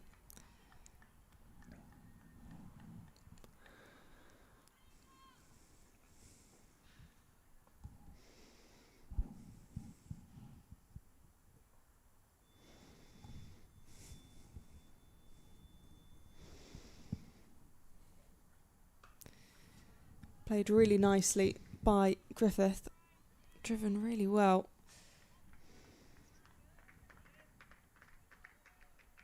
Will just be 2 in the end. So that's the end of the over. 49 without loss after 11. Yeah, it was a nice over that from Turner. Just the 4 from it.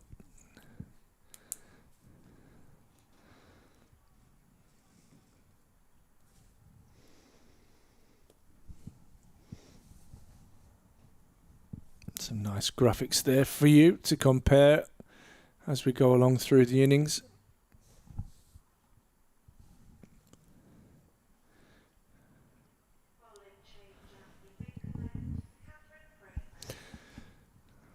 You heard there from the ground announcer, Catherine Fraser is into the attack.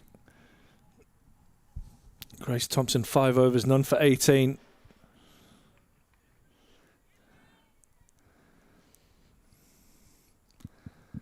Some right arm off spin from the Scottish international. Oh, that's a good delivery first up.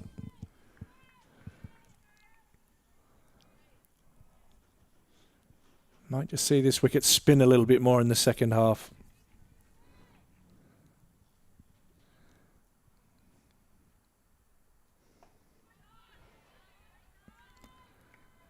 Just see Fraser really attack the stumps.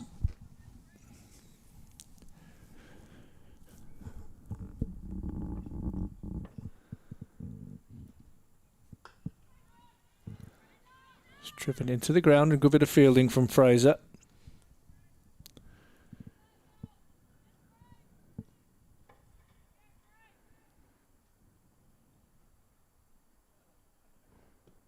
Yeah, I like that line. I really like that line from Catherine Fraser.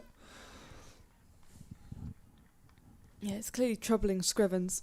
She's struggling to deal with it. Yeah, she just falls over a little bit, Scrivens. That's a bit too straight. Tidy work from Wilson.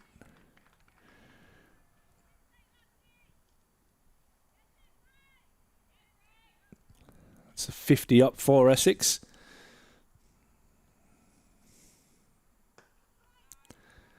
As I'm sure you could tell by the vociferous round of applause from this Durham crowd.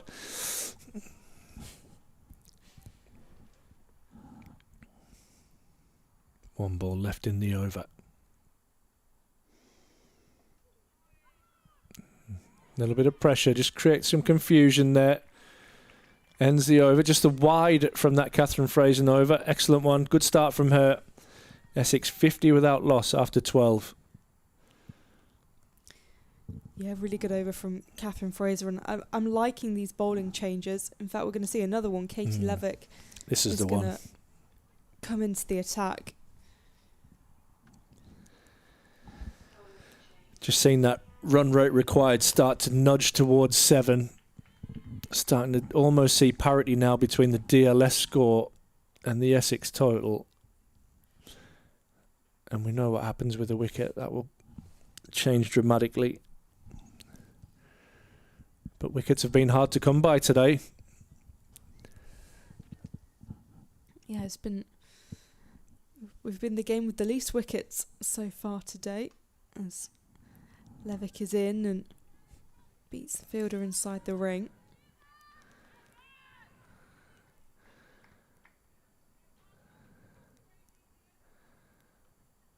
Maddie Villiers doing well there to keep that to 1. Katie Levick, I think, holds the key to this game. Lancashire had a real crack at her on Saturday. Scrivens down the ground, unable to find a run.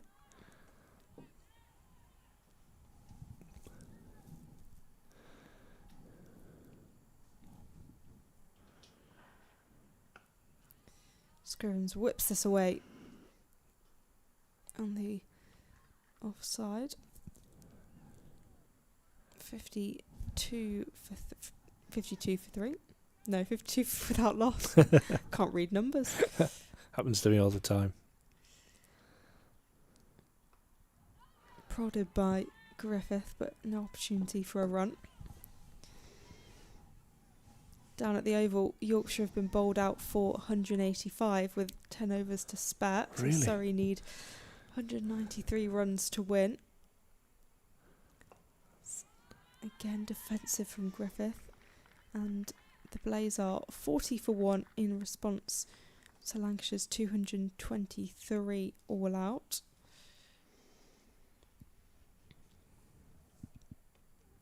Just dabbed away by Griffith, but Marlowe's there to do the fielding. Yeah, excellent over. Good start from Katie Levick. See that run rate required now is over the 7 per over mark. And Duckworth Lewis just about level. Yeah, I think with having Catherine Fraser at one end and Katie Levick at the other, it's very clever. And they're going to have to change the bowlers a lot here, Polly, aren't they? They've obviously down a couple of their finest seamers. That's really nice from Fraser. As that off spinner, get that ball sliding, pitching on middle stump, sliding into leg, and if it turns, going away from the left-hander. Scrivens punches that one off the back foot. She'll pick up a single.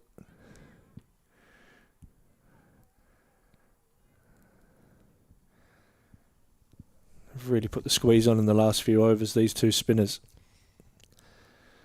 Yes. Just very conscious of that DLS as well. 53 without loss, and DLS is a 53. So this being ever more useful. Right, it can rain now. No, I'm only joking. We want to see as much cricket as possible. Oh, it's a late cuts from Griffith. We've already seen one of those. Oh, Abby Glenn with a little Ronaldinho step over. I don't know how much the batters saw of that. They didn't really react, so could have maybe been. She just got her feet wrong, didn't she, when she went to pick it up? It was like, oh no. Oh, another wide. These wides are racking up. Bite Durham in the backside later on. Yeah, that's the 14th wide of the innings. That's your line. That is your line.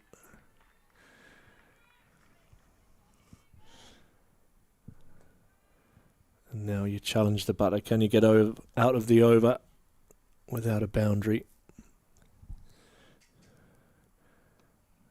That's a fine sweep shot. Oh, this is a run-out chance. No, the ball just checks in the outfield. Good running, good fielding. Jeffrey Boycott would be well pleased with life. 57 without loss. Remember Durham earlier, amassing 311 for 3. Magnificent century from Talia Wilson. Match with contributions from the captain Holly Armitage and a first half century for Emma Marlowe. I've put Durham in a strong position, but they'll be conscious that they need to take some wickets. With potential Duckworth Lewis Stern being on the cards with some weather forecast a little bit later on. Katie Levick back from the Lumley end, 2 conceded from her first over and starts nicely with a dot. Of course, nominated for the Hall of Fame, which I believe the voting is still open. I think it's about to close, isn't it? I think very soon. Get amongst it. So do get voting. This one's been punched away by Griffith. Maddie Villiers out in the deep doing the fielding. They do run back for again. 2. Bit of Caribbean flair in that shot from Griffith. Almost throwing the front leg up in the air as she hit it. 59 without loss.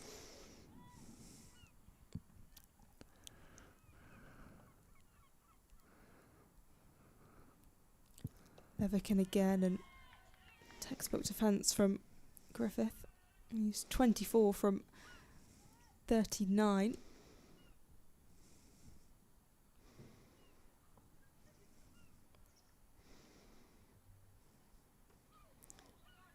This one, Griffith unable to get away.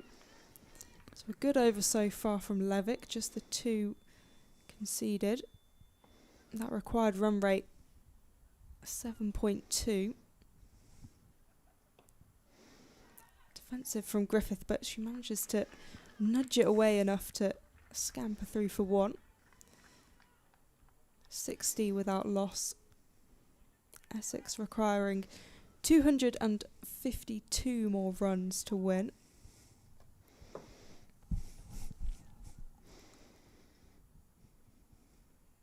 Scrivens working this into the leg side, but sends herself back. She looks annoyed with that. I think she's probably a bit frustrated. She's 19 from 49, so going quite slowly. Yeah, like I mentioned earlier, if it wasn't for the extras, they'd be miles behind where they need to be, Essex, but that's just keeping them interested. Is that 60-60 for Score and Duckworth Lewis? That font's way too small for my 51-year-old eyes.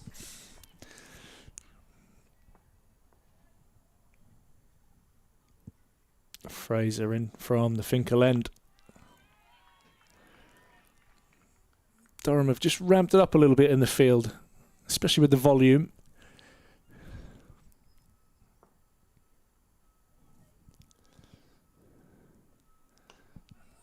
It's driven away. Thick outside edge out to the sweeper on the offside.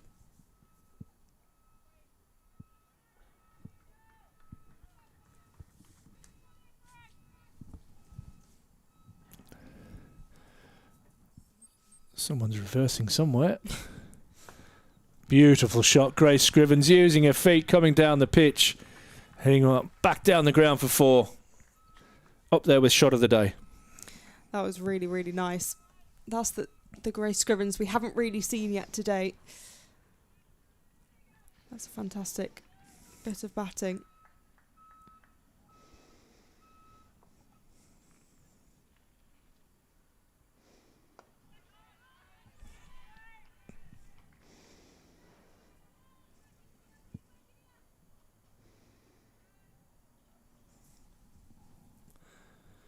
Grace Thompson just dropping back at long off.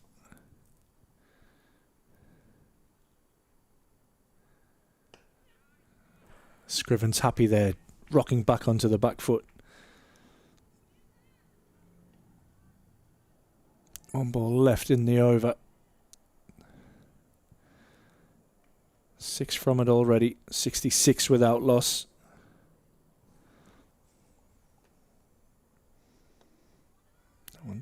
Tucked away into the leg side will be another single. 7 from that Fraser over. She has none for 13. Essex 67 without loss. This partnership looking menacing here for Durham. Scrivens just wanting to kind of take it up a notch a bit. I think I really like Grace Scrivens in the way she goes about her game in terms of, I think she's got such a cricket brain, and that's why she's such a good captain. And I think there's a lot of responsibility on her in terms of, she bowled, I think, 9 overs today. She's opening the batting, she's captaining, but she kind of takes it all in her stride, and I think that's kind of the way she's approached her batting. It's looked kind of difficult at times, but she's not too worried about her strike rate or anything like that. She knows she can make up for that, as Katie Levick has come back into the attack. She's bowled 2 overs so far, gone for 5 runs. Surprised they've dropped long off back. As Griffiths rocks back and actually could get a couple for this. They're going to just Good stick chase. with 1 in the end. Good work from Emma Marlowe. 68 without loss.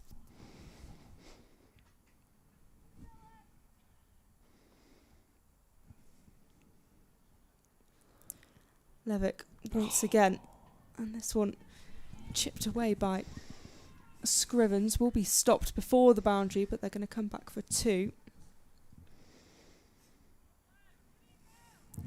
I think I can see rain, but I can't tell. Yeah, it is. Yeah, okay. I'm with you.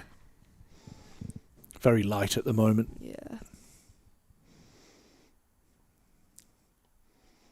Levick in again. These heads now, they'll be all looking at Duckworth Lewis Stern. Yeah, Essex are 3 runs ahead.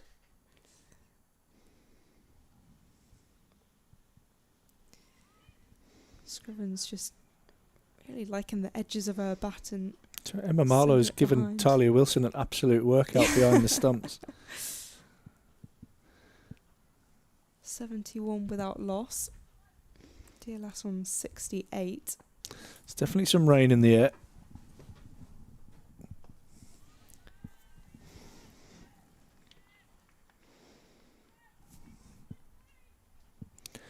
Always the risk you take when you win the toss and bat first with weather around. Flag watchers back. That is the grey sky that you see behind the Don Robson Pavilion here. It's all suddenly got a little bit dark and gloomy. It was so bright and sunny earlier, but that's in the distance over the castle. Yeah, it's nicked off over to the east. Unfortunately, the weather isn't coming from that direction.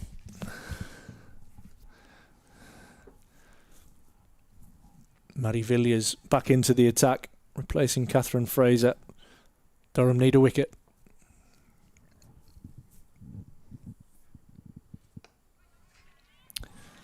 Perfect start from Muddy Villiers.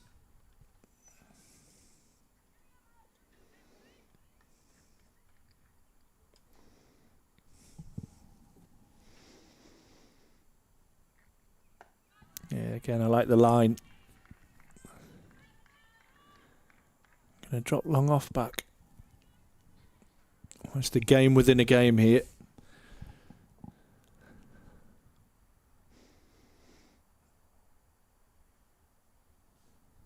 Good use of the feet again by Scrivens. She'll get the reward of long off dropping back by picking up a comfortable single. Just starting to get into her work now, isn't she? 28 apiece for Scrivens and Griffith. I'm sure Scrivens are just having a little chat around the rain as well.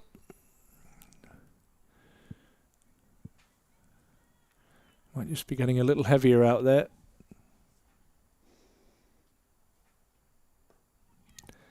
Griffith tucks that away nicely into the leg side.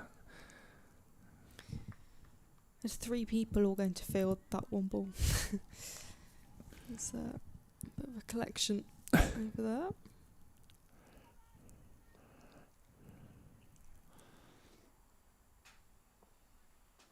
It has got dark, you're right. Nice batting from Scrivens, using her feet, getting to the pitch. Yeah, it feels like someone's just turned the lights off. No, we do have tinting here in our windows. Yeah, that's very true. However, I'm sure we had Neem Ashraf for our championship game in the lads against Kent, and they went off at some very strange times.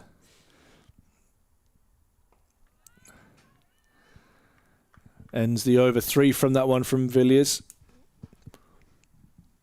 74 without loss. Is DLS on 74 as well? Yes. A wicket will change things in Durham's favour, but while this is happening, it's almost a game within a game. Just going almost ball by ball. Some heavier showers forecast a little bit later on, but there is definitely some rain in the air at the moment.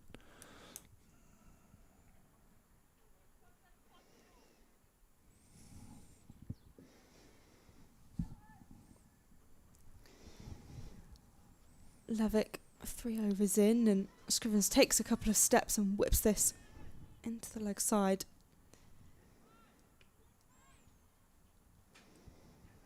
.75 without loss. Just finding out if we're allowed to use the lights. I'm assuming the answer is yes, but cricket is a weird game that defeats itself on many occasions. That's swept by Griffith. It will be cut off. A sliding effort. Yeah, the umpires, in fact, I'm being told, have asked for the lights to be turned on. So if I'd have been a bit more patient, I would have had the answer to that question.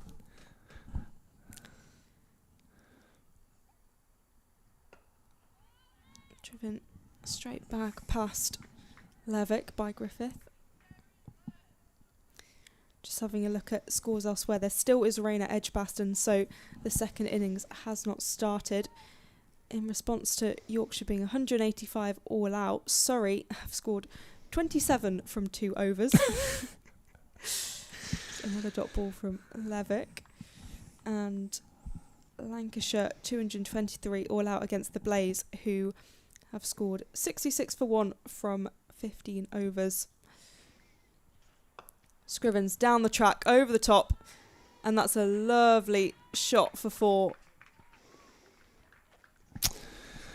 It's been a noticeable difference in the way that she's used her feet compared to nearly almost any other batter that's been out there today. Really positive, coming out the spin.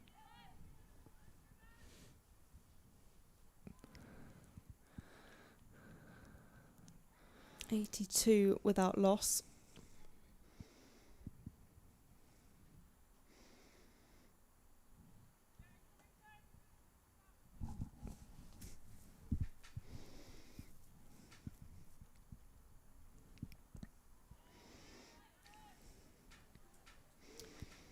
So a mixed over from Katie Levick.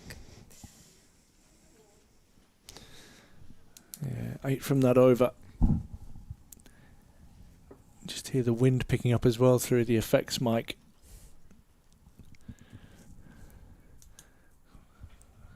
I'm sure we'll see the lights start to come on at any moment now. Umpires Clark and Ashraf just having a chat.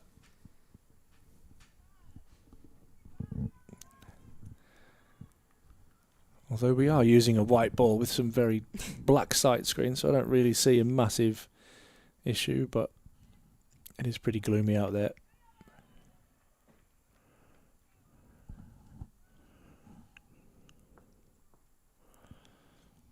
Be Villiers to continue. And Griffith just comfortably tucking that one into the leg side. Durham have some questions to answer here. This opening partnership flourishing, as did Durham's. 83 without loss.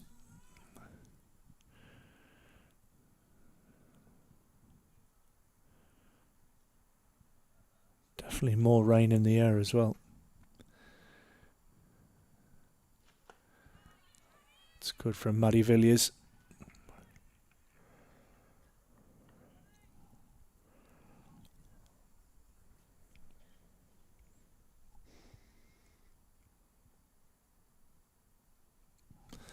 It's a funny one, even though they need 7.5 and over, with a long way to go.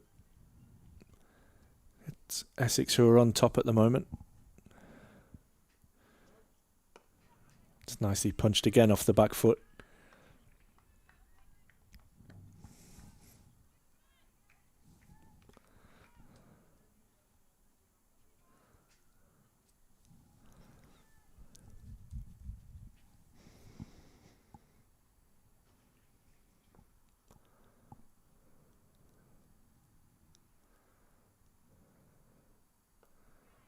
Yeah, good batting. Just looking to pick up the singles and stay ahead of DLS.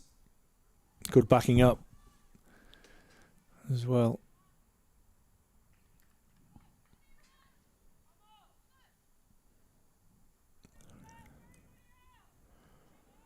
Bringing mid-off up into the circle now.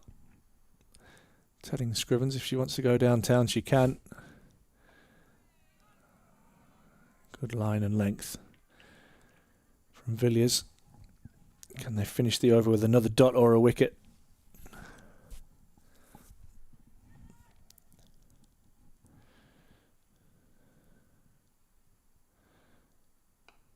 Very comfortable there. Here's Scrivens as she punches another one out into the offside. Ends the over.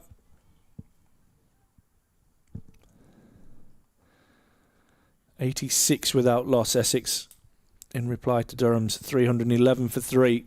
Scrivens 36, Griffith 34.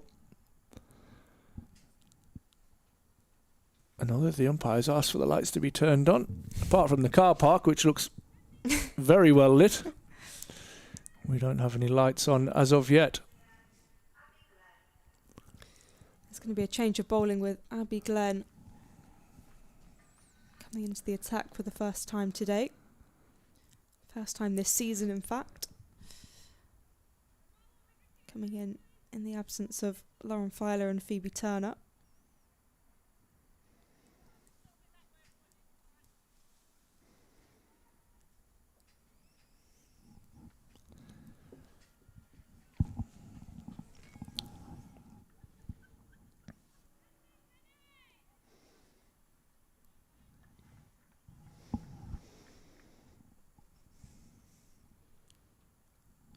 Grace Scrivens on strike, as this one's been lofted. A fantastic stop. That is brilliant from Grace Thompson, who just timed her dive perfectly to stop the ball inside the ring, because that looked like it was heading for 4.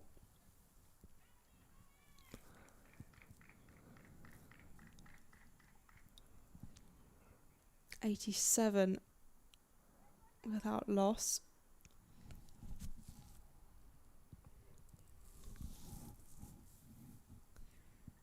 Glenn in again. It's been punched off the back foot by Griffith.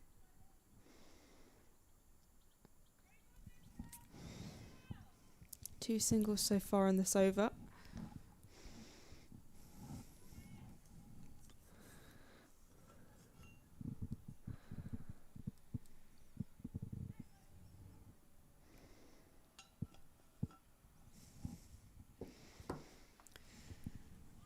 Scrivens turning that around the corner. Catherine Fraser. Here we go. Round. Oh yeah, we've got Let there some be lights light. on. I've just asked Sam if they needed 50 pence for the meter.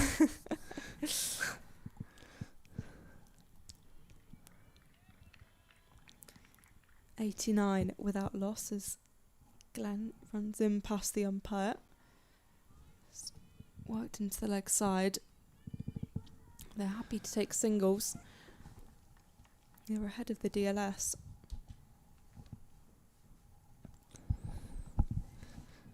I think they're probably aware that DLS will be the deciding factor in this game, so they're not too worried about the required run rate if they can just stay ahead of DLS and ideally not lose wickets.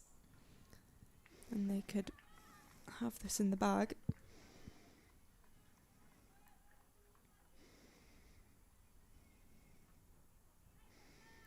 Yeah, you bang on. Almost every over's a game.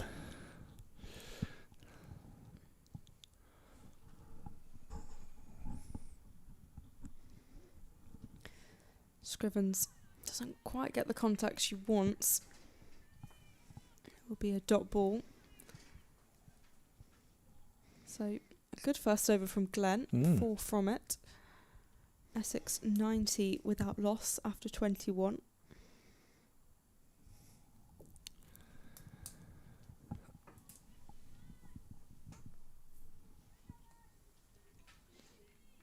What's Duckworth there, Paul? Is it 88? Yeah, I think so. So a couple of runs ahead, Essex. That just looks like a blur to me. That's a pure guess. It's either 66 or 88, but I mean, it's obviously going to be 88 rather than 66. I'm just having a look at it. 87 was the previous one. Oh, good from Villiers. Like I said, a bit of cat and mouse, games within a game. Every over is almost its own event.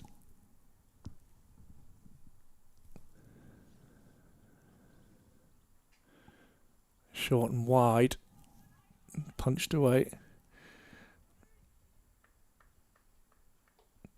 The thing from an Essex point of view, you don't want now, you need this game almost to be affected by the weather, because that, like I say, that run rate required now is starting to nudge towards 8. If you take your eye off that and you're just looking at Duckworth Lewis Stern, then all of a sudden you get a full game in.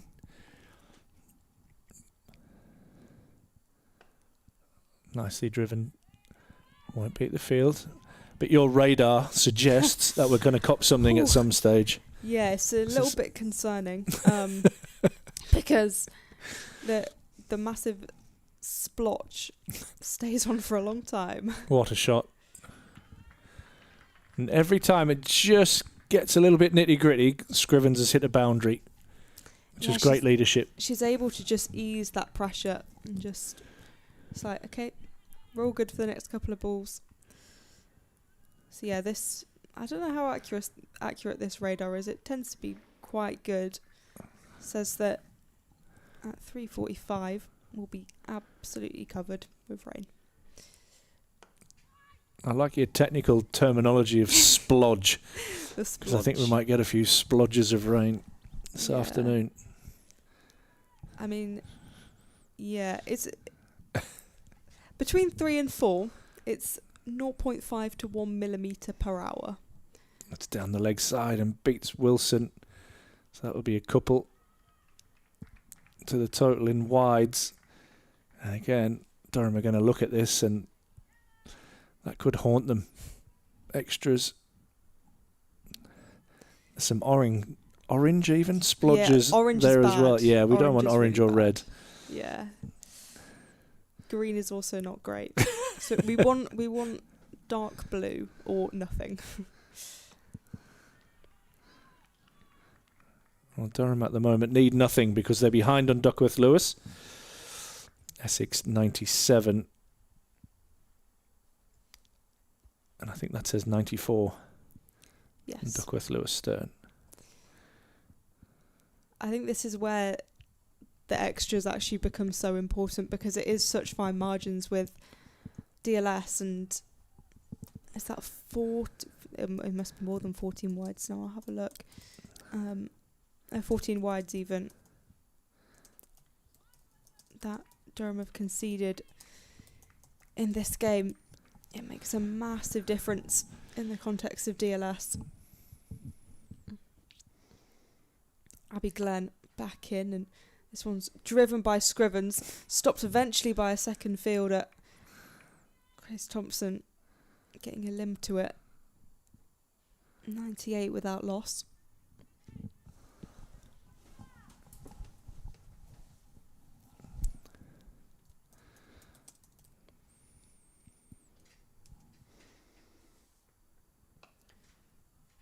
Griffith slaps at that down the ground. No run available.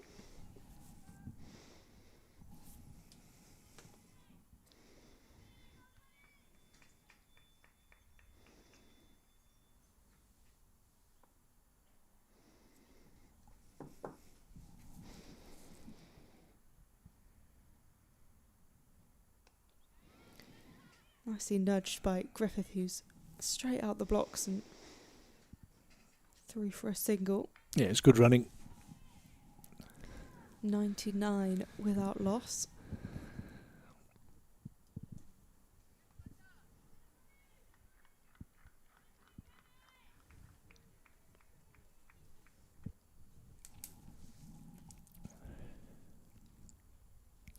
Glenn in again, and Scrivens chips this up.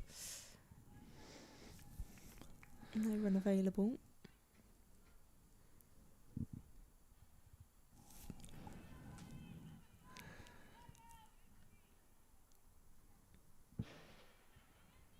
Well, the lads are still working up on the roof, so it can't be that bad. No. Unless that's Heard a just big one of them crash. fell off. Yeah.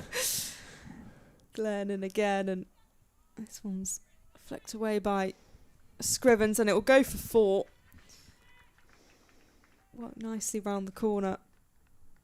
And that's the 100 up for Essex.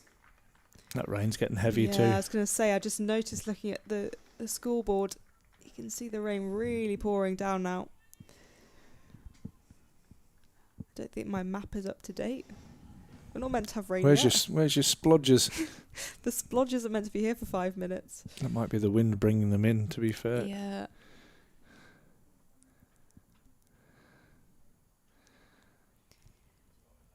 Glenn in once again and flicked into the leg side for no run. 103 without loss after 23 overs.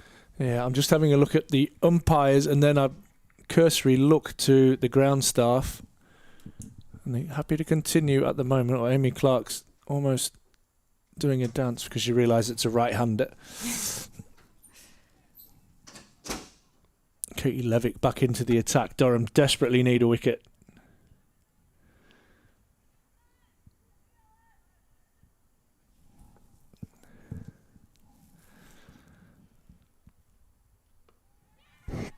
Oh, will they get one via run out? That would be nice and cheap from a Durham point of view.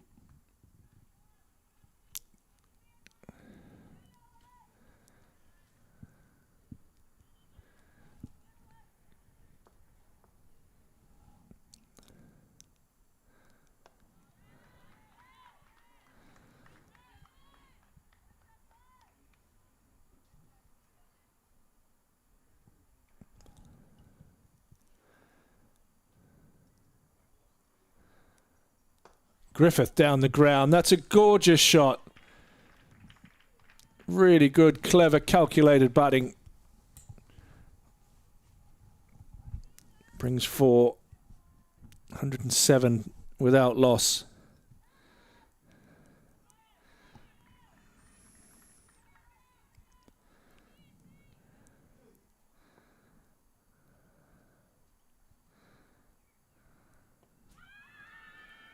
Big shout, not out.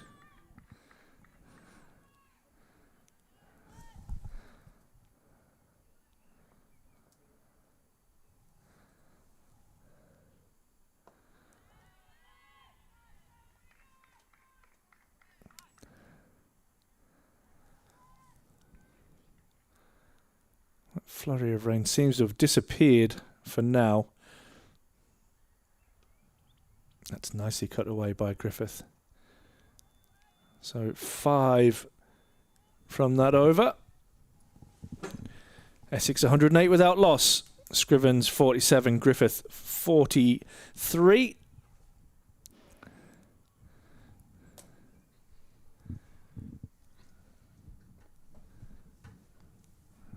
I think Duckworth Lewis is at 104. So they're 5 runs ahead at the moment.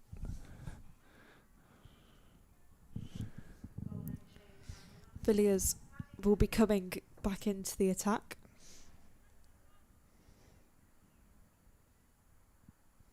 Spin from both ends.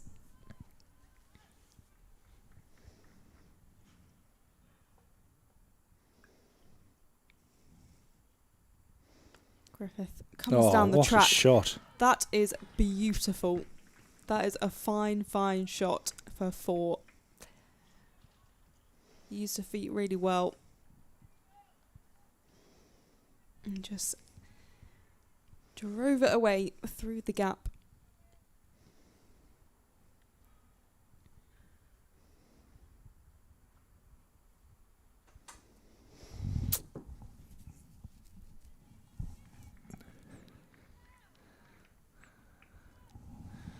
Thing is, with it being greasy now, it makes it more difficult for your spinners too.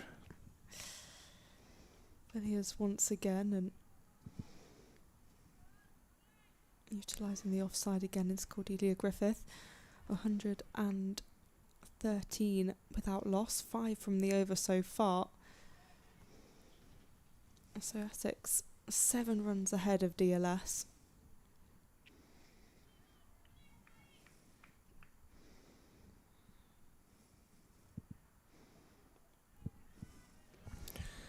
I've just got to keep thinking 1 wicket changes that. Yeah.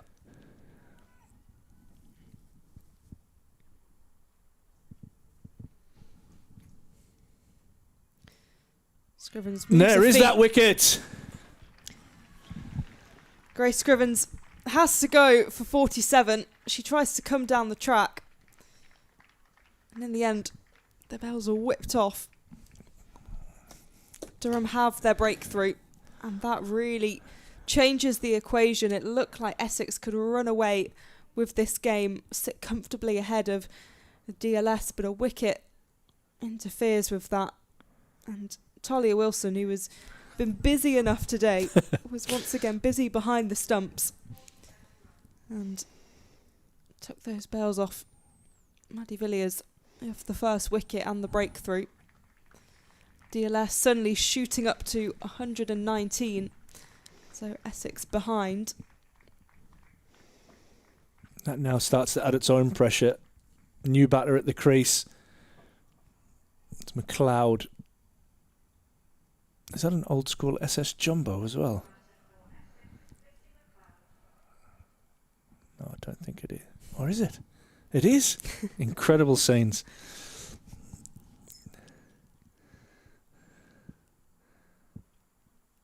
You know, that's just about made my day, that. I haven't seen one of them for so long.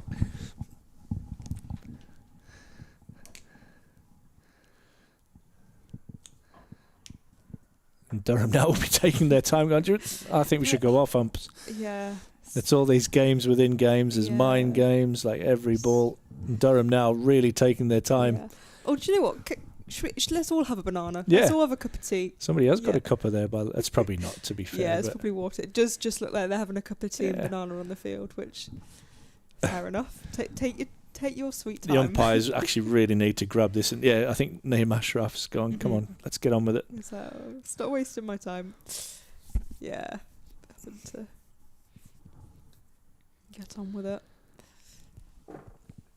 That isn't job done though for Durham. Nope. That's one big moment in this game. Grace Scrivens was batting beautifully. They're gone. Stumped by Wilson off the bowling of Villiers. She went for 47 off 80 balls with 6 boundaries. It was a lovely knock. There's still what's going on out there? How are the umpires letting this happen? Looks like someone's having some crisps. Unless Don't think they've actually just decided to take the full drinks break a couple of balls early, I guess. That's what I presumed was happening. Because it wouldn't make sense to, especially with the rain coming in. If I was the Essex batters, I'd have taken guard. I'd have been going, come on, let's go, let's get this on. Come on, we don't need a drink. It's going to get rained off in a minute. Let's keep cracking. But Durham will be happy at the moment to have taken all the time possible. Oh, very casual out there, wasn't it? Almost like a little tea party. Even the birds have come back in now trying to... Oh, actually, no, this cricket will have to go away again.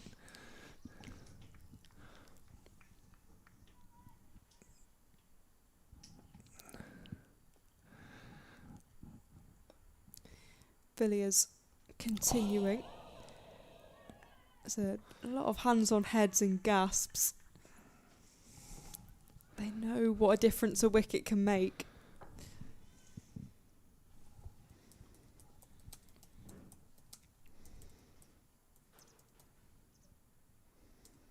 McLeod drives down the ground.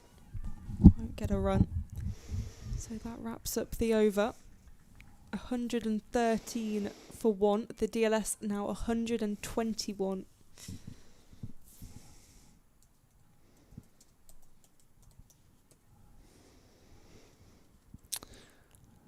Yeah, it just changes the complexion, doesn't it? That one wicket.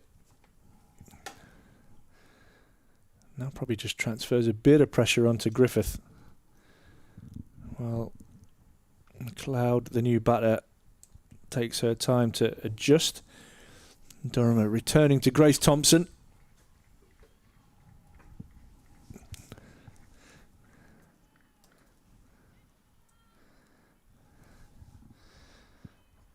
of bowling from the big left, Grace Thompson. 113 for 1.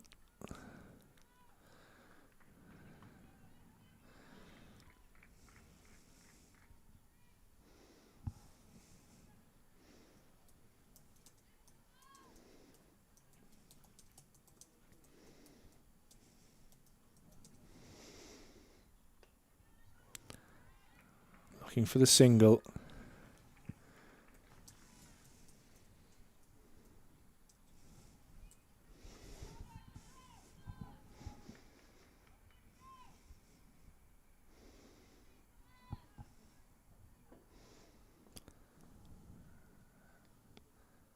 Can Durham grab a second wicket, which will push that Duckworth-Lewis score even further away?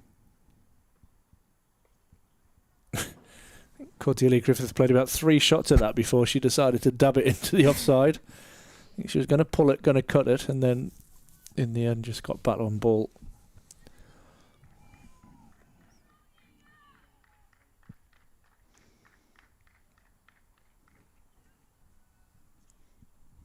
That one wicket has changed the atmosphere here.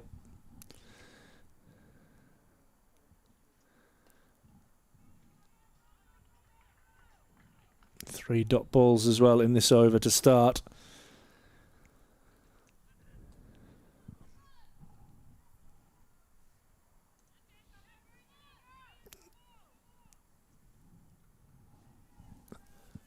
Run rate required is actually over 8 and over now. It'll be interesting to see if that actually is a factor.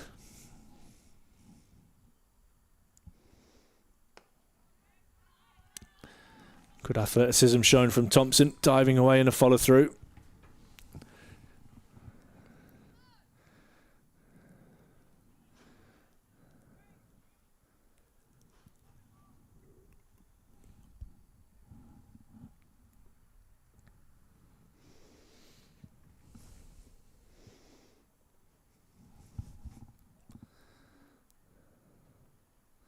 Short, wide, cut away, but it will find the sweeper out in the deep. It's Emily Windsor, that was it? She got that side of the ground today? I think it is.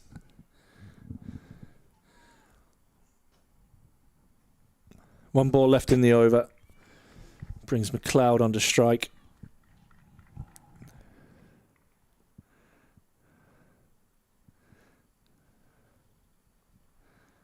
This is hit away in the air.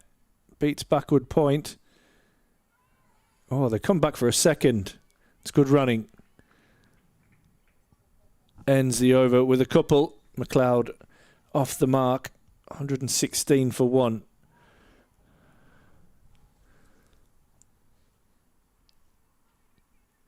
Does that say 135 now? Or is it 130? What is it? 125. 125, is it? Yeah.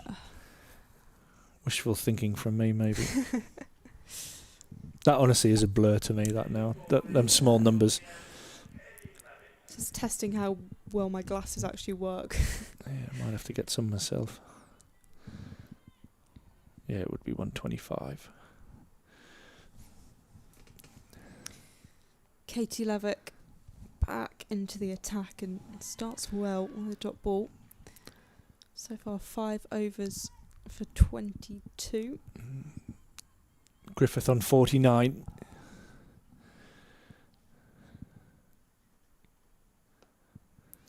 Worked into the leg side by Griffith. Just the single. And that brings the 50 up for Cordelia Griffith. She's played an important role in putting Essex in a position where they could fight back and at one point look quite dominant in this game. She now knows she probably has to take the lead with this batting innings as Lissy McLeod is on strike, and that's swept nicely into the leg side just for a 1 run. It's a confident sweep shot, wasn't it?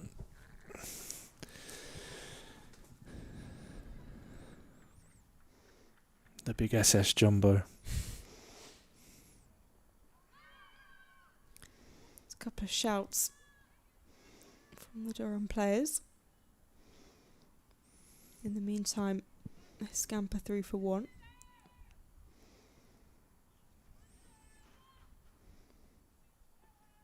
Looks like it's raining again. Doesn't look very nice out there. Levick's in again. Pushed into So I haven't seen them rush for any cloths or anything as of yet. So it can't be too bad out there. No. Maybe if they want to milk it a bit more, they need to rush out the rags. And Swept again by McLeod. Will just be 1 again. Yeah, spent a long time drying the ball, that sort of thing. That's the end of the over. 27 overs gone. 120 for 1.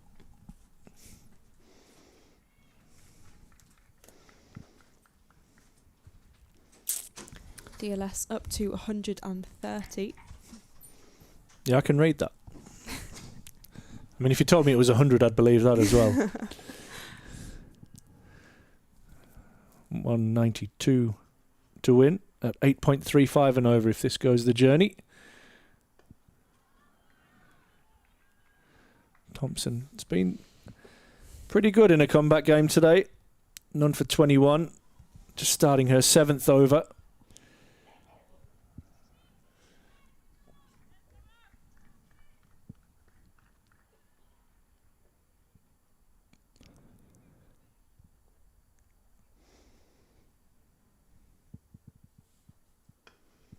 This one's whipped away, but again finds the fielder.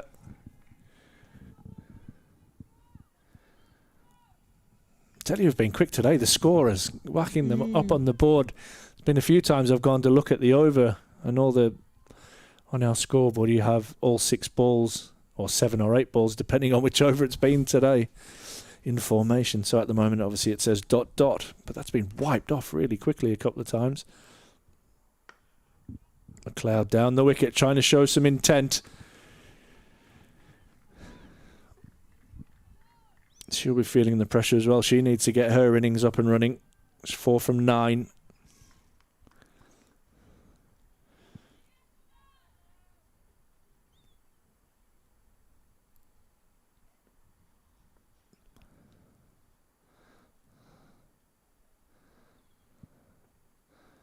That's wide and driven and beautifully fielded. Abby Glenn save 3 runs. That was hammered away by McLeod.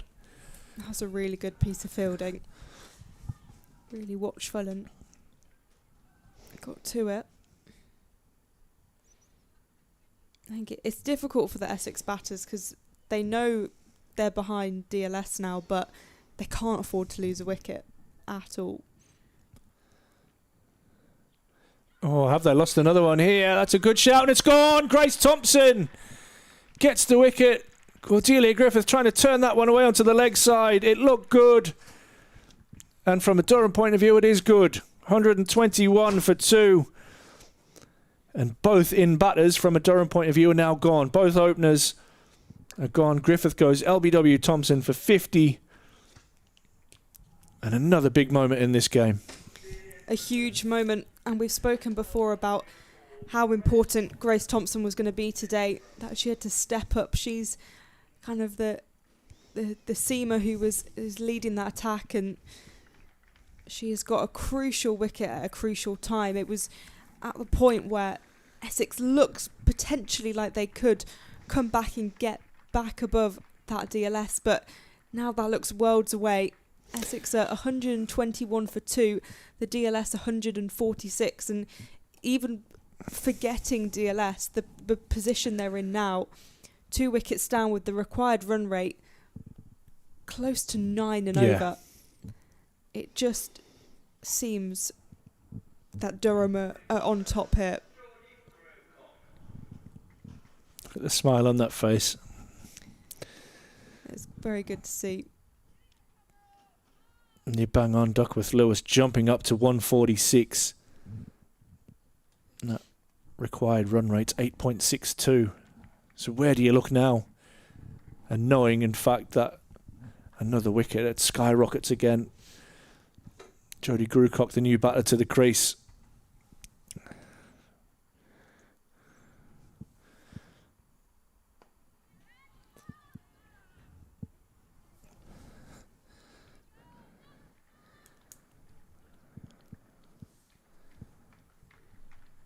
Great over that from Thompson.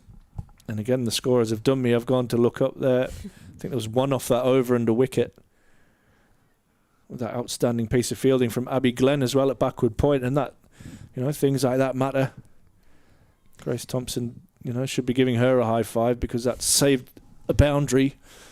And then they've got a wicket. Yeah, it's the small margins, and Durham have given away quite a few extras. They've made up for it with those little moments, and that's been really important for them. As Katie Levick comes back and this is punched away by Lissy McLeod. He just manages to get 1.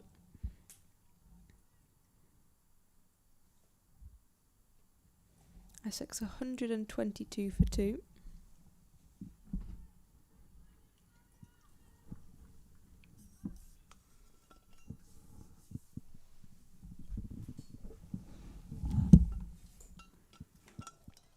Edge slightly to square.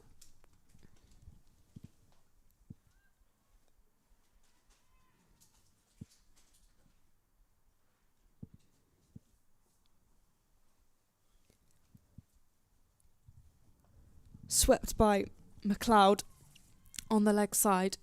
She likes hitting in that area.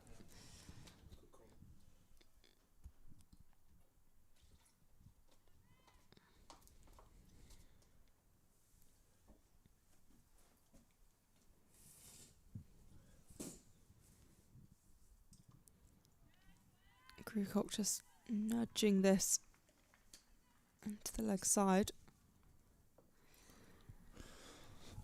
The Blaze and Lancashire have also come off for rain, and Warwickshire still haven't got back underway.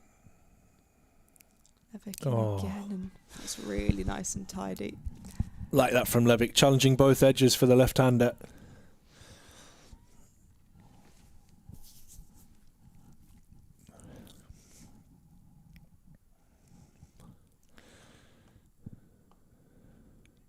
Driven down the ground. Will probably just be 1, and it is. And that wraps wraps up the over. 29 overs gone, 21 remain. Essex 152 for 2 with the DLS at 152. Yeah, Durham will try and fly through the overs as quickly as they can now, even though they're on top with DLS. You just look at that scorecard, you see the rate required going up, approaching 9s. It's at 8.9 at the moment. They're 20 odd ahead on DLS. Can they pick up another wicket and just keep building pressure on Essex? Down at the Oval, the only other Tier 1 game that's currently in play. Surrey are 119 for 1 after 11 overs. Jesus. They need 74 runs to win from 32.4 overs. How are they doing on Duckworth Lewis, Paul? Insane, aren't they? Yeah. It'll be Grace Thompson to continue.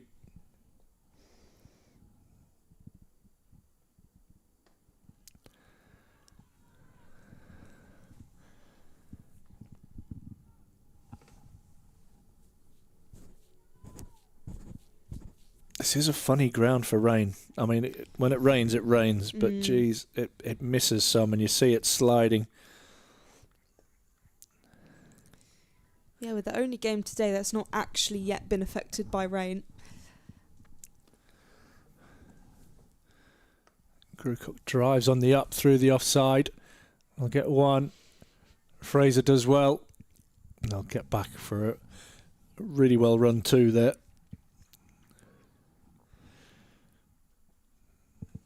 This is where you've got to get your angles right. And I think, yeah, rightly, just giving Catherine Fraser, bring her in 10 yards off the rope.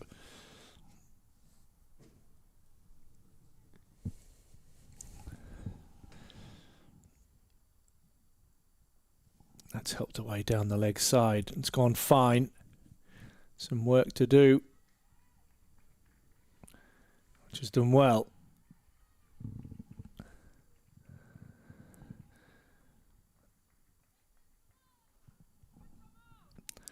Another couple.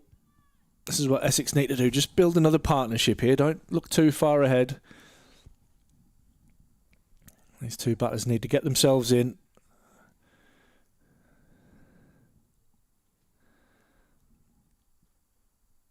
It's whipped away nicely into the gap on the leg side.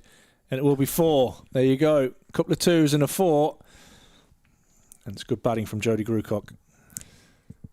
Yeah, really good work with the bat. They have to play kind of risk-free shots, but also going to have to start scoring some runs at a faster rate if they want to get near that DLS score.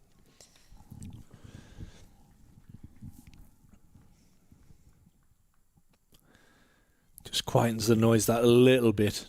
Already having 8 from this over.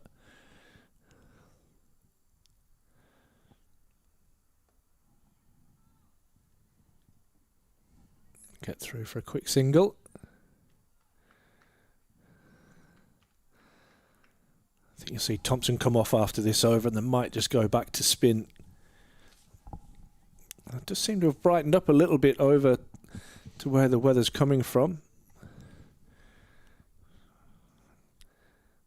Keeping Polly's splodges at bay for the time being. That's missed us, thankfully, all that weather to the north. Oh, McLeod. Full of intent is, I'm going to be very, very kind. Full of intent, picks up a single. 10 from that over from Thompson. She has 1 for 32 from 8. Essex 135 for 2.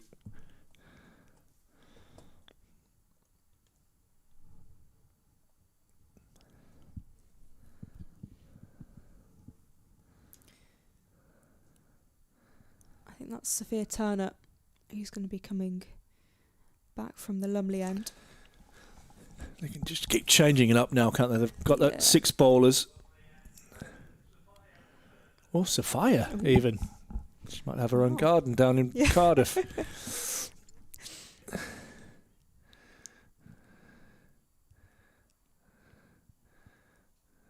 I don't think I've ever called her Sophia, actually. Definitely not Sophia. Yeah, try Sophia, see how that goes down. I might do, actually.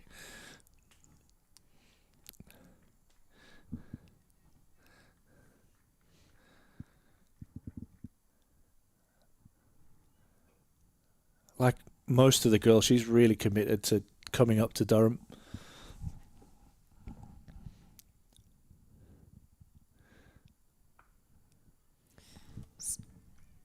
Flicked away by Lissy McLeod. It does go for 4, despite the efforts of Abby Glenn. Just need to get our angles right here, Durham. That's the shorter part of the ground.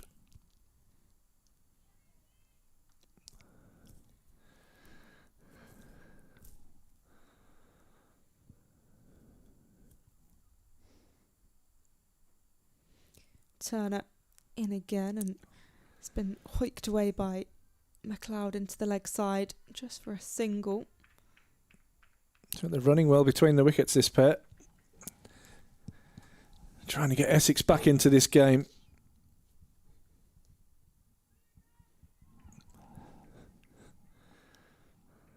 Essex 141 for 2.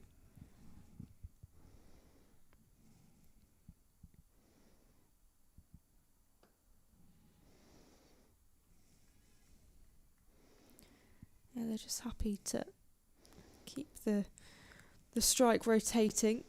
Have been 7 from this over so far. That early boundary's key, isn't it? Yeah. Just takes all the pressure off you as a batting team.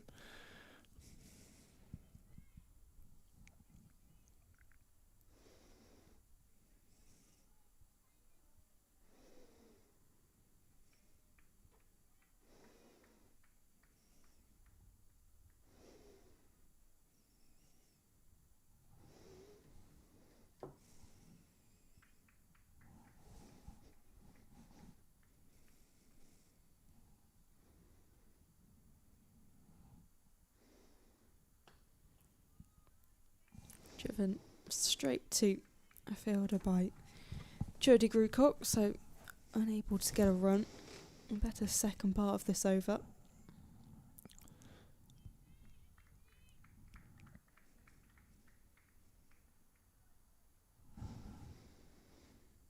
Essex 18 runs behind DLS.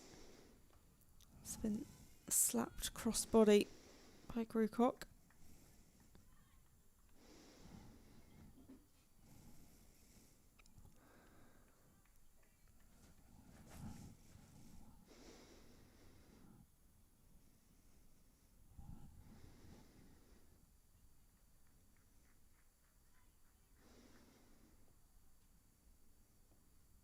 Brightening up out there. Yes, quite nice now. As Sophia Turner has got a crucial wicket. The off stump lifted up out of the ground, and Lissy McLeod goes for 15. Wickets are so important in this situation with the threat of rain. But regardless of that, Durham have really piled on the pressure to Essex, whose required run rate is almost at 9. It's at 8.9, and they've just lost another wicket. Yeah, good work from Fee Turner. Just rolling her fingers over that one. Lissy McLeod trying to hit that one over the electronic scoreboard here at the Riverside. And losing one of her 3 stumps, so another big wicket. 143 for 3. Joe Gardner is the new batter who's had a lot of work grazing out over to the eastern side of the ground, the big boundary over towards Lumley Castle. She finally gets a chance with bat in hand.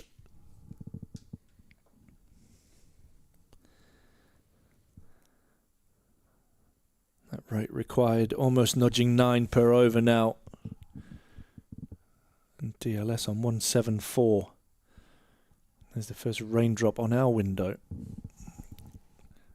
Unless a bird has just yeah, we'll leave it at that. Catherine Fraser, as the ground announcer says, is into the attack. But it's as bright as it's been for a while. We've seemed to have missed a lot of weather, which has skirted around to the north and to the west, which this ground often does. You often look to the north and you go, how the heck are we still playing cricket here? And it just slides on by.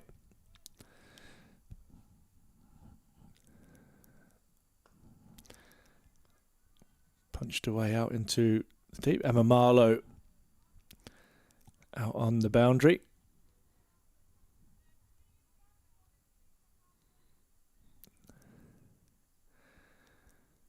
She's joined by Maddie Villiers out in the deep as Gardner takes strike for the first time today.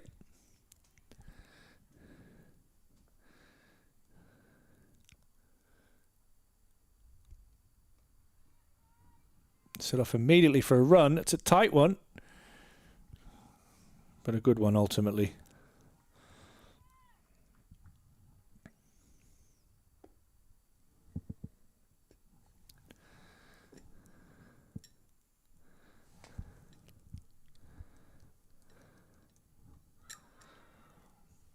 And another single.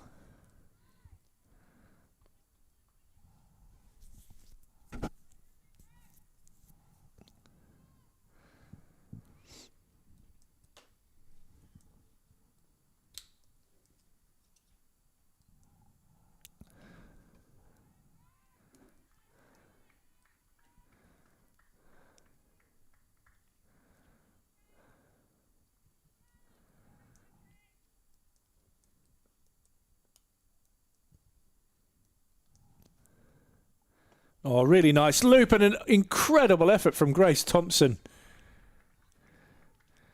That would have been catch of the year in game 2. And probably only her wingspan was able to reach it. Fair play. So that was 10 out of 10 effort.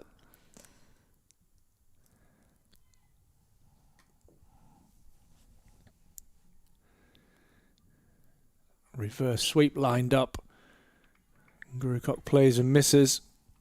4 runs from that Fraser over. 147 for 3.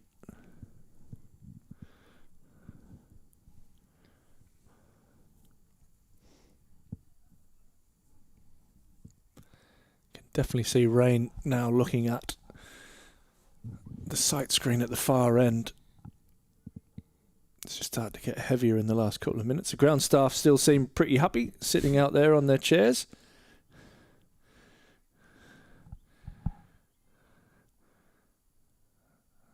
It's definitely not as cold as it has been in the northeast recently.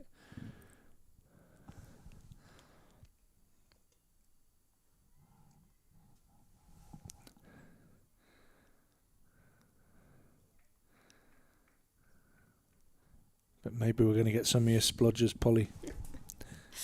I'm hoping not, and I'm hoping it holds off as Sophia Turner back into the attack, driven down the ground by Jo Gardner for 1 run. We've got around 18 overs left, so you think we could maybe fit it all in. It's just dependent on this rain.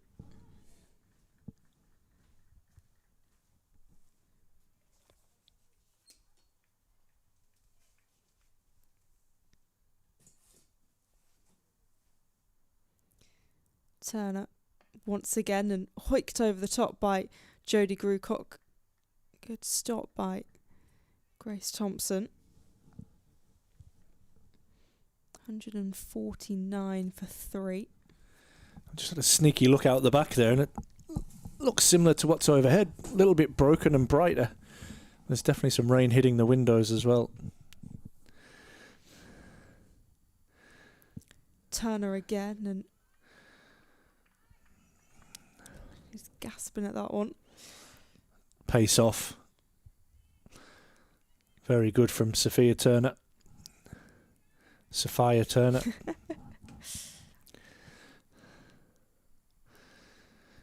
DLS now at 180. It's a long way away that now, isn't it? Turner in, and that's dabbed into the offside. Beats a diving Thompson. So now there's a pursuit for it on the boundary. It's actually going to slow up, and that's a good bit of fielding in pairs. There's a nice bit of timing that from Gardner as 150 comes up. Just eased it through extra cover.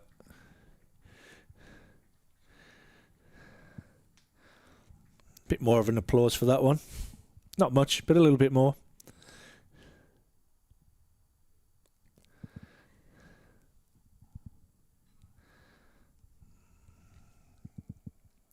Krukok flicks this into the leg side. One run available. Oh. Ouch. It's exactly what Talia Wilson needs after the day that she's had. She's been on the field for every ball. And just cops one either in the stomach or in the chest.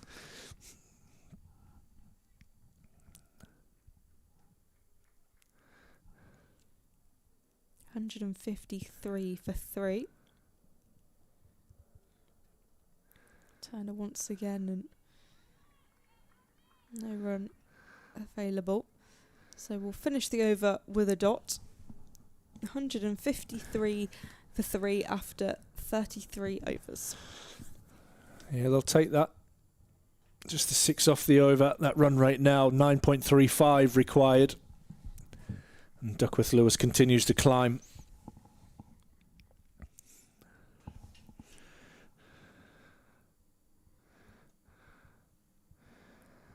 Currently at 182. Yes. I'm going with. Yeah. It might be a 3. But I'm going with 182.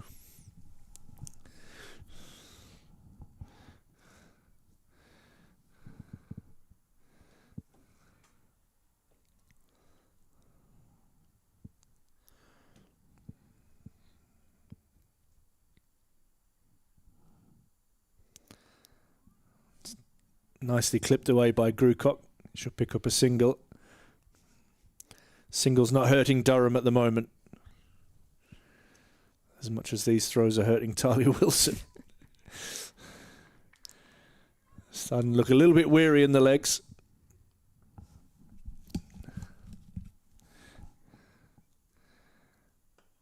Gardner down the pitch and drives. She'll get a single. And that is good intent from Bess Heath, shall we say.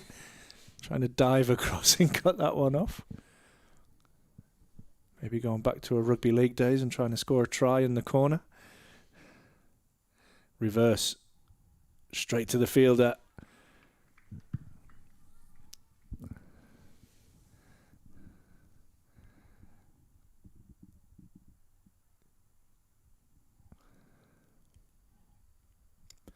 Bring the extra fielder across now onto the offside. And leaving that gap at square leg and mid-wicket open. This is pulled away just out of the reach of Bess Heath. But it'll just be a couple as Abby Glenn does the fielding in the deep.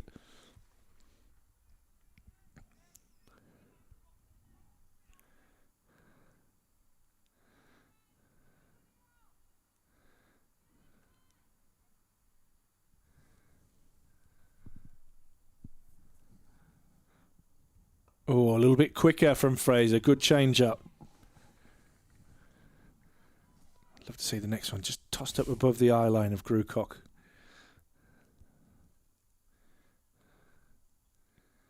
Yeah, much slower. Good bowling. Chipped away into the leg side. They'll think of 2 as they touch. And that is all they'll get is the single. So just the 5 from that over from Fraser. Some good off spin bowling there. She has none for 22 from her 5. Essex now 158 for 3.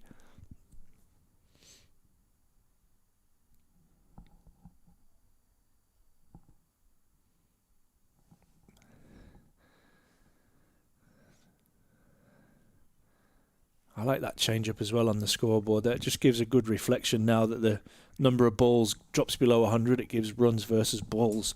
Needing 154 from 96.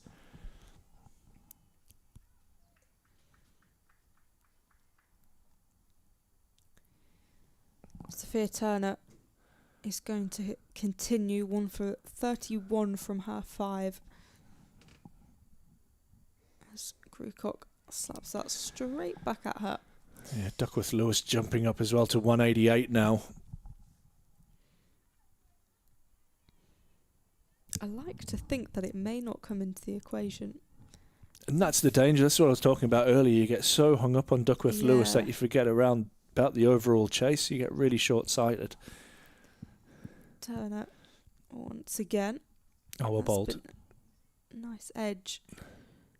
Away to Katie Leffick, just kind of forced into playing that. This is a real skillful area of Fee Turner's, this. Just the change of paces and the Yorkers.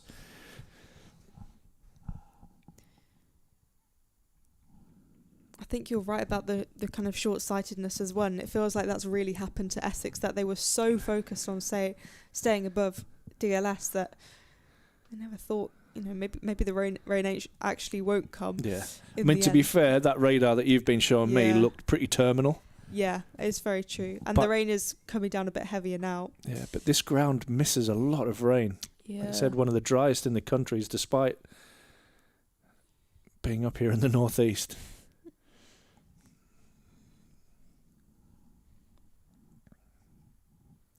Turner once again. Oh, hit.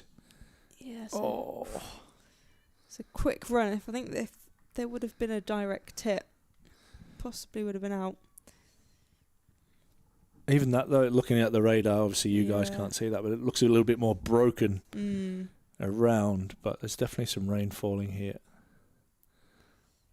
But I think we'll get the full 50 overs in. Hopefully.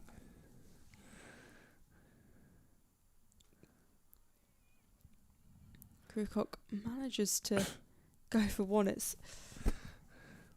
They're playing it a little bit dangerous, but I think they've realised that, actually we're going to have to go for it now. The required run rate is at 10. Yeah, you're right. And maybe this rain won't come down as heavy as we thought.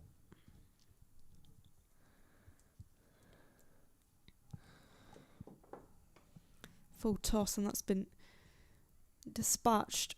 Will be well stopped on the boundary. Little Windsor. Windsor, yeah. The pest. She's been good at those sliding stops throughout today. 163 for 3 at the end of that over.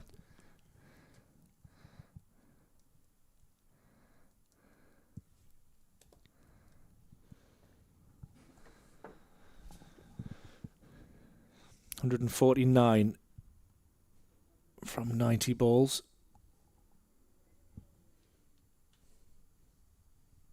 So 15 overs left. And there you can see the rain coming down. What a cameraman he is. Stevie, for a man that... No, I'm not. I'm just going to leave it there. Great work, Stevie. It is starting to get heavy. To be fair, just as I said, I think we'll get the 50 in.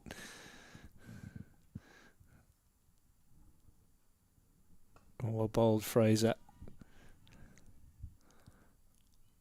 They're going to have to take risks now. They know what's at stake. And yeah, even our window's copping it now and the wind's going the opposite direction.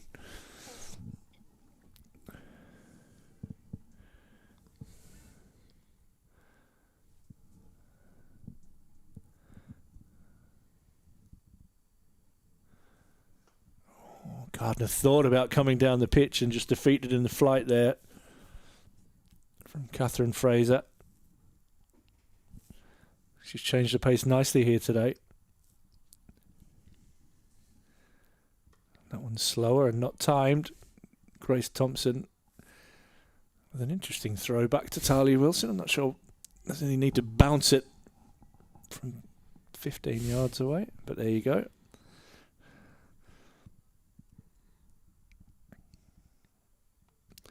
Great read and unlucky to miss that. It was Windsor at backward point who read the reverse sweep. She just dropped back a little bit, as much as she could in the circle. But that was absolutely hammered by Gardner. Excellent shot.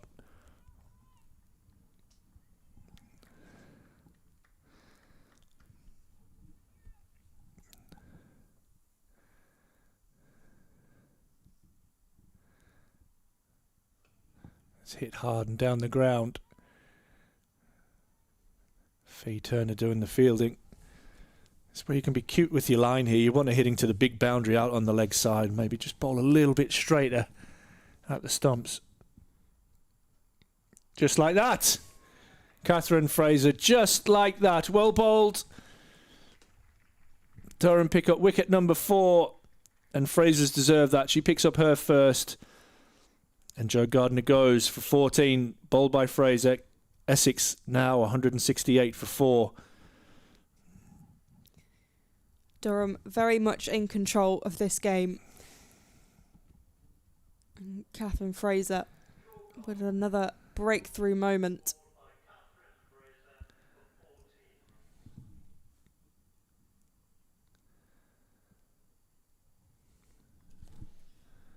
Somebody's bought the sweets out there and haven't even offered us any. Shocking.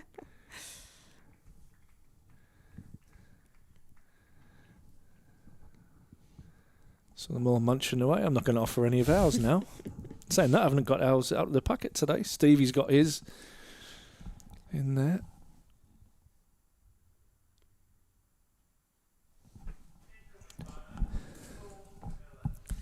Flo Miller, who was the brick wall in the field today for Essex, comes to the middle with, I would say, a big job on her hands, but I think it's maybe an impossible task on her hands.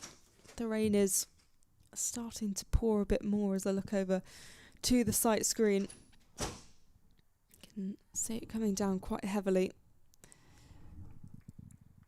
But play is continuing.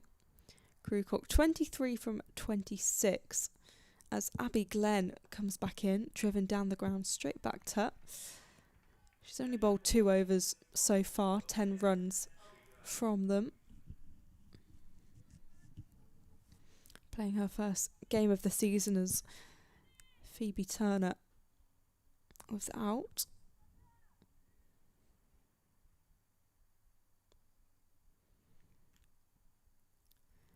Grewcock flicks this into the leg side, up and over. Just able to get a single.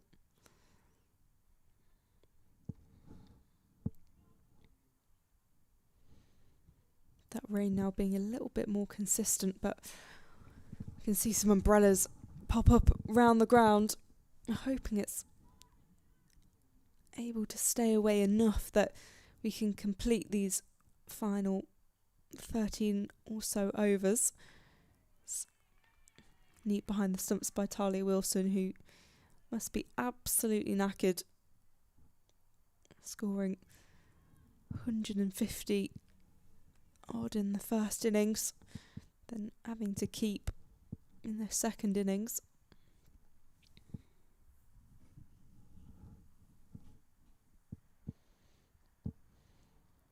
Glenn once again, and just tapped by Miller back past the bowler, yet to get off the mark. 169 for 4.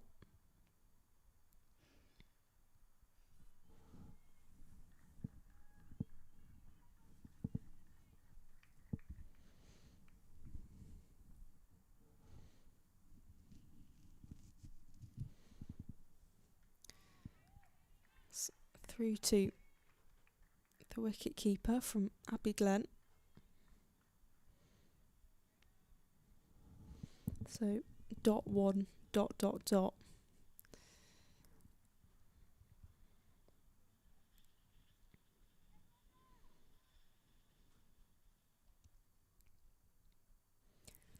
Glenn in and turn around the corner. It won't be another dot on this occasion. It will just be the one. So 2 conceded from the over. Brilliant from Abby Glenn. So after 37, it's 170 for 4. At the same stage, Durham were 207 for 1. Talia Wilson is going to swap to the cap. So she'll stand back as Grace Thompson is coming back into the picture. Her first game of the season so far 1 for 32, including a maiden over from 8 overs. It's been a brilliant performance by the 18-year-old. She's taken on a lot of responsibility today, but took a key wicket earlier, which, if the rain had fallen, could have been very decisive. As this one's been whipped away, it should find the boundary, and it will. Frustrating start for Thompson, who's been fairly economical. Essex 174 for 4.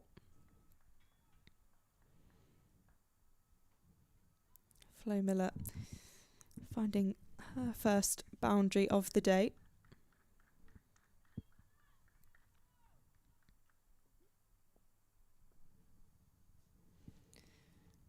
Thompson in again. Miller just tapping that and running, knowing they need to keep the score ticking over. The required run rate almost at 11, and their current run rate 4.7.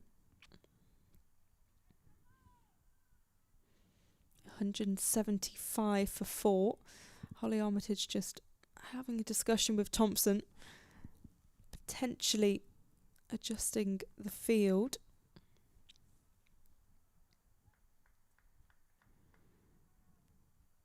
Just bringing up Katie Levick into the ring.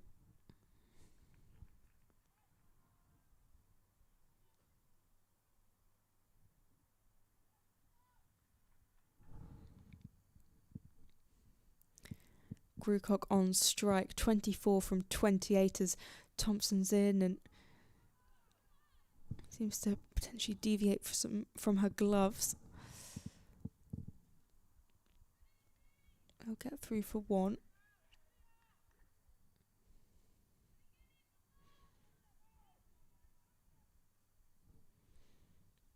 $136 required to win. It's looking unlikely for Essex.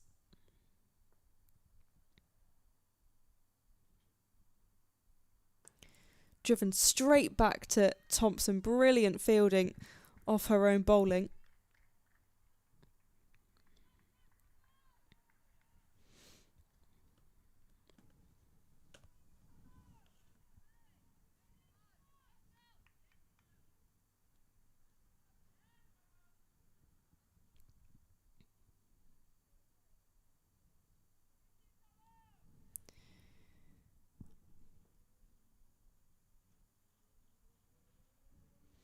Thompson in once again, whipped away but straight to a fielder.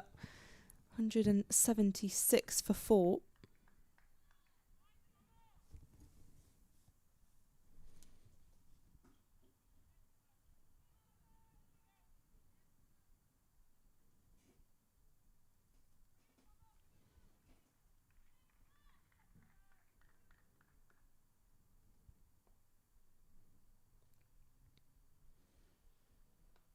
It's been clipped away by Miller.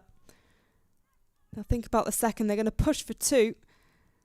Safe in the end.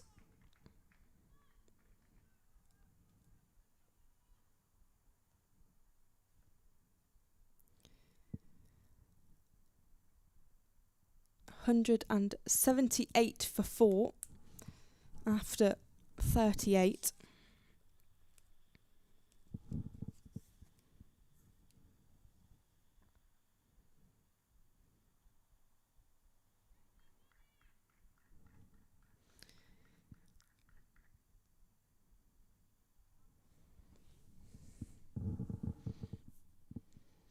Looks like it will be Abby Glenn to continue from the Lumley end. 12 runs conceded from her 3 overs.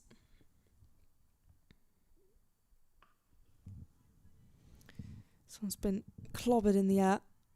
Well stopped by Grace Thompson, who slides with the ball on what is probably a bit of a greasy outfield with the rain that's been falling over the last 20 minutes, half an hour. 180 for 4.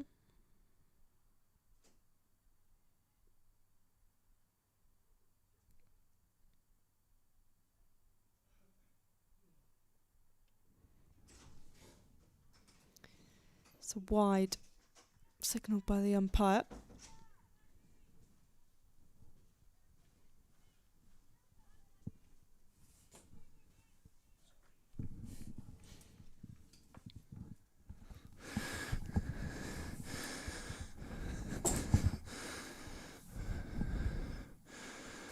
Glenn in again, and that's rocketed away by Grewcock, but will just find Bess Heath.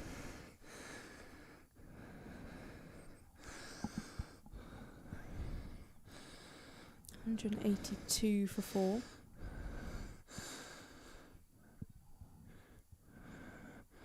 Ground staff are a little bit keener to get the covers on now, aren't they? I think from Durham point of view, they wouldn't be upset if they went off. Yeah. They look a little bit heavier out there. Umpire's giving it every chance.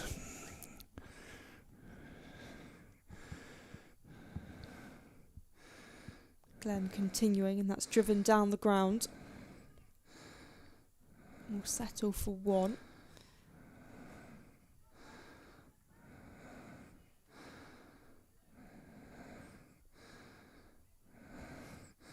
Can see from the pictures almost look frosted, don't they? Like the amount of, what we say, heavy drizzle in the air? Bit of drizzle.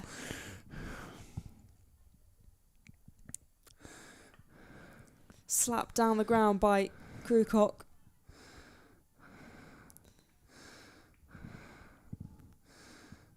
It's really good running between the pair.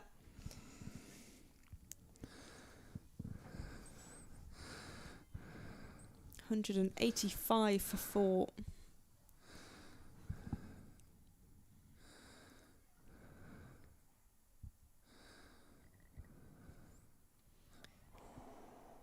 Stays low.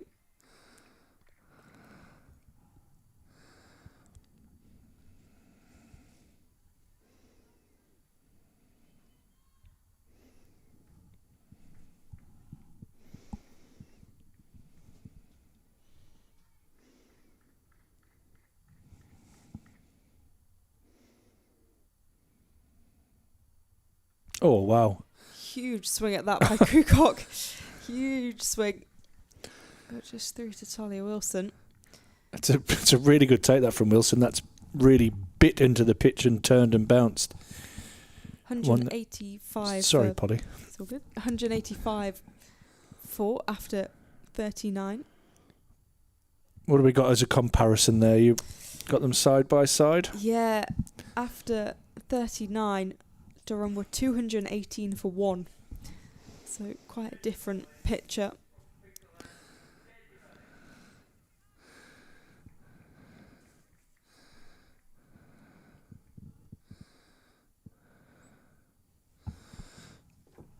$127 from 66.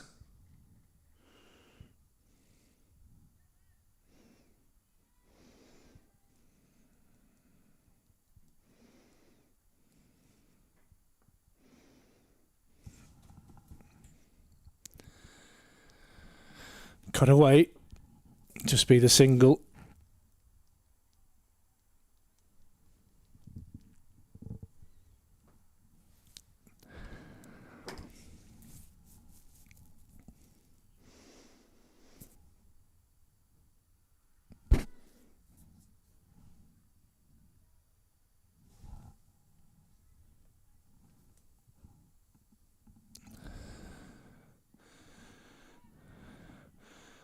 Another single. Single's not really hurting Durham. Bess Heath doing the fielding there at long on.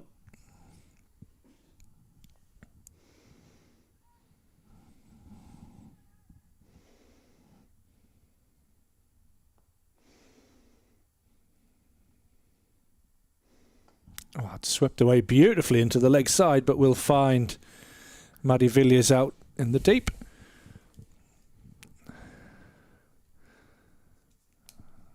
It's a lovely shot that from Flo Miller.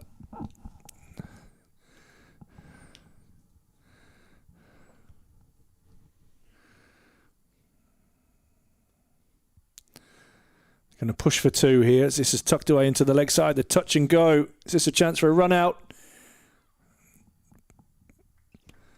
Maybe with a direct hit. Good running. That's kind of where they are in the desperation stakes at the moment. 2 more for Grucock.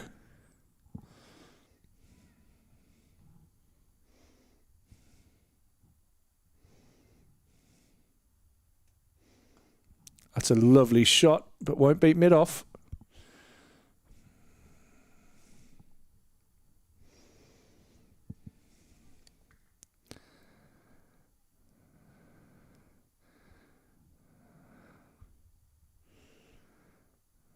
Almost 2 a ball required now. That's swept away into the deep. And again, we'll find Maddie Villiers on the first bounce. That ends the over 7 from it. And they need exactly 12 runs and over, or 2 runs a ball. 120 from 60. Yeah, it's a very big ask. And I just think Durham did so well to kind of maintain their composure in those first couple of overs where DLS felt like it was everything.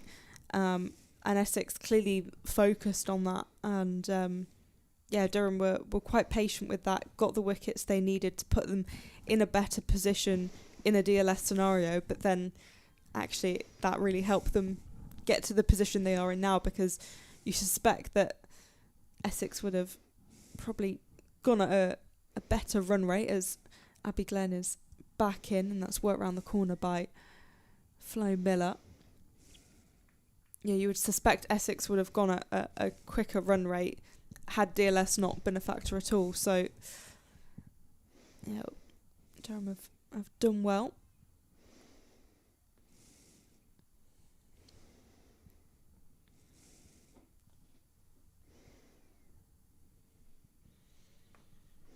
Hoiked by Jodie Grucock, and that could have been a chance at a catch. In the end, it's gone for 4, which in this context I don't think will matter in the game. However, it's a frustrating one. But you want the player to go for the catch, and fair play to Bess Heath for I like the aggression. That. Yeah, fielding intent, attitude.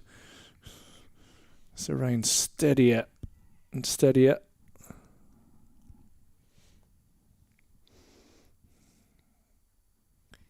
Grucock on the leg side, but on the ground this time.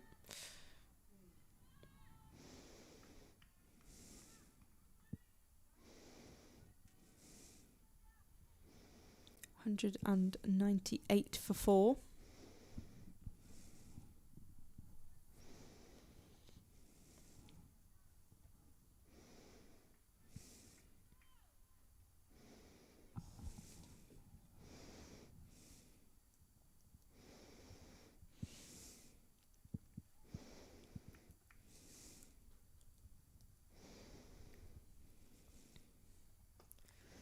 Miller slaps that away. There's a fielder there, so it'll just be 1. 199 for 4.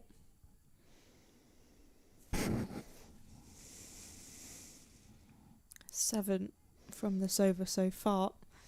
Required run rate at 12.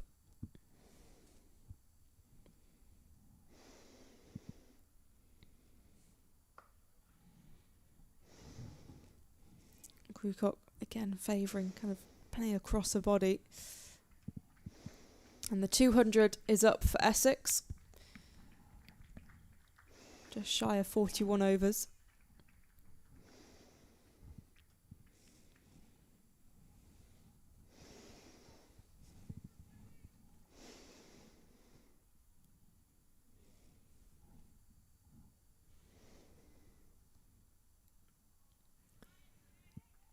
Wide.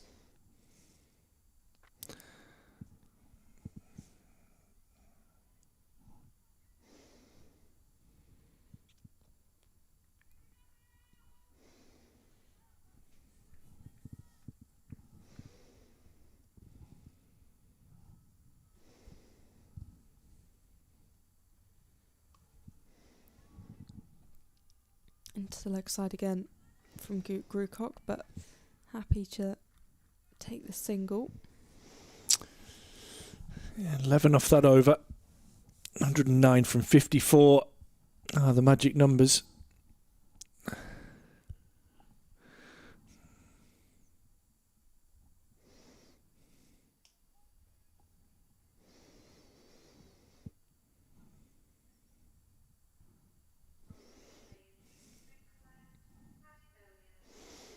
There you go. Maddie Villiers back into the attack. Picked up the vital wicket of Grace Scrivens. That seemed to change the momentum of the whole game, putting Durham back ahead on Duckworth Lewis when all eyes were on that.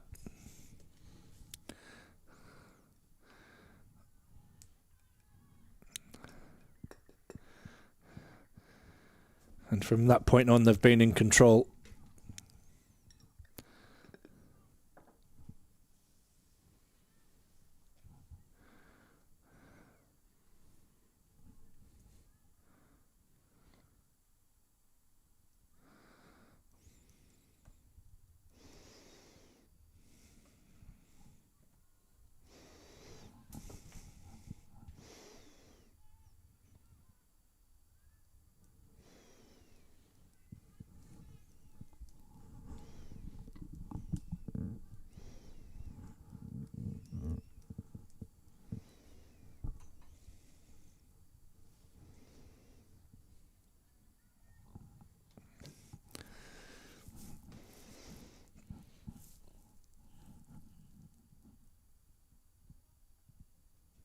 Oh, leading edge.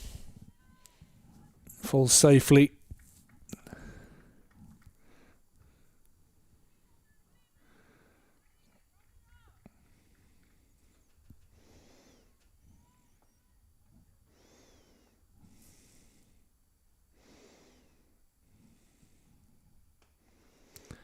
Hit away powerfully again into the leg side. But straight to Abby Glenn at deep mid-wicket.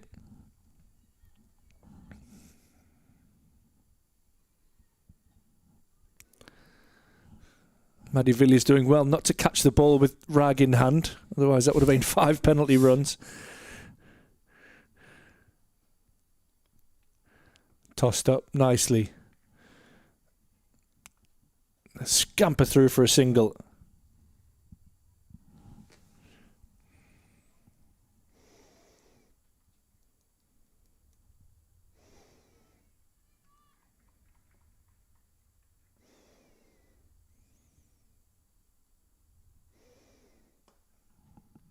This one does find the gap. Lovely shot from Miller.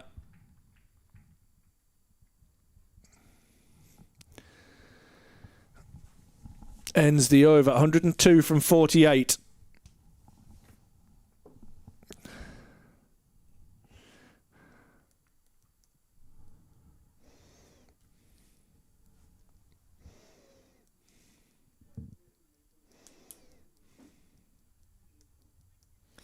The rain looks a bit heavier, but I really just hope they can continue. Yeah, may as well crack on. 8 overs. Otherwise, what, are they just going to sit in the dressing room for a couple of hours, twiddling their thumbs, and then it gets called off? They may as well get on with it. It is heavier, you're right. Yeah.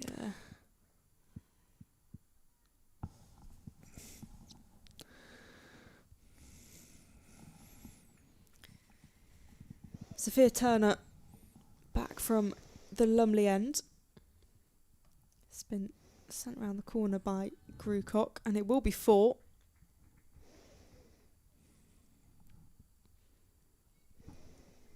$214 for 4.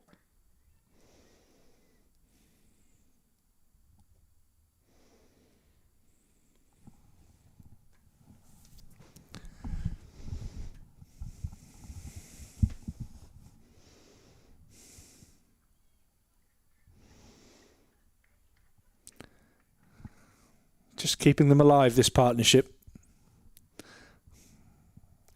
Turner in again, and that's been Oh. slapped away really well, cut off there by Emily Windsor. It looked like it could have been back-to-back boundaries. So if I was Holly Armitage, I'd be the umpire's ear, because this is now, from a fielding point of view, starting to become an advantage for Essex. From an Essex point of view, they want to stay out there as long as possible.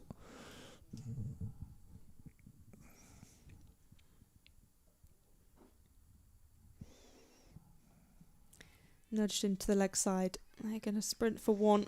They're going to push for 2. And they'll get 50. it. Yeah. Very accurate. And that's the 50 up for Jodie Grucock, who's been really important for Essex to, as you say, keep the game alive, keep that spark going. Because although this will likely be a losing cause, Grucock has done well when she came in a precarious position.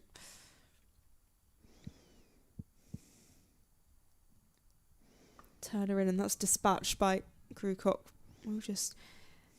We'll get 2. There's been a misfield by Bess Heath, perhaps due to the weather. That's my point.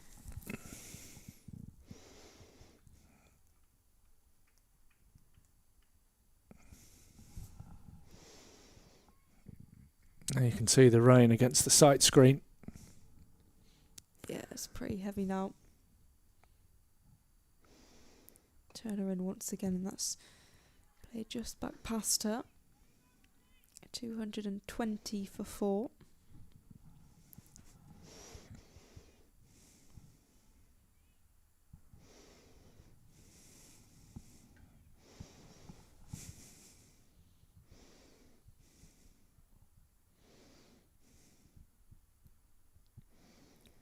Grucock up and over. Well fielded by Bess Heath. Not the easiest conditions out there.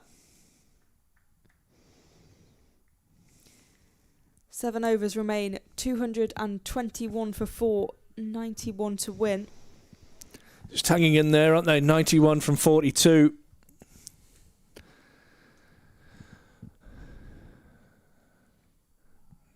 It's been a good partnership between these two.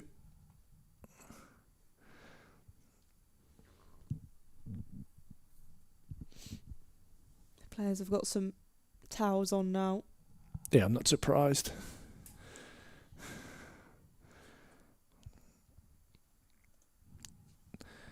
Maddie Villiers to continue. This will help the pitch from a batting point of view as well, with the ball just sliding on.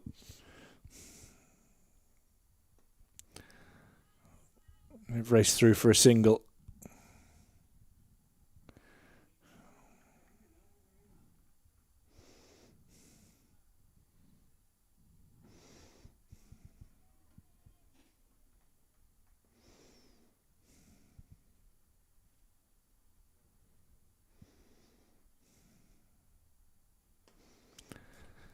Flo Miller finding that gap again on the leg side. There's going to be some work here.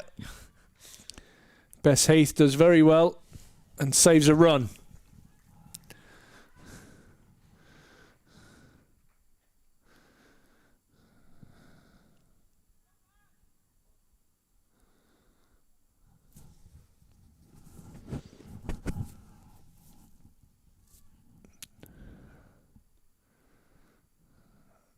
Just having a chat with the captain. Rain still steadily falling here.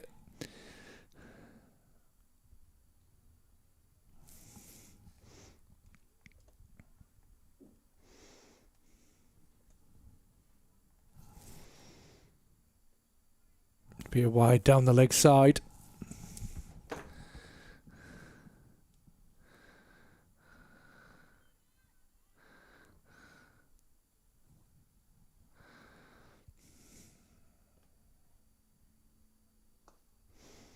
I see tossed up by Maddie Villiers. Just be the single. Surrey have beat Yorkshire. And interestingly, there were 5 penalty runs, Oh, which I would love to know what that was about. In Surrey's innings. Oh, well. How long did that last, that chase?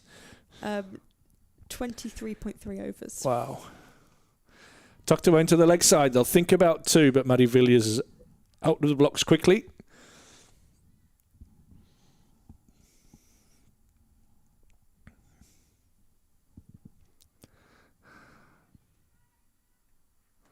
we're currently the only game going on. The Blaze and Lancs and then Warwickshire and Hampshire both still have rain. This one's pulled away but straight. And it'll just be the single. One ball left in the over. It's been 8 from it so far.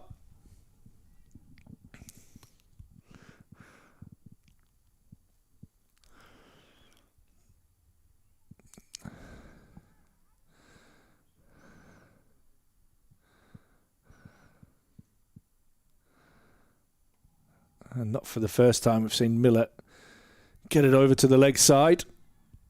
She'll pick up a single. So 9 from the over. 82 to win from 36 balls.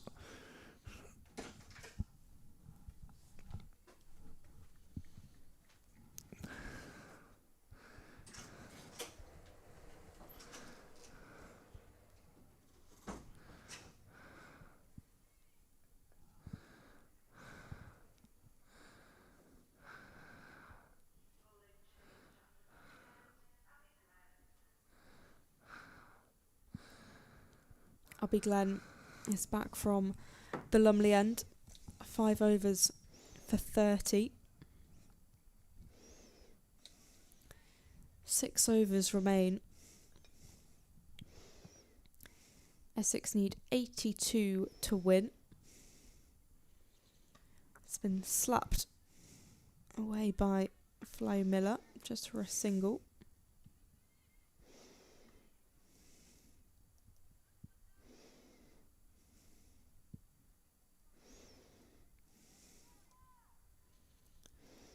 $231 for 4.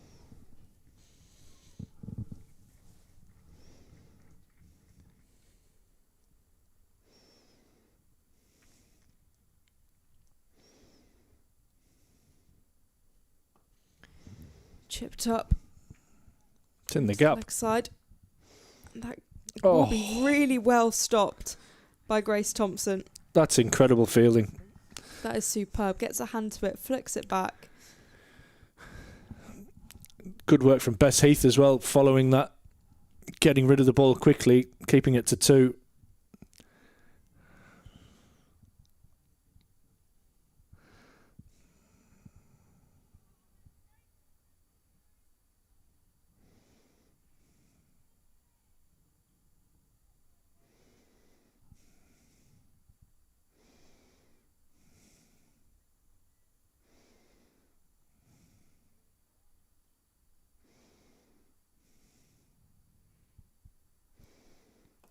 Rucock down the ground and takes out middle stump. Half an appeal.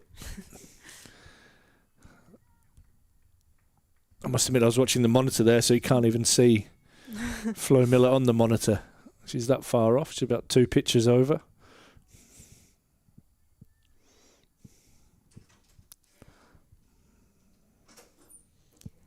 Glenn in again and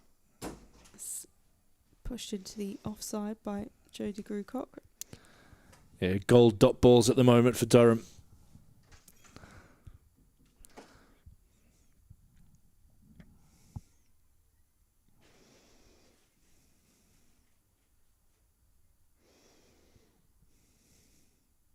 Two, 3 for 4. Been flicked away, but just a single. 4 conceded from this over.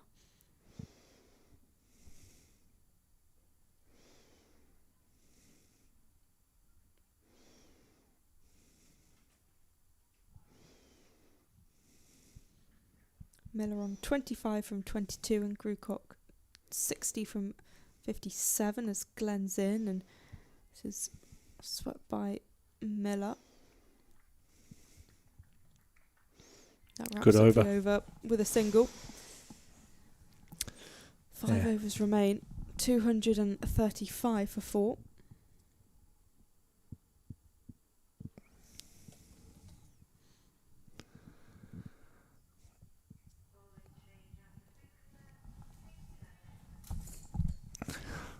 Well, it sounds like a train announcer, that, doesn't it? I found out from Women's Cricket Blog that the 5 penalty runs were for dissent by Lauren Winfield Hill, having been given out caught behind. Interesting. Okay. Not like her. Katie Levick into the attack. I think the rain has just eased a little. Still some definite drizzle in the air. One pitching outside leg stump, you'd feel.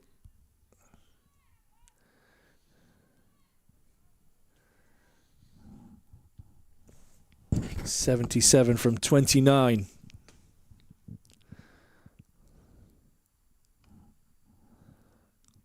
Oh, it's hammered and dropped. Catherine Fraser out there doing the fielding. Maybe just misjudged that a little bit, came running in towards that, but that was hit fiercely. As she has done on many occasions today. Flo Miller. Burst through the hands.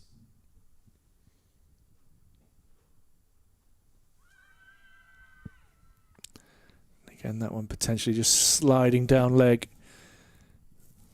We have a horrible angle for it, to be fair, with that camera, and we're even further away.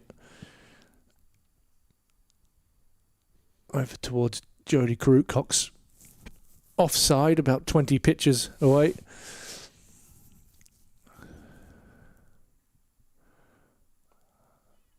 It's nicely bowled. Good flight. Just want to keep it tidy here. All the way to the end, Durham. But in pole position to get their first win of the season now. Warwickshire against Hampshire has been called off. Oh. It's a shame for Warwickshire because they did so well in their batting innings. Was there no cricket in the second innings at all? No cricket at all. So okay. I think it must have rained when they went for lunch. That's not what you want with 350 on the board, is it? They did. It was a real team performance as well. There were 5 half centuries. Wow. It's a lovely shot off the back foot and a good hand. I think it's Fraser again there.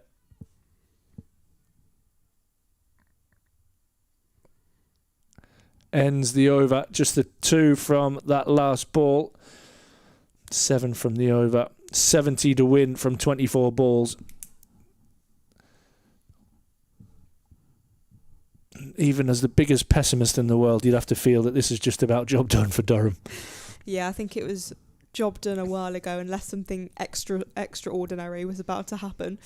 I've been really impressed with Durham, I think, all day, particularly the batting. Yeah. That's what's really stood out for me. That's completely transformed to how it was on Saturday, and I can obviously understand as well it's different opposition.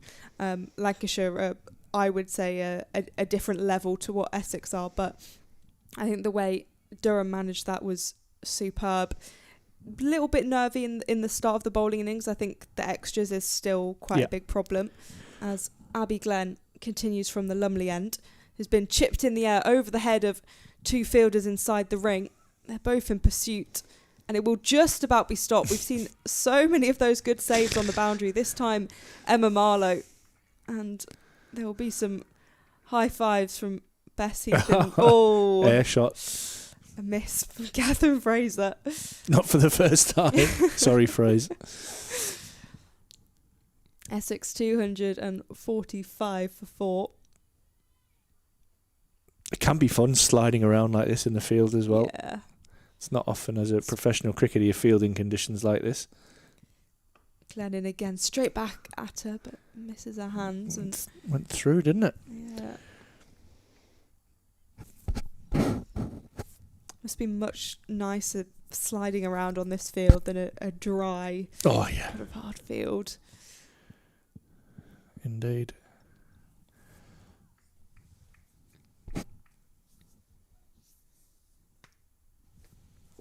Essex requiring 67 runs to win.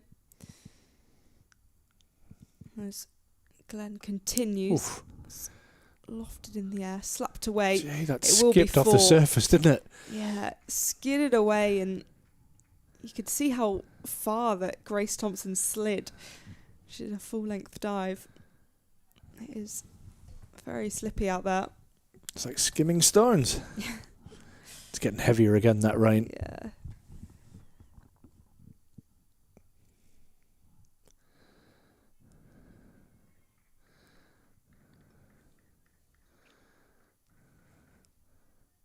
I do think if they can just get through the overs quickly, then all is well, and then the ground staff can come on and put all the covers they want on.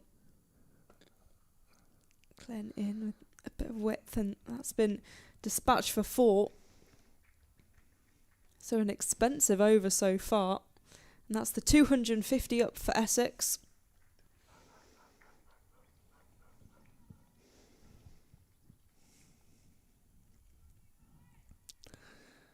Just a bit too much width there from Abby Glen. Have word from my dad, who works just down the road from Edgbaston, saying it's hailing. Oh, nice. So no wonder it's been abandoned at Edgbaston. Well, we've managed to miss the majority of it here today. Glen in once again and clipped into the leg side for a single. So Krukok's up into the 70s now. She's just got on with it quite quietly. I mean, I know there have been quite a few boundaries in the last few overs, but it has felt like, yeah, I guess quite quiet, with Essex not really getting near the total that they'll need.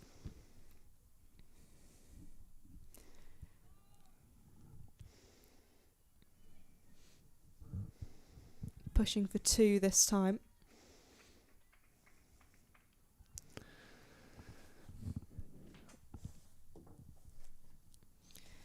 Three overs remain. Essex 256 for 4.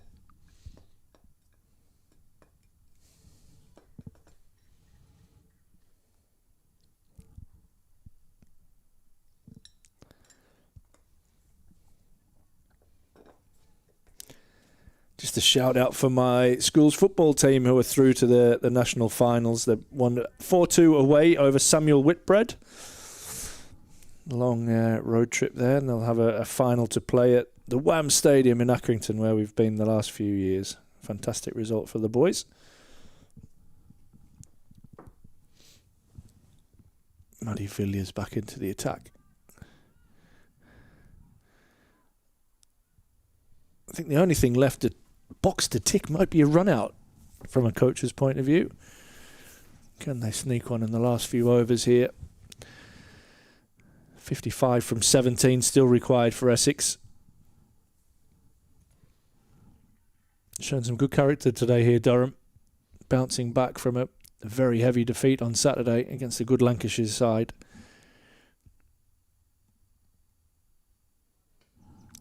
I tell you what, she hits it hard. Flo Miller. 4 more to Miller. Not done yet. 51 from 16. Required run rate of 19.1. Yeah, I was just calculating in my head there. I was like, that's 3 a ball. That, yeah. So far 5 from the over, so you never know. That's still behind in the over. That's how crazy it is. But hey, it's never done. You never know where 5 penalty runs could come from. Indeed.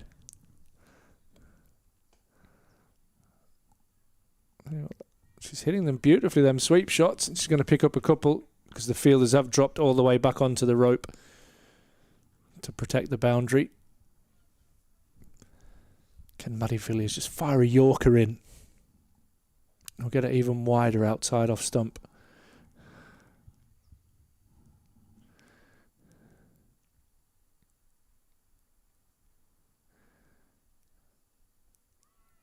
Clever.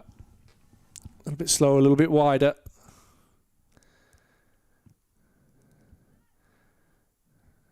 Can you make Flo Miller hit through the offside rather than she's so comfortable with those powerful slug sweeps?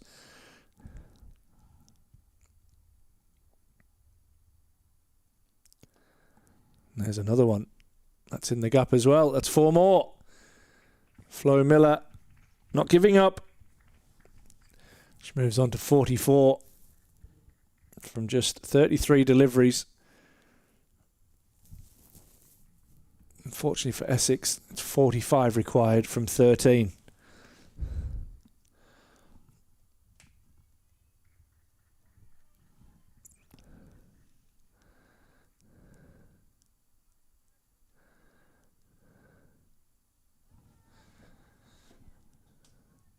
Just change it up a little bit, maybe ball round the wicket and fire it at her feet. Not let her get her hands free at the ball.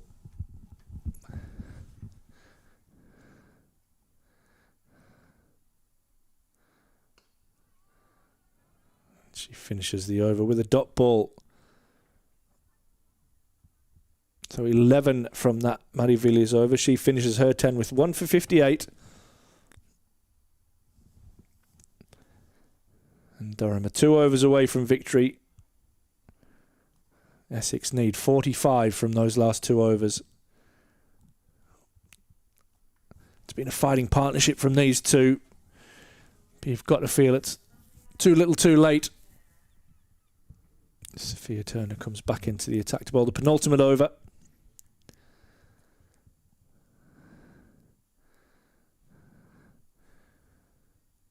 For everybody watching on the stream, both Durham and Essex fans, we thank you for your company today. Myself, Ash Thorpe and Polly Starkey. We've enjoyed covering today's game. Lots of runs. Not many wickets, just the 7 wickets in the game in total. We're approaching the 600 run mark for the day.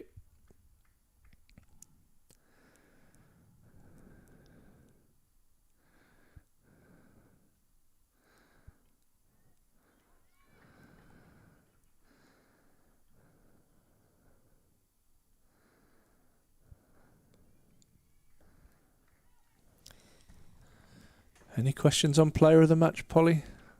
I know I asked some stupid questions, but... No, I think it's quite obvious. Just checking. Sophia Turner in, and it's dispatched by Grucock, as we've seen her play that shot so many times, and she basically ends up at the same end as Flo Miller as the 100 partnership comes up. Yeah, it's been They're excellent. running so fast. 73 balls. Yeah, it's been a brilliant partnership, and unfortunately for them in a losing cause, but it's been a great rebuild from kind of the chaos of the early overs. So that's been clubbed away. I have to keep an eye on Miller. I don't know if she's getting a good jump there and following through, but she's rapid between the wickets. It's been a good day for her. She was excellent in the field in the covers. She's 6 runs away from a half century, 44 from 34.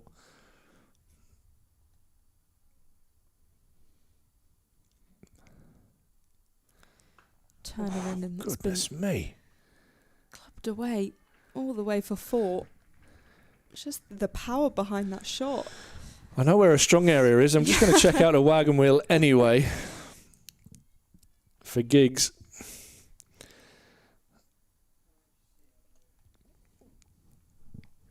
And I'm guessing through that mid-wicket / square leg area. Yeah, very strong. 28 of her runs have come through mid-wicket.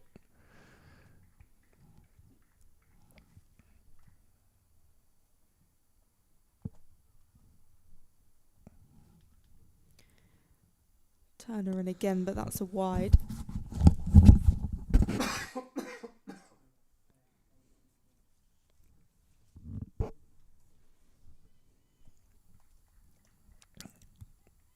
Probably the blot on the day for Durham would be the amount of extras. Agreed. It was something we've mentioned throughout today as being a bit of an issue. It's played late. strong by Miller. And at one point, it looked like it could actually be quite a decisive factor when DLS was very much on the cards.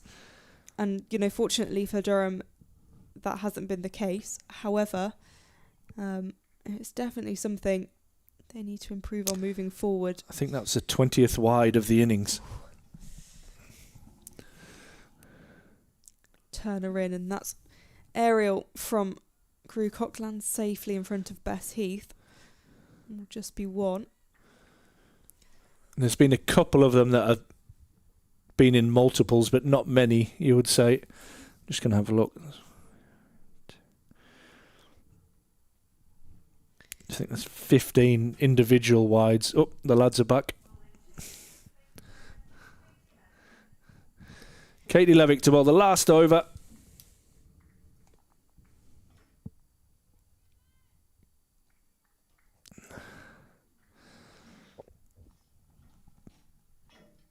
Somebody's packing up for the day. It can't be the lads on the roof. I'm sure they left.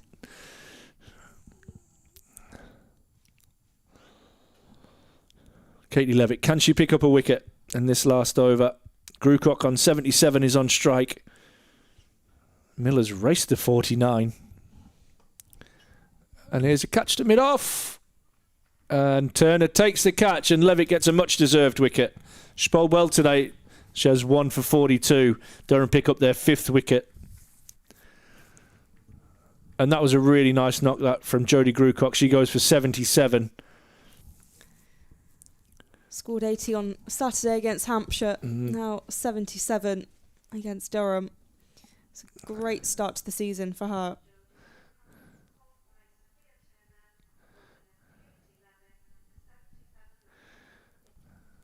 The next train.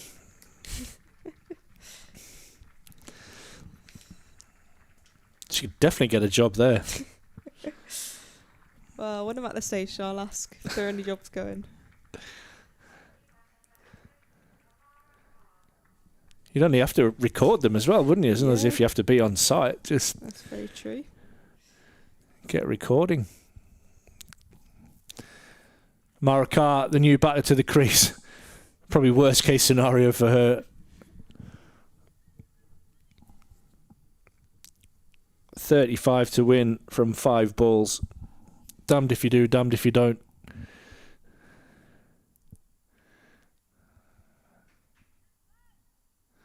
Just try and get Miller back on strike, I think, for her to get a 50.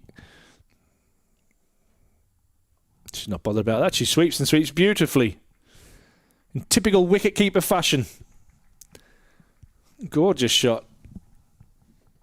Gets off the mark. First ball with a boundary.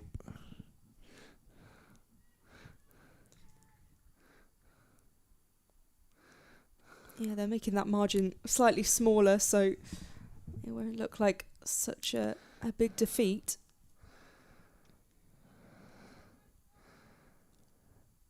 Yeah, they've kept having a crack, haven't they?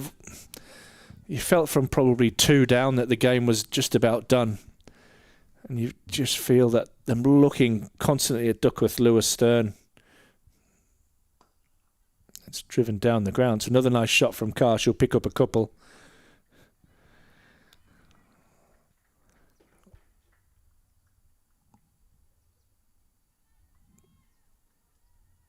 And fair play to Durham. They've won the toss and batted, took the risk, and maybe that on local knowledge that they thought they would get a full game in. And they've posted a total that they've been able to defend. A couple of key changes to the bowling lineup as well. That's a gorgeous shot. Geez, we've seen some good cricket today. Wow. Advancing down the wicket and slapping that through the covers. I don't know if Levick saw her coming there and tried to throw it wide to maybe try and get another stumping for Talia Wilson behind the stumps. 2 balls left. And I think the perfect result for everybody is that brings Miller back on strike. Not that it'll matter much in this game, but it'll be a milestone for her. She's on 49.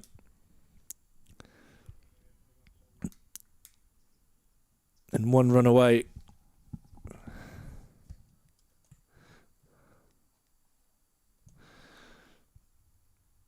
Oh, and she's missed it. That's probably sums it up. Yeah, it does happen. And Durham win, and win well. So congratulations to Holly Armitage and the Durham girls. Commiserations to Essex. But that win was set up on the back of a fantastic opening partnership of 137 between Emma Marlowe and Talia Wilson. The second wicket partnership then put on 163 between Holly Armitage and Talia Wilson. Tough to win from there for Essex. 311 posted. Emma Marlowe 53, Holly Armitage 81, but a magnificent 152 for Talia Wilson, who was bowled off the last ball of the innings. So she spent the whole shift out on the ground, as then kept as well. For Essex in reply, lots of starts. You had 47 for Scrivens, 50 for Griffith, Grucock with 77, Miller finishes 49 not out. For Durham, there was a wicket apiece for Villiers, Thompson, Turner, Fraser and Levick. And Durham get home and get their first win of the season. So they win by 23 runs. And while the players shake hands, on behalf of Polly and everybody here at Durham Cricket Live, we thank you for sticking with us today, and we'll see you in the future.